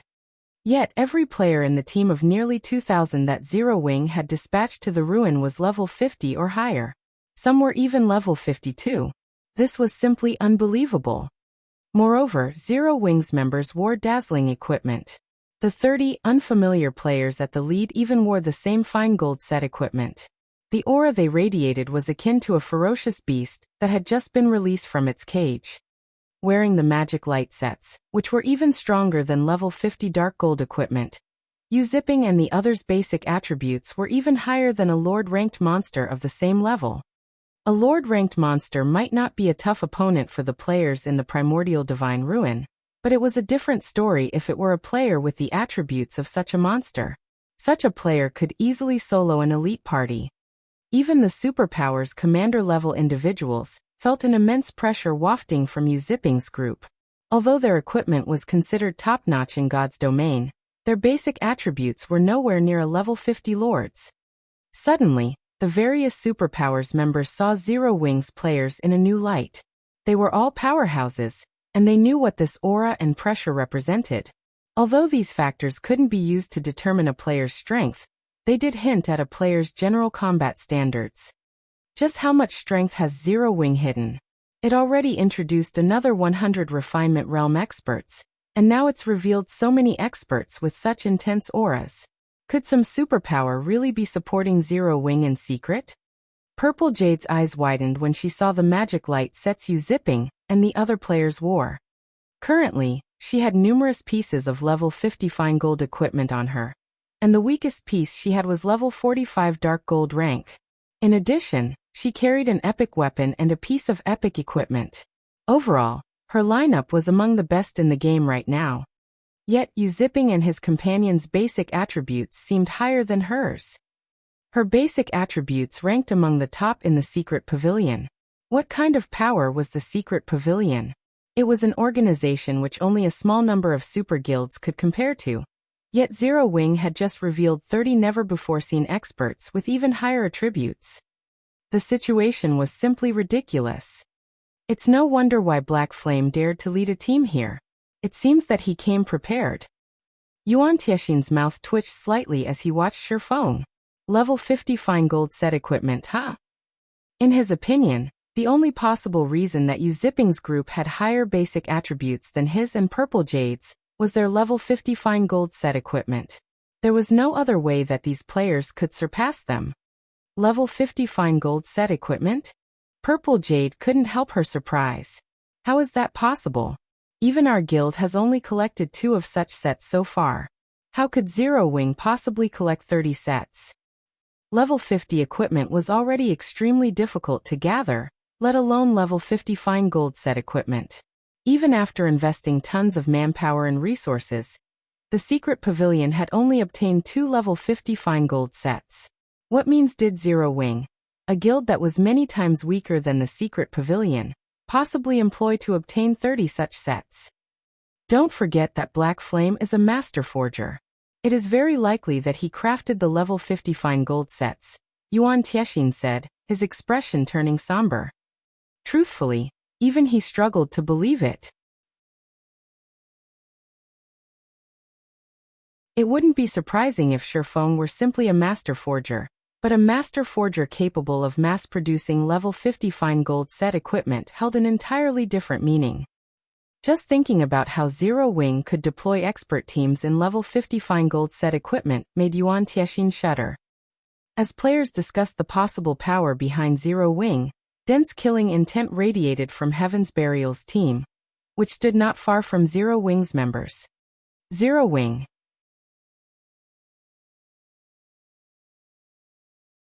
They actually dare to show up here.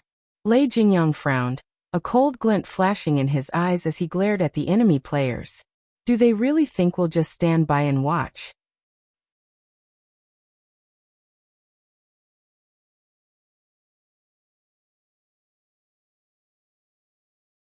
Chapter 1649.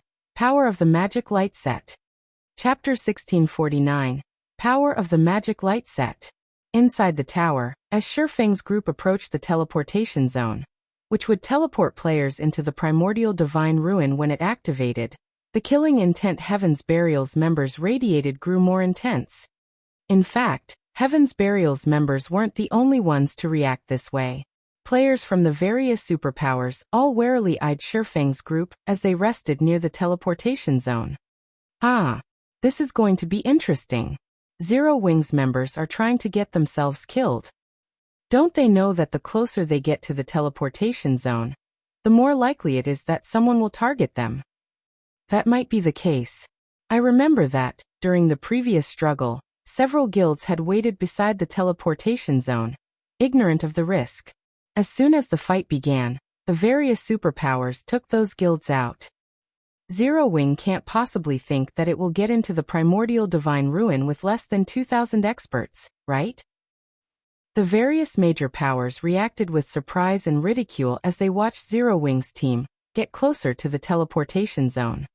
As the areas around the teleportation zone provided a terrain advantage during the struggle to enter the ruin, the 5 superpowers, which had fought for slots since the very beginning, monopolized it. Now that even more superpowers were getting involved, the competition had become more intense. The various superpowers might tolerate another superpower so close to the teleportation zone, but there was no way they'd allow anyone weaker to stand beside them. When the struggle for the entry slots began, Zero Wing would likely become their first target. If that happened, Zero Wing's outcome would be tragic. Every superpower involved had brought a minimum of 6,000 players, all of which were experts. Some of these teams were even led by several peak experts. Being targeted by just one of these teams would be enough to make a first-rate guild situation precarious. If multiple superpowers targeted the same team, They could eliminate a first-rate guild from the competition instantly. Boss, should we take action? A level 50 assassin in silver leather armor asked Lei Jingyang as he nodded towards Shifeng and the other players from Zero Wing. Although Zero Wing had only dispatched experts to the Primordial Divine Ruin, the team had less than 2,000 members. On the other hand, Heaven's Burial had dispatched 3,000 experts and 10,000 elites. It had even sent the entire Thunder Legion. Annihilating 1,000 or 2,000 experts would be a piece of cake for them. Furthermore, Blackwater had sent along 4,000 of its experts. With this, they had a combined force of 7,000 expert players and 10,000 elite players. Zero Wing's team had no chance of victory.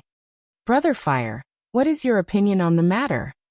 Lei Jingyang asked as he turned towards the handsome man beside him. This handsome man was none other than Falling Fire, the vice commander of Blackwater's third main force. The man wielded a crimson staff and was enveloped in translucent flames. Just looking at him felt stifling. The fact that he was fully geared in level 50 equipment, 3 pieces of which were epic rank, only made him all the more eye-catching. However, Lei Jingyang knew that, compared to Falling Fire's level and equipment, this man's most impressive feat was his promotion to a Tier 2 Elementalist and the Tier 2 spells in his arsenal. That was also why Blackwater had assigned Falling Fire to lead the team that would assist Heaven's Burial in this endeavor. Of course, we have to exterminate these people from Zero Wing. However, it is too soon to strike. They'd have an easier time getting away if we did so now.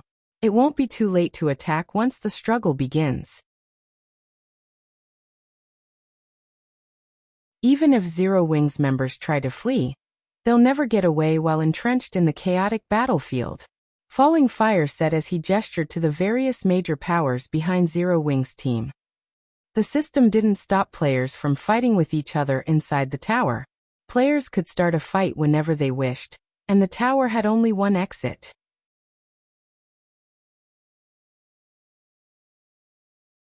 It was relatively easy to escape the tower before the battle for the Primordial Divine Ruins entry slots began, but once it did, chaos would ensue. If a team weren't careful, other teams could easily drag it into the fray. Because of this, players had a very difficult time leaving the tower once the fight began. I guess you're right. We'll strike once the struggle starts then, Lei Jingyang said, nodding as he surveyed his surroundings. He then turned to his team and said, when the time comes, leave none of Zero Wing's members alive, particularly those wearing level 50 fine gold set equipment. It'd be a massive waste to let them hold on to such precious items. Although he wanted nothing more than to slaughter Shifeng and his guildmates, Falling Fire's opinion was reasonable. Many powers had come to enter the Primordial Divine Ruin this time, and among them, plenty were top adventurer teams. Once the struggle to enter the ruin began, Zero Wing would have a challenging time trying to get out of the tower.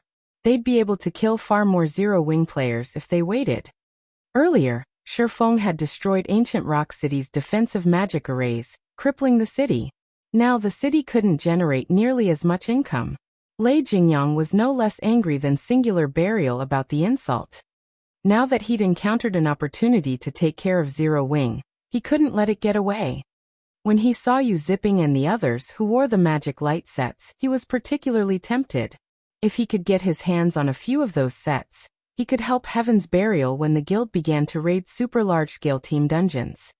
Meanwhile, Zero Wing's members could feel an intense pressure bear down on them, the majority of which radiated from the various superpowers.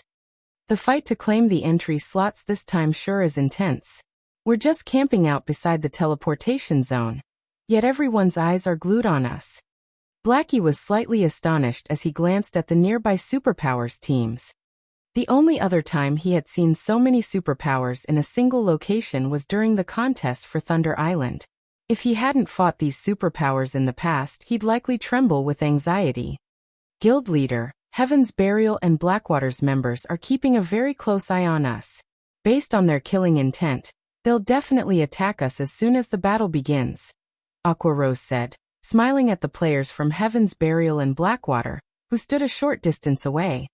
Let them come, Shifeng said, revealing a faint smile as he eyed Heaven's Burial's members. It's about time we show these major powers Zero Wing's might. When the time comes, the Magic Light team will open a path while everyone gathers in the center of the teleportation zone. Although the number of entry slots has increased to 15,000 after the new expansion pack, the number of powers trying to enter the ruin has increased as well. Avoid fights whenever possible. Understood. Zero Wings members nodded in response to Shifeng's command, their expressions hardening. This was especially true for Zero Wings internal members and White Tiger Dojo's disciples, who were about to participate in such a high-intensity war for the first time. They even felt as if they were dreaming. Shortly after Shifeng fell silent, a circular light blue barrier formed around the edge of the teleportation zone. At the same time, a gigantic magic array gradually manifested, encompassing the area and notifying players that the teleportation process had begun. Excellent. Everyone charge. Slaughter Zero Wings members. Upon seeing the barrier rise, Lei Jingyang turned his gaze towards Zero Wings members, flashing a sinister smile. Immediately, 7,000 level 48 plus expert players charged at Zero Wings team. The 10,000 elite players then split into two groups to surround the enemy players. As Heaven's Burial and Blackwater's experts got close to Zero Wings team, spells and arrows rained down on their heads. However, like lively monkeys, these experts nimbly dodged most of the attacks, preventing Zero Wings' ranged attacks from doing much harm. Just when both front lines were about to clash, Shifeng switched his title to Disintegration User, and endowed the 30 Magic Light team's members with disintegration power, increasing their basic attributes by 10% and damage by 20%. The buff also reduced the magic damage and physical damage they receive by 30% and 15%, respectively. In the next moment, the two teams collided. Boom, boom, boom. The sounds of the collision resounded throughout the tower along with players' screams. Impossible. Shock gripped Lei Jingyang's heart when he saw the scene before him. He even wondered if his eyes were playing tricks.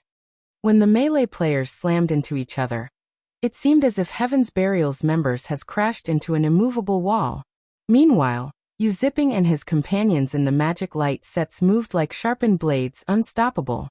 The 30 players easily dove past Heaven's Burial's front line and into the enemy ranks without slowing in the slightest. Zero Wings' other MTs were just as frightening. Each one of Zero Wings' MTs shattered the blockades of 3 to 5 players, sending these players flying. The difference between both sides' basic attributes was like heaven and earth.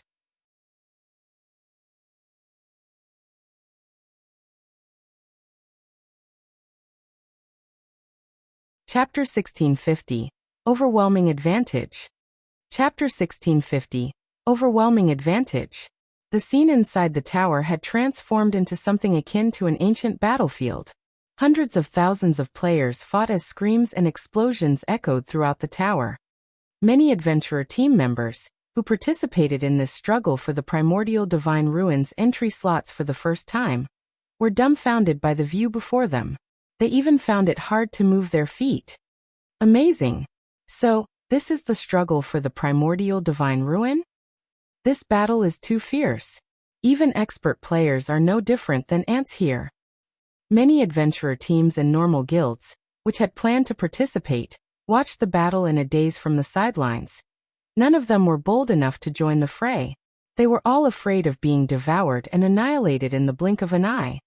Even the expert players they normally thought were so powerful lasted less than 10 seconds on this battlefield. These experts were either overwhelmed by an uncountable number of spells or ganged up on by equally powerful experts. On this battlefield, expert players were fortunate enough to keep their lives, let alone accomplish anything significant. As for the elite players, they were pure cannon fodder. Most elite players usually died before any of the rear-line healers could get to them. Of the multitude of battles across the battlefield, those near the teleportation zone were the most intense.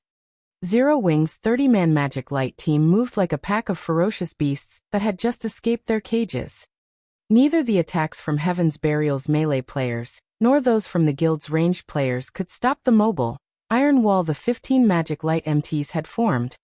Not only did the Magic Light MTs block every incoming melee attack, but they also sent their attackers flying with their weapons and shields. Zero Wing's rear line DPS then followed up with an intense bombardment, turning its enemies into starlight instantly. Unfortunately, as Heaven's Burial had the numerical advantage, and not even the Magic Light MTs could block every incoming attack. From time to time, arrows and spells broke past their defenses. However, Heaven's Burial's members nearly despaired when they saw the damages above the Magic Light MT's heads. Minus 3,057. Minus 2,371. Despite landing direct hits, none of their attacks dealt more than minus 4,000 damage. It was utterly inconceivable. Every Heaven's Burial expert present wore top-tier equipment, and even against top-tier MTs of the same level, their direct hits dealt at least minus 5,000 damage. Powerful spells could even deal over minus 10,000 damage. Yet when a level 50 ranger struck one of the Magic Light MTs with a tier 1 heart-piercing arrow, the ranger had only dealt around minus 3,700 damage. These MTs took even less damage from spell attacks. Meanwhile, after receiving numerous buffs and the benefits from Shurfang's Disintegration user title, the Magic Light MTs had over 70,000 HP each. Not even 10 of Heaven's Burial's attacks could force their HPs below 50%. Zero Wing's rear line healers could easily restore such little HP, making the Magic Light MTs practically invincible. In contrast to Heaven's Burial's DPS, Zero Wing's DPS was overwhelming. Zipping, for example, easily dealt over minus 3,000 damage to Heaven's Burial's MTs with his normal attacks alone. When he used skills like Cross Slash, he dealt over minus 10,000 damage. Unlike Zero Wing's MTs, Heaven's Burial's MTs only had around 50,000 HP. Zipping only needed a few attacks to devour most of an MT's HP by himself. Coupled with the ranged attacks from Zero Wing's rear line DPS, the enemy MTs were dead before their healers could cast any healing spells. In the short moment since the battle had begun, Heaven's Burial had suffered several hundred casualties, and every one of them had been an expert player. Damn it! Why is there such a huge difference in our basic attributes? Confusion tore at Lei Jingyang as he watched Zero Wing's Magic Light team move closer to Heaven's Burial's ranged classes and healers. He simply could not fathom how Zipping and the others had such high basic attributes.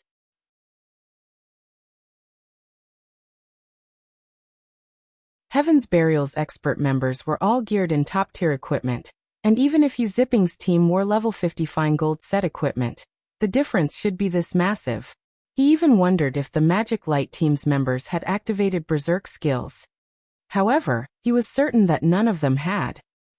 He was confident that Zero Wing's members hadn't activated Berserk skills because all of the various major powers had silently agreed not to use such skills in this struggle for the entry slots.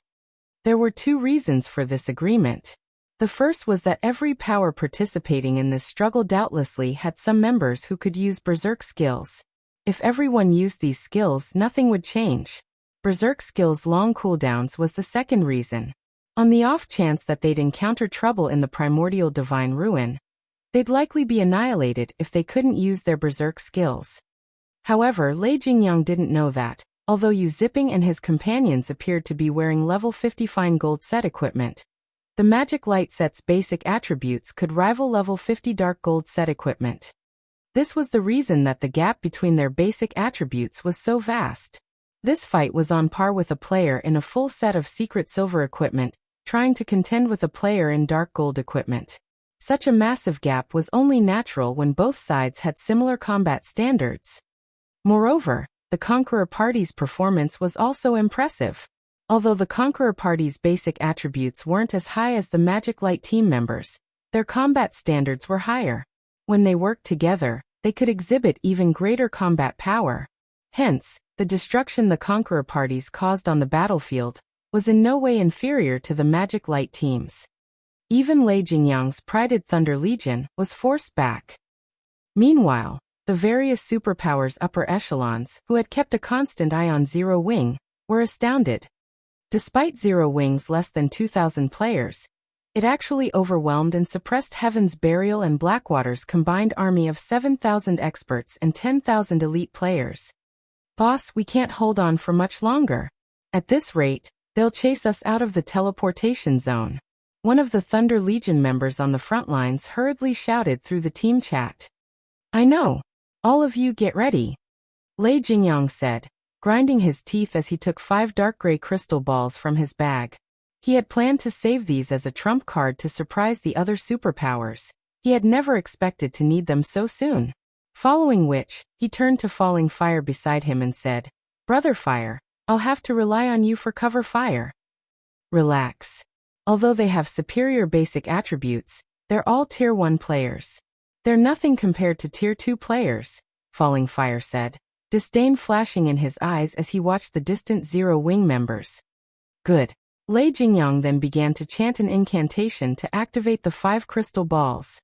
Suddenly, the 5 gray crystal balls shattered, and 5 dark gray magic arrays appeared around Lei Jingyang. Shortly after, 5-meter-tall figures emerged from these arrays. They were humanoid creatures covered in sharp spikes and radiating dense evil energy. These 5 humanoid creatures were none other than Grand Lord-ranked evil demons. The frightening aura these Grand Lords radiated stunned everyone in the tower. Level 70 Grand Lords.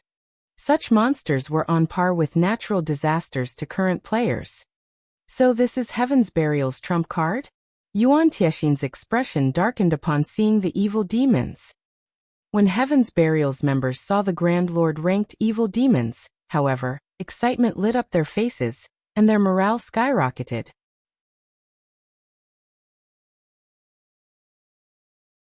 Although the combined force of Heaven's Burial and Blackwater's players appeared exceptionally powerful, it was nothing compared to the superpowers' forces.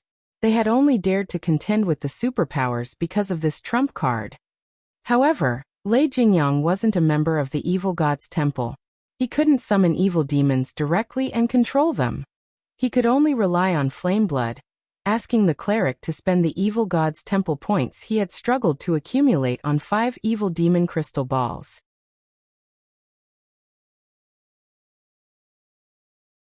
Each evil demon crystal ball allowed players to store 1 evil demon within, and even non-evil god's temple players could use the crystal balls to summon and control the stored evil demon. However, the cost was painful. The evil demon crystal ball was a consumable item, and once the evil demons were stored inside, they would become so as well. Once the crystal ball's 3-hour duration ended, the summoned evil demons would be permanently destroyed. Lei Jingyang had wanted to avoid using this trump card unless absolutely necessary. Since you forced me to use the evil demon crystal balls, none of you from Zero Wing should even think of escape. Lei Jingyang revealed a sinister grin as he glared at Zero Wing's team. He then charged at Zero Wing's members alongside his 5 level 70 Grand Lord-ranked evil demons. Falling Fire followed the charge with his own team.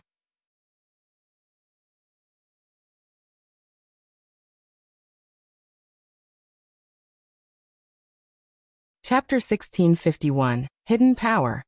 Chapter 1651, Hidden Power. The appearance of the 5 Grand Lord-ranked evil demons immediately attracted the attention of everyone on the battlefield.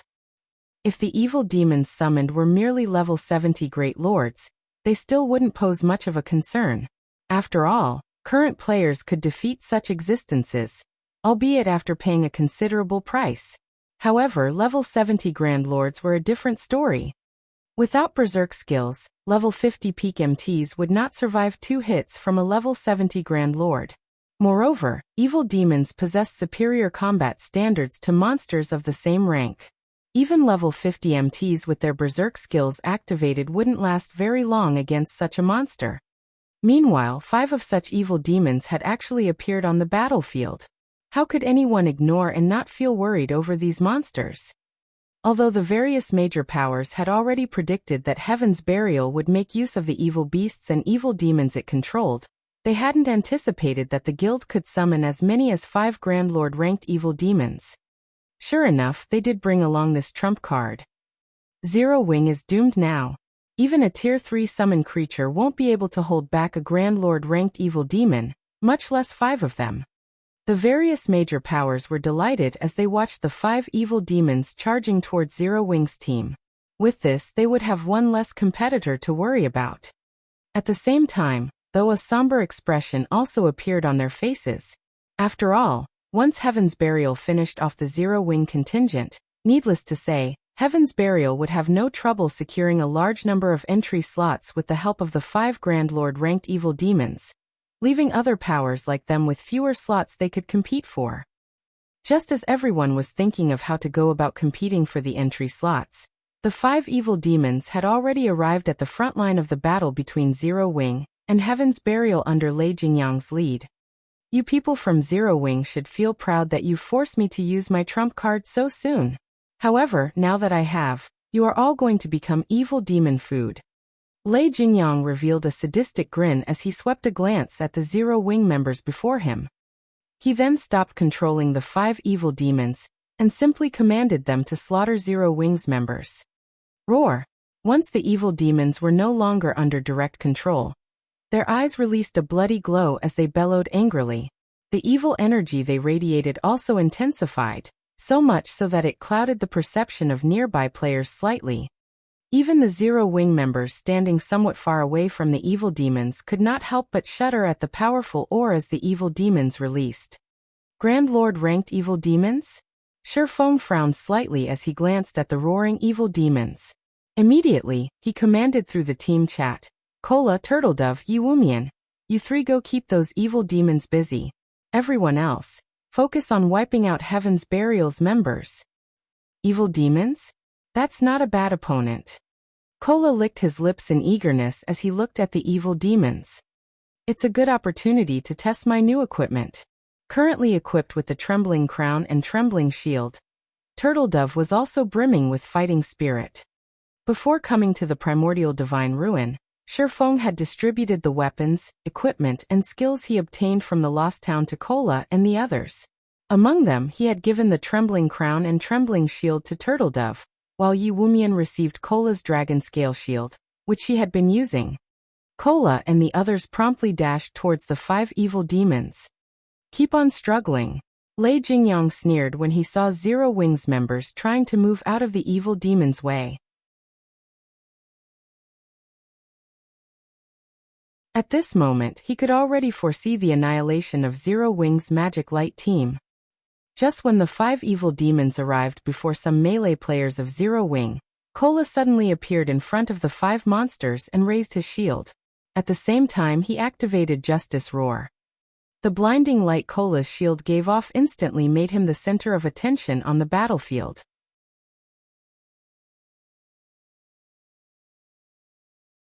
Meanwhile, the 5 evil demons involuntarily stopped their actions and turned to look at Kola. An AoE taunt? What a suicidal bastard. Lei Jingyang's eyes gleamed with ridicule as he looked at the glow from Kola's shield. Even current peak MTs couldn't last very long against a level 70 Grand Lord ranked evil demon. Yet now Kola had used an AoE taunt on 5 of such evil demons. At this moment, Lei Jingyang could already foresee the scene of Kola being killed instantly. As if summoned, the 5 evil demons instantly appeared before Kola, with one evil demon already swiping its right claw at the male guardian knight. So fast, the evil demon's attack astonished the spectating crowd, which could just barely see the afterimage of the evil demon's claw. If it were up to these players, blocking or dodging the monster's attack would be impossible. Needless to say, if they were its target, they would no doubt be killed instantly. Pung.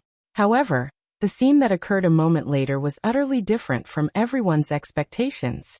Not only did Kola manage to block the first attack using the Titan Guard, but he actually retreated by only 2 steps after receiving the attack.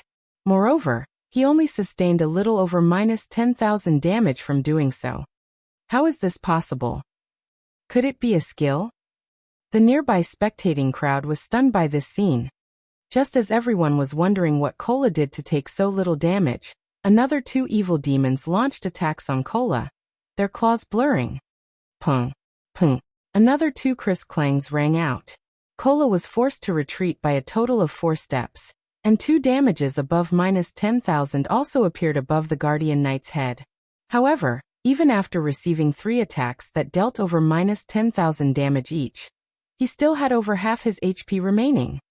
Not bad. Their strength should be roughly the same as a level 60 specialized Grand Lord. Cola revealed a faint smile at the faint numbness in his arms. To him, someone who possessed over 80,000 HP, attacks that dealt around minus 10,000 damage were entirely within his tolerance range. When Cola noticed the last 2 evil demons attacking him as well, he decided to activate Titan's Will, the skill reducing the damage he received by 90% and increasing his attack speed by 100%, movement speed by 30%, and starting movement speed by 80% for 20 seconds. When the 2 evil demons' claws collided with Cola's Titan Guard, 2 dazzling flashes appeared. This time, however, not only did Cola not retreat by a single step, but even the damage he received from each attack was just a little more than minus 1,000. That was practically a negligible amount. Following which, several healing lights fell on him, instantly replenishing his HP to full. So this is Zero Wing's Chief MT? He's so strong. Everyone's eyes nearly fell out of their sockets when they saw Cola actually going toe-to-toe with the 5 Grand Lord-ranked evil demons. If it were them, a single Grand Lord-ranked evil demon would be beyond their means. Yet, despite going up against 5 of such evil demons, Cola still seemed to have plenty of energy to spare. Right now, it looked as if these 5 evil demons were actually fake evil demons. However, they were fully aware that this result was not because the evil demons were weak. Instead, Cola was simply too strong. Just the shockwaves resulting from the clashes were enough to force the nearby players to retreat involuntarily. With this, one could imagine how much strength both sides possessed. However, before everyone could recover from their shock over Cola's performance, 2 more players joined him, each one of them pinning down 1 evil demon. These 2 players were none other than Turtledove and Yi Wumian. The moment these 2 MTs appeared, they immediately used a taunt skill and solidified their aggro on their respective targets. Very quickly, 2 evil demons peeled away from Cola. However, this was still not the most shocking part. The crucial point was that both Turtledove and Yi Wumian actually possessed defense that was in no way inferior to Cola's. In fact, when the female guardian knight Turtledove blocked an attack from her Grand Lord, she received only a little over minus 8,000 damage, which was far less than the damage Cola received. This showed that her defense was above even Cola's. As for HP, due to the various team buffs, Yi Wumian had over 75,000 HP.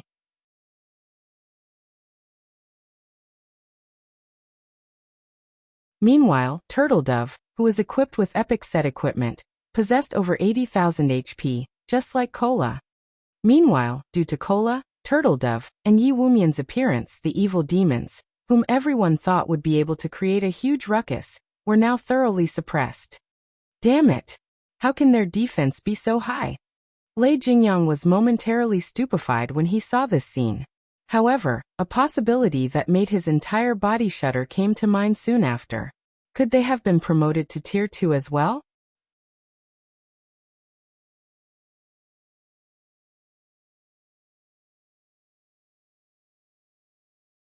Chapter 1652, Tier 2 vs Tier 2.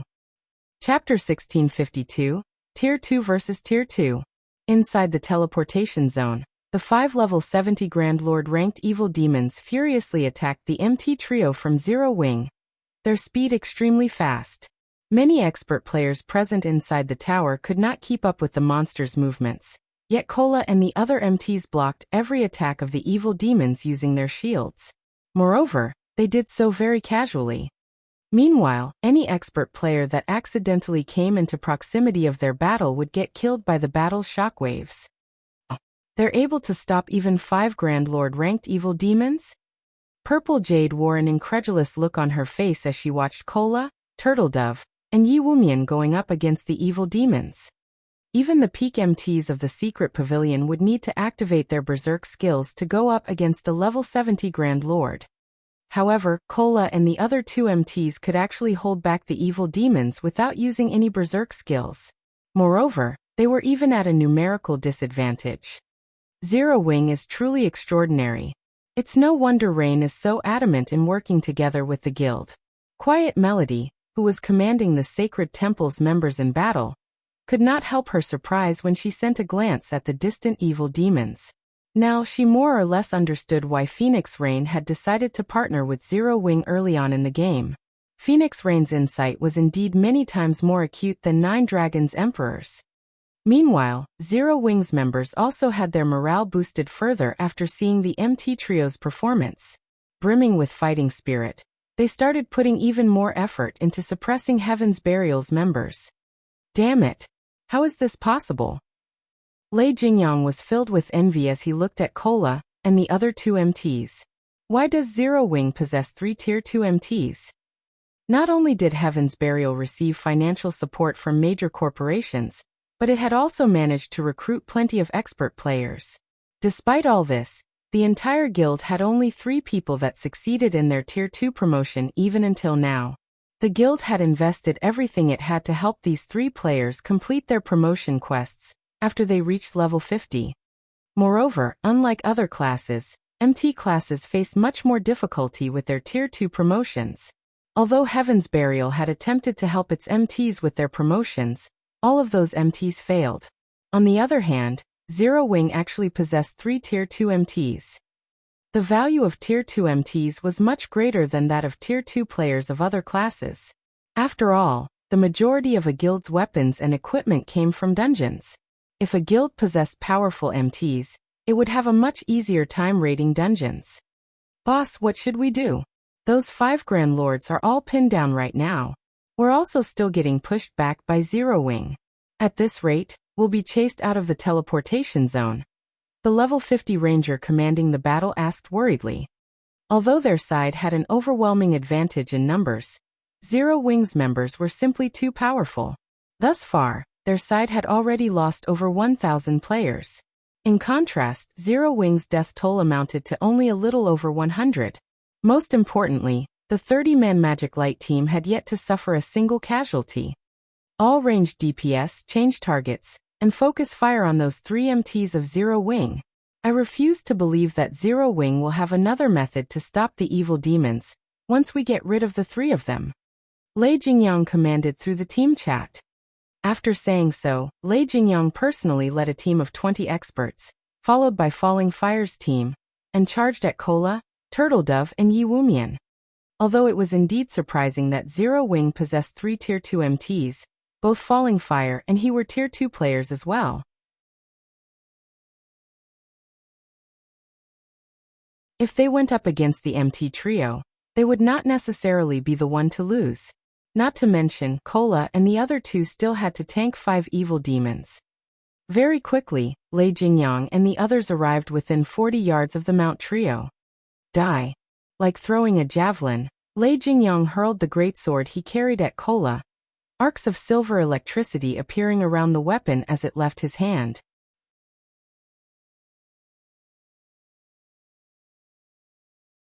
In mid-flight, the greatsword suddenly split into a dozen serpents made out of silver lightning. Meanwhile, unlike normal spells and arrows, which could only move in a straight line, the serpents slithered nimbly through the air towards Cola, their movement patterns changing constantly. The boss is getting serious. Zero Wing's members are dead now. The eyes of the Thunder Legion members glowed when they saw this scene. The attack Lei Jingyang had just executed was a trademark move of his, a combination of his precision control and the additional skill of his greatsword, Electric Serpent Bites. Each electric serpent summoned possessed 120% of the user's strength. They also moved ridiculously fast, so much so that even top-tier experts would have trouble coping with just one of the serpents. Going up against a dozen electric serpents simultaneously would be a struggle even for peak experts of the same level, who would have no choice but to retreat temporarily. As for Falling Fire, who stood beside Lei Jingyang, he was not one to be outdone either. As he completed an incantation, 9 crimson magic arrays appeared on the ground around him. The ambient fire-type mana immediately began surging towards these 9 magic arrays frantically.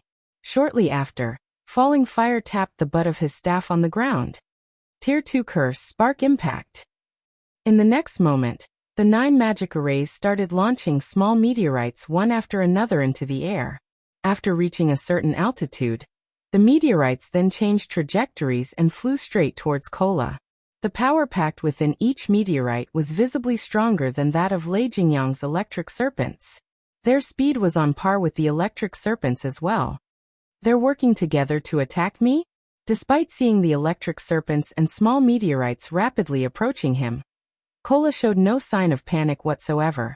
Instead, he gave the ground a mighty stomp, taking a defensive stance, and activated Titan's Heart. The instant Cola used Titan's Heart, a yellow, earthen barrier formed around him, shielding him from the electric serpents and small meteorites. Boom, boom, boom. Let's see how you people from Zero Wing stop the evil demons now. Lei Jingyang laughed in ridicule as he looked at Cola's position.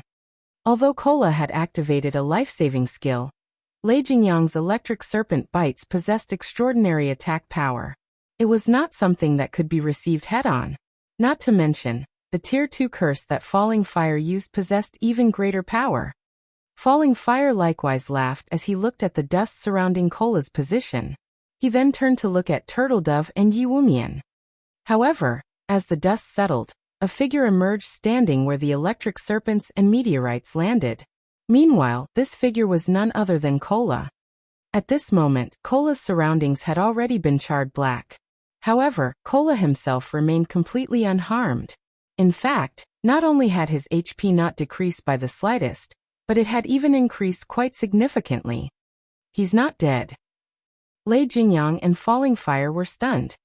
Both of them had used their respective aces in the hole, each of which was easily capable of instant killing a player of the same level. Yet Cola actually managed to survive both attacks without taking any damage. In fact, aside from blocking their attacks, Cola had also fended off the attacks of 3 evil demons. What powerful attacks! They actually managed to deplete half of my protective energy. Cola could not help being startled when he looked at the remaining energy of his barrier, as Titan's Heart created an energy shield that had an HP equivalent to 10 times his own. Had he tried receiving all those attacks without Titan's Heart, even if he activated Protection Blessing, he still would have gotten killed instantly. An invulnerability skill?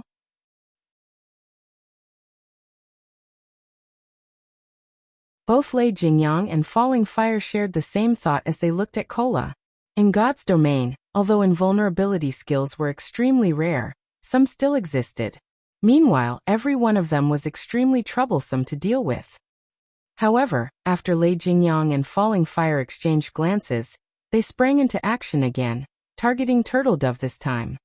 No matter how strong an invulnerability skill was, once its duration was up, it would disappear. Hence, all they needed to do now was attack other MTs instead of Cola. They also refused to believe that all 3 MTs had learned invulnerability skills. However, when Lei Jingyang was within 30 yards of Turtle Dove, he suddenly felt a chill crawling down his spine.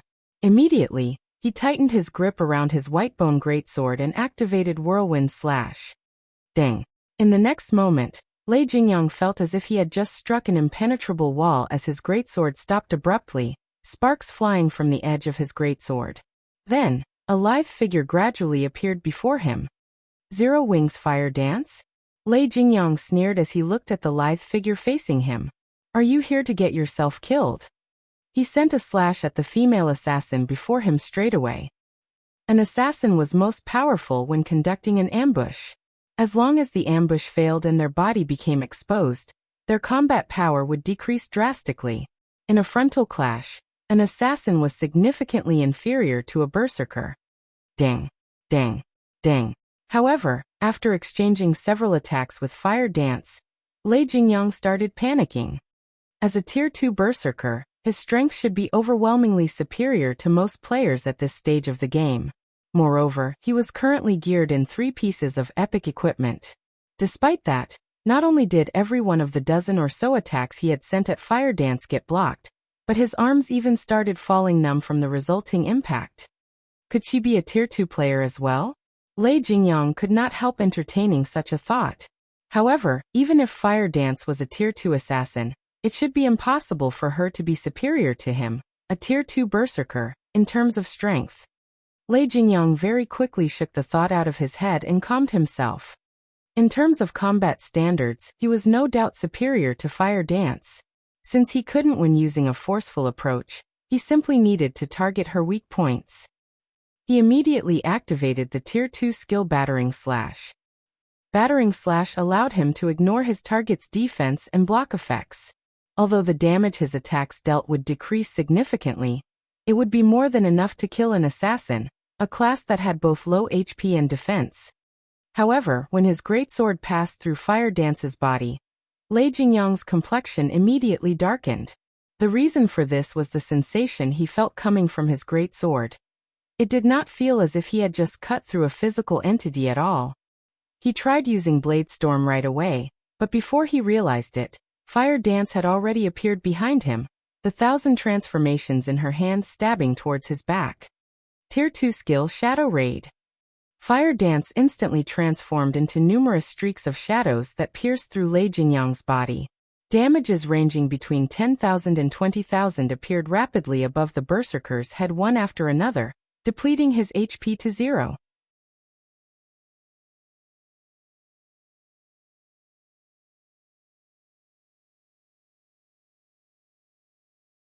Chapter 1653, Tier 2 Galore. Did Lei Jingyang die? An instant kill. For a time, the players watching the battle between Fire Dance and Lei Jingyang were stunned by the sudden development. The fight had been lightning quick, and many had failed to realize what had happened before it was over. In one moment, Lei Jingyang had been alive and kicking, and in the next he was dead. The members of Lei Jingyang's Thunder Legion were particularly dumbstruck. They all knew how powerful their commander was. Not only did he wield 3 pieces of epic equipment, but he was also one of 3 Tier 2 players in Heaven's Burial. The Berserker had over 53,000 HP, as well, which was in no way inferior to Tier 1 peak MTs of the same level. If Tier 1 experts like themselves had to face Lei Jingyang, they'd never be enough to take down the Berserker even with a 20-man team. Yet an assassin had killed their commander with a single move. No matter how they looked at the situation, it felt unreal. Only Shifeng knew how possible the feat truly was. After all, Fire Dance wielded a fragmented legendary weapon, which no epic weapon could compare to. Moreover, the assassin class was famous for its explosive damage, dealing significant amounts in a very short time. Meanwhile, Shadow Raid was Fire Dance's strongest explosive skill. If she landed a hit with the skill, even a Tier 2 Guardian Knight or Shield Warrior of the same level would stand on the precipice of death, if not die instantly, let alone a Tier 2 Berserker. After Lei Jingyang died, Heaven's Burial's members fell into a panic, confused about what to do next. Along with Lei Jingyang's death, the 5 Grand Lord-ranked evil demons he had summoned had disappeared. This was like salt in an open wound to Heaven's Burial's members. Kola, Turtledove, and Yi Wumian had already embedded their strength into their enemies' minds. Lei Jingyang's followers doubted that they had the strength to surpass a Grand Lord-ranked evil demon. Useless trash. He actually died so quickly. A deep frown pulled at Falling Fire's face as he watched Lei Jingyang's corpse transform into particles of light. He had never expected Zero Wing to have a Tier 2 assassin and 3 Tier 2 MTs. Immediately he shouted through the team chat, "Everyone retreat. Leave the teleportation zone for now. We'll re-enter from another side." At this stage of the game, it was extremely difficult for players to reach Tier 2. Even Blackwater, with its abundant resources, had only nurtured a few Tier 2 experts thus far. Yet, not only did Zero Wing have 3 Tier 2 MTs, but it had a Tier 2 assassin as well. This left him truly confused. Even if Fire Dance took part in the battle, Heaven's Burial and Blackwater should have been able to resist Zero Wing by relying on the 5 Grand Lord-ranked evil demons, but now Lei Jingyang was dead and the evil demons had vanished. Even if they had the numeric advantage, they had lost any momentum against Zero Wing due to the loss. Their chances of victory were now slim, regardless of whether or not they continued to fight. The wisest decision now would be leaving the teleportation zone temporarily, and trying to get back in from another side. With the limited number of entry slots, Zero Wing shouldn't bother chasing them. On the off chance that there were less than 15,000 players in the zone after Zero Wing left it, the guild would miss the opportunity to enter the Primordial Divine Ruin.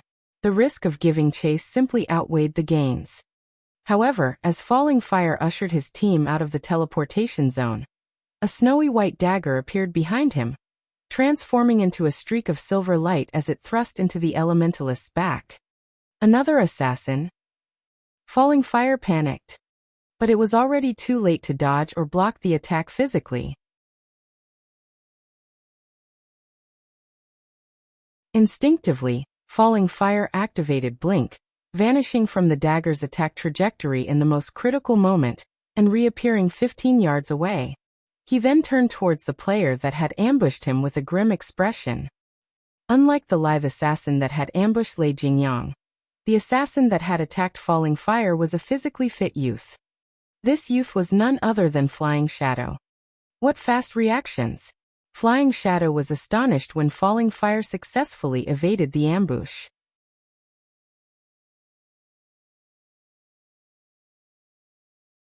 He evaded my attack despite being caught off guard. Sure enough, I'm still not on the level of peak experts like him. He had been so close to killing Falling Fire just now. In his opinion, he had already concealed himself sufficiently, and his attack had been fast enough. Yet Falling Fire had avoided his dagger. Zero Wing's Flying Shadow. Falling Fire recognized Flying Shadow instantly, feeling no less shocked than the assassin. How is he so strong? He had detailed information on all of Zero Wing's top-ranked experts, and Flying Shadow wasn't wearing a black cloak. Even without an identification skill, he easily determined the youth's identity based on his appearance. Based on the report he had read, Flying Shadow wasn't nearly as strong as Fire Dance, Zero Wing's #1 assassin. Yet, just now, the youth had displayed far more power than the report had mentioned. After Falling Fire had been promoted to Tier 2, he hadn't encountered a Tier 1 assassin that could get within 10 yards of him undetected. Only the guild's Tier 2 assassins had been successful. Could he be a Tier 2 player as well? As Falling Fire looked at Flying Shadow, he felt the edges of his world beginning to crumble. Since when had reaching Tier 2 become so easy? The fact that Zero Wing had one Tier 2 assassin was surprising enough, but he had just encountered another. Had he not reacted quickly enough, he might have fallen to Flying Shadow's attack. Watching Flying Shadow approach again, Falling Fire began to double speedcast. Suddenly, stone spikes rose from the ground beneath the assassin's feet. At the same time, a large number of ice swords rained down on the youth. This forced Flying Shadow to focus on the attacks from above and below, which drastically slowed his advance. Moreover, he stiffened slightly each time he blocked an ice sword. Aside from Falling Fire's attacks, Flying Shadow had to deal with the nearby Heaven's Burial and Blackwater members. For a time, all of the incoming attacks forced Flying Shadow into a passive state. He couldn't close the distance between himself and his target. Your equipment is quite good, but it's a pity your combat standards are somewhat lacking, Falling Fire said, a condescending smile spreading across his face as he watched the assassin's HP slowly decrease. Flying Shadow might be considered a first-class expert in a first-rate guild, but he was still young and tender in Falling Fire's eyes. The assassin's focus on dodging and blocking was particularly poor and inefficient. Even without the support of other players, he could easily kill this player. Die. Falling Fire completed the final verse of his incantation and launched the Tier 2 spell, detonating flame arrows, at Flying Shadow. However, before he could release the dozens of flaming arrows that had formed above him, a dark blue magic array had appeared in the sky, releasing a torrent of water that snuffed the arrows out. Reacting, Falling Fire used Blink again and avoided the descending water. By the time he reappeared, the force of the torrent had carved out a massive crater in his previous position, filling it with water. How is that possible? Someone actually crushed my detonating flame arrows? Confusion tore at Falling Fire as he eyes the man-made pond. He had cast a Tier 2 spell, which shouldn't have crumbled so easily even under another Tier 2 spell. Yet not only had his detonating flame arrows been eliminated, but the torrent of water had contained enough destructive power to form a massive crater. But before Falling Fire could discover his attacker, Over a dozen light blue water spears shot towards him. The spears had appeared in almost the same moment Falling Fire had reappeared after using Blink. The enemy caster's timing and aim were incredibly precise. Dazed, Falling Fire failed to protect himself in time with an ice barrier, and 4 water spears plowed into him, each dealing over -16,000 damage. Falling Fire, who only had 40,000 HP, died instantly. As the Elementalist's HP reached 0, he was barely able to turn his head in time towards the water spear's origin. Standing around 30 yards away was a lithe, graceful woman in a lilac robe, and wielding a dark blue crystal staff. A light blue magic array gradually faded from beneath her feet while dense, water-type mana surrounded her. Another Tier 2 player?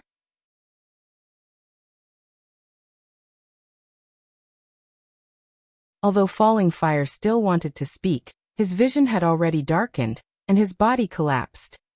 You're tuning in to the Limei's Wuxia Whispers YouTube channel. We're so grateful for your support, and don't forget to subscribe to join us on this incredible journey through captivating stories.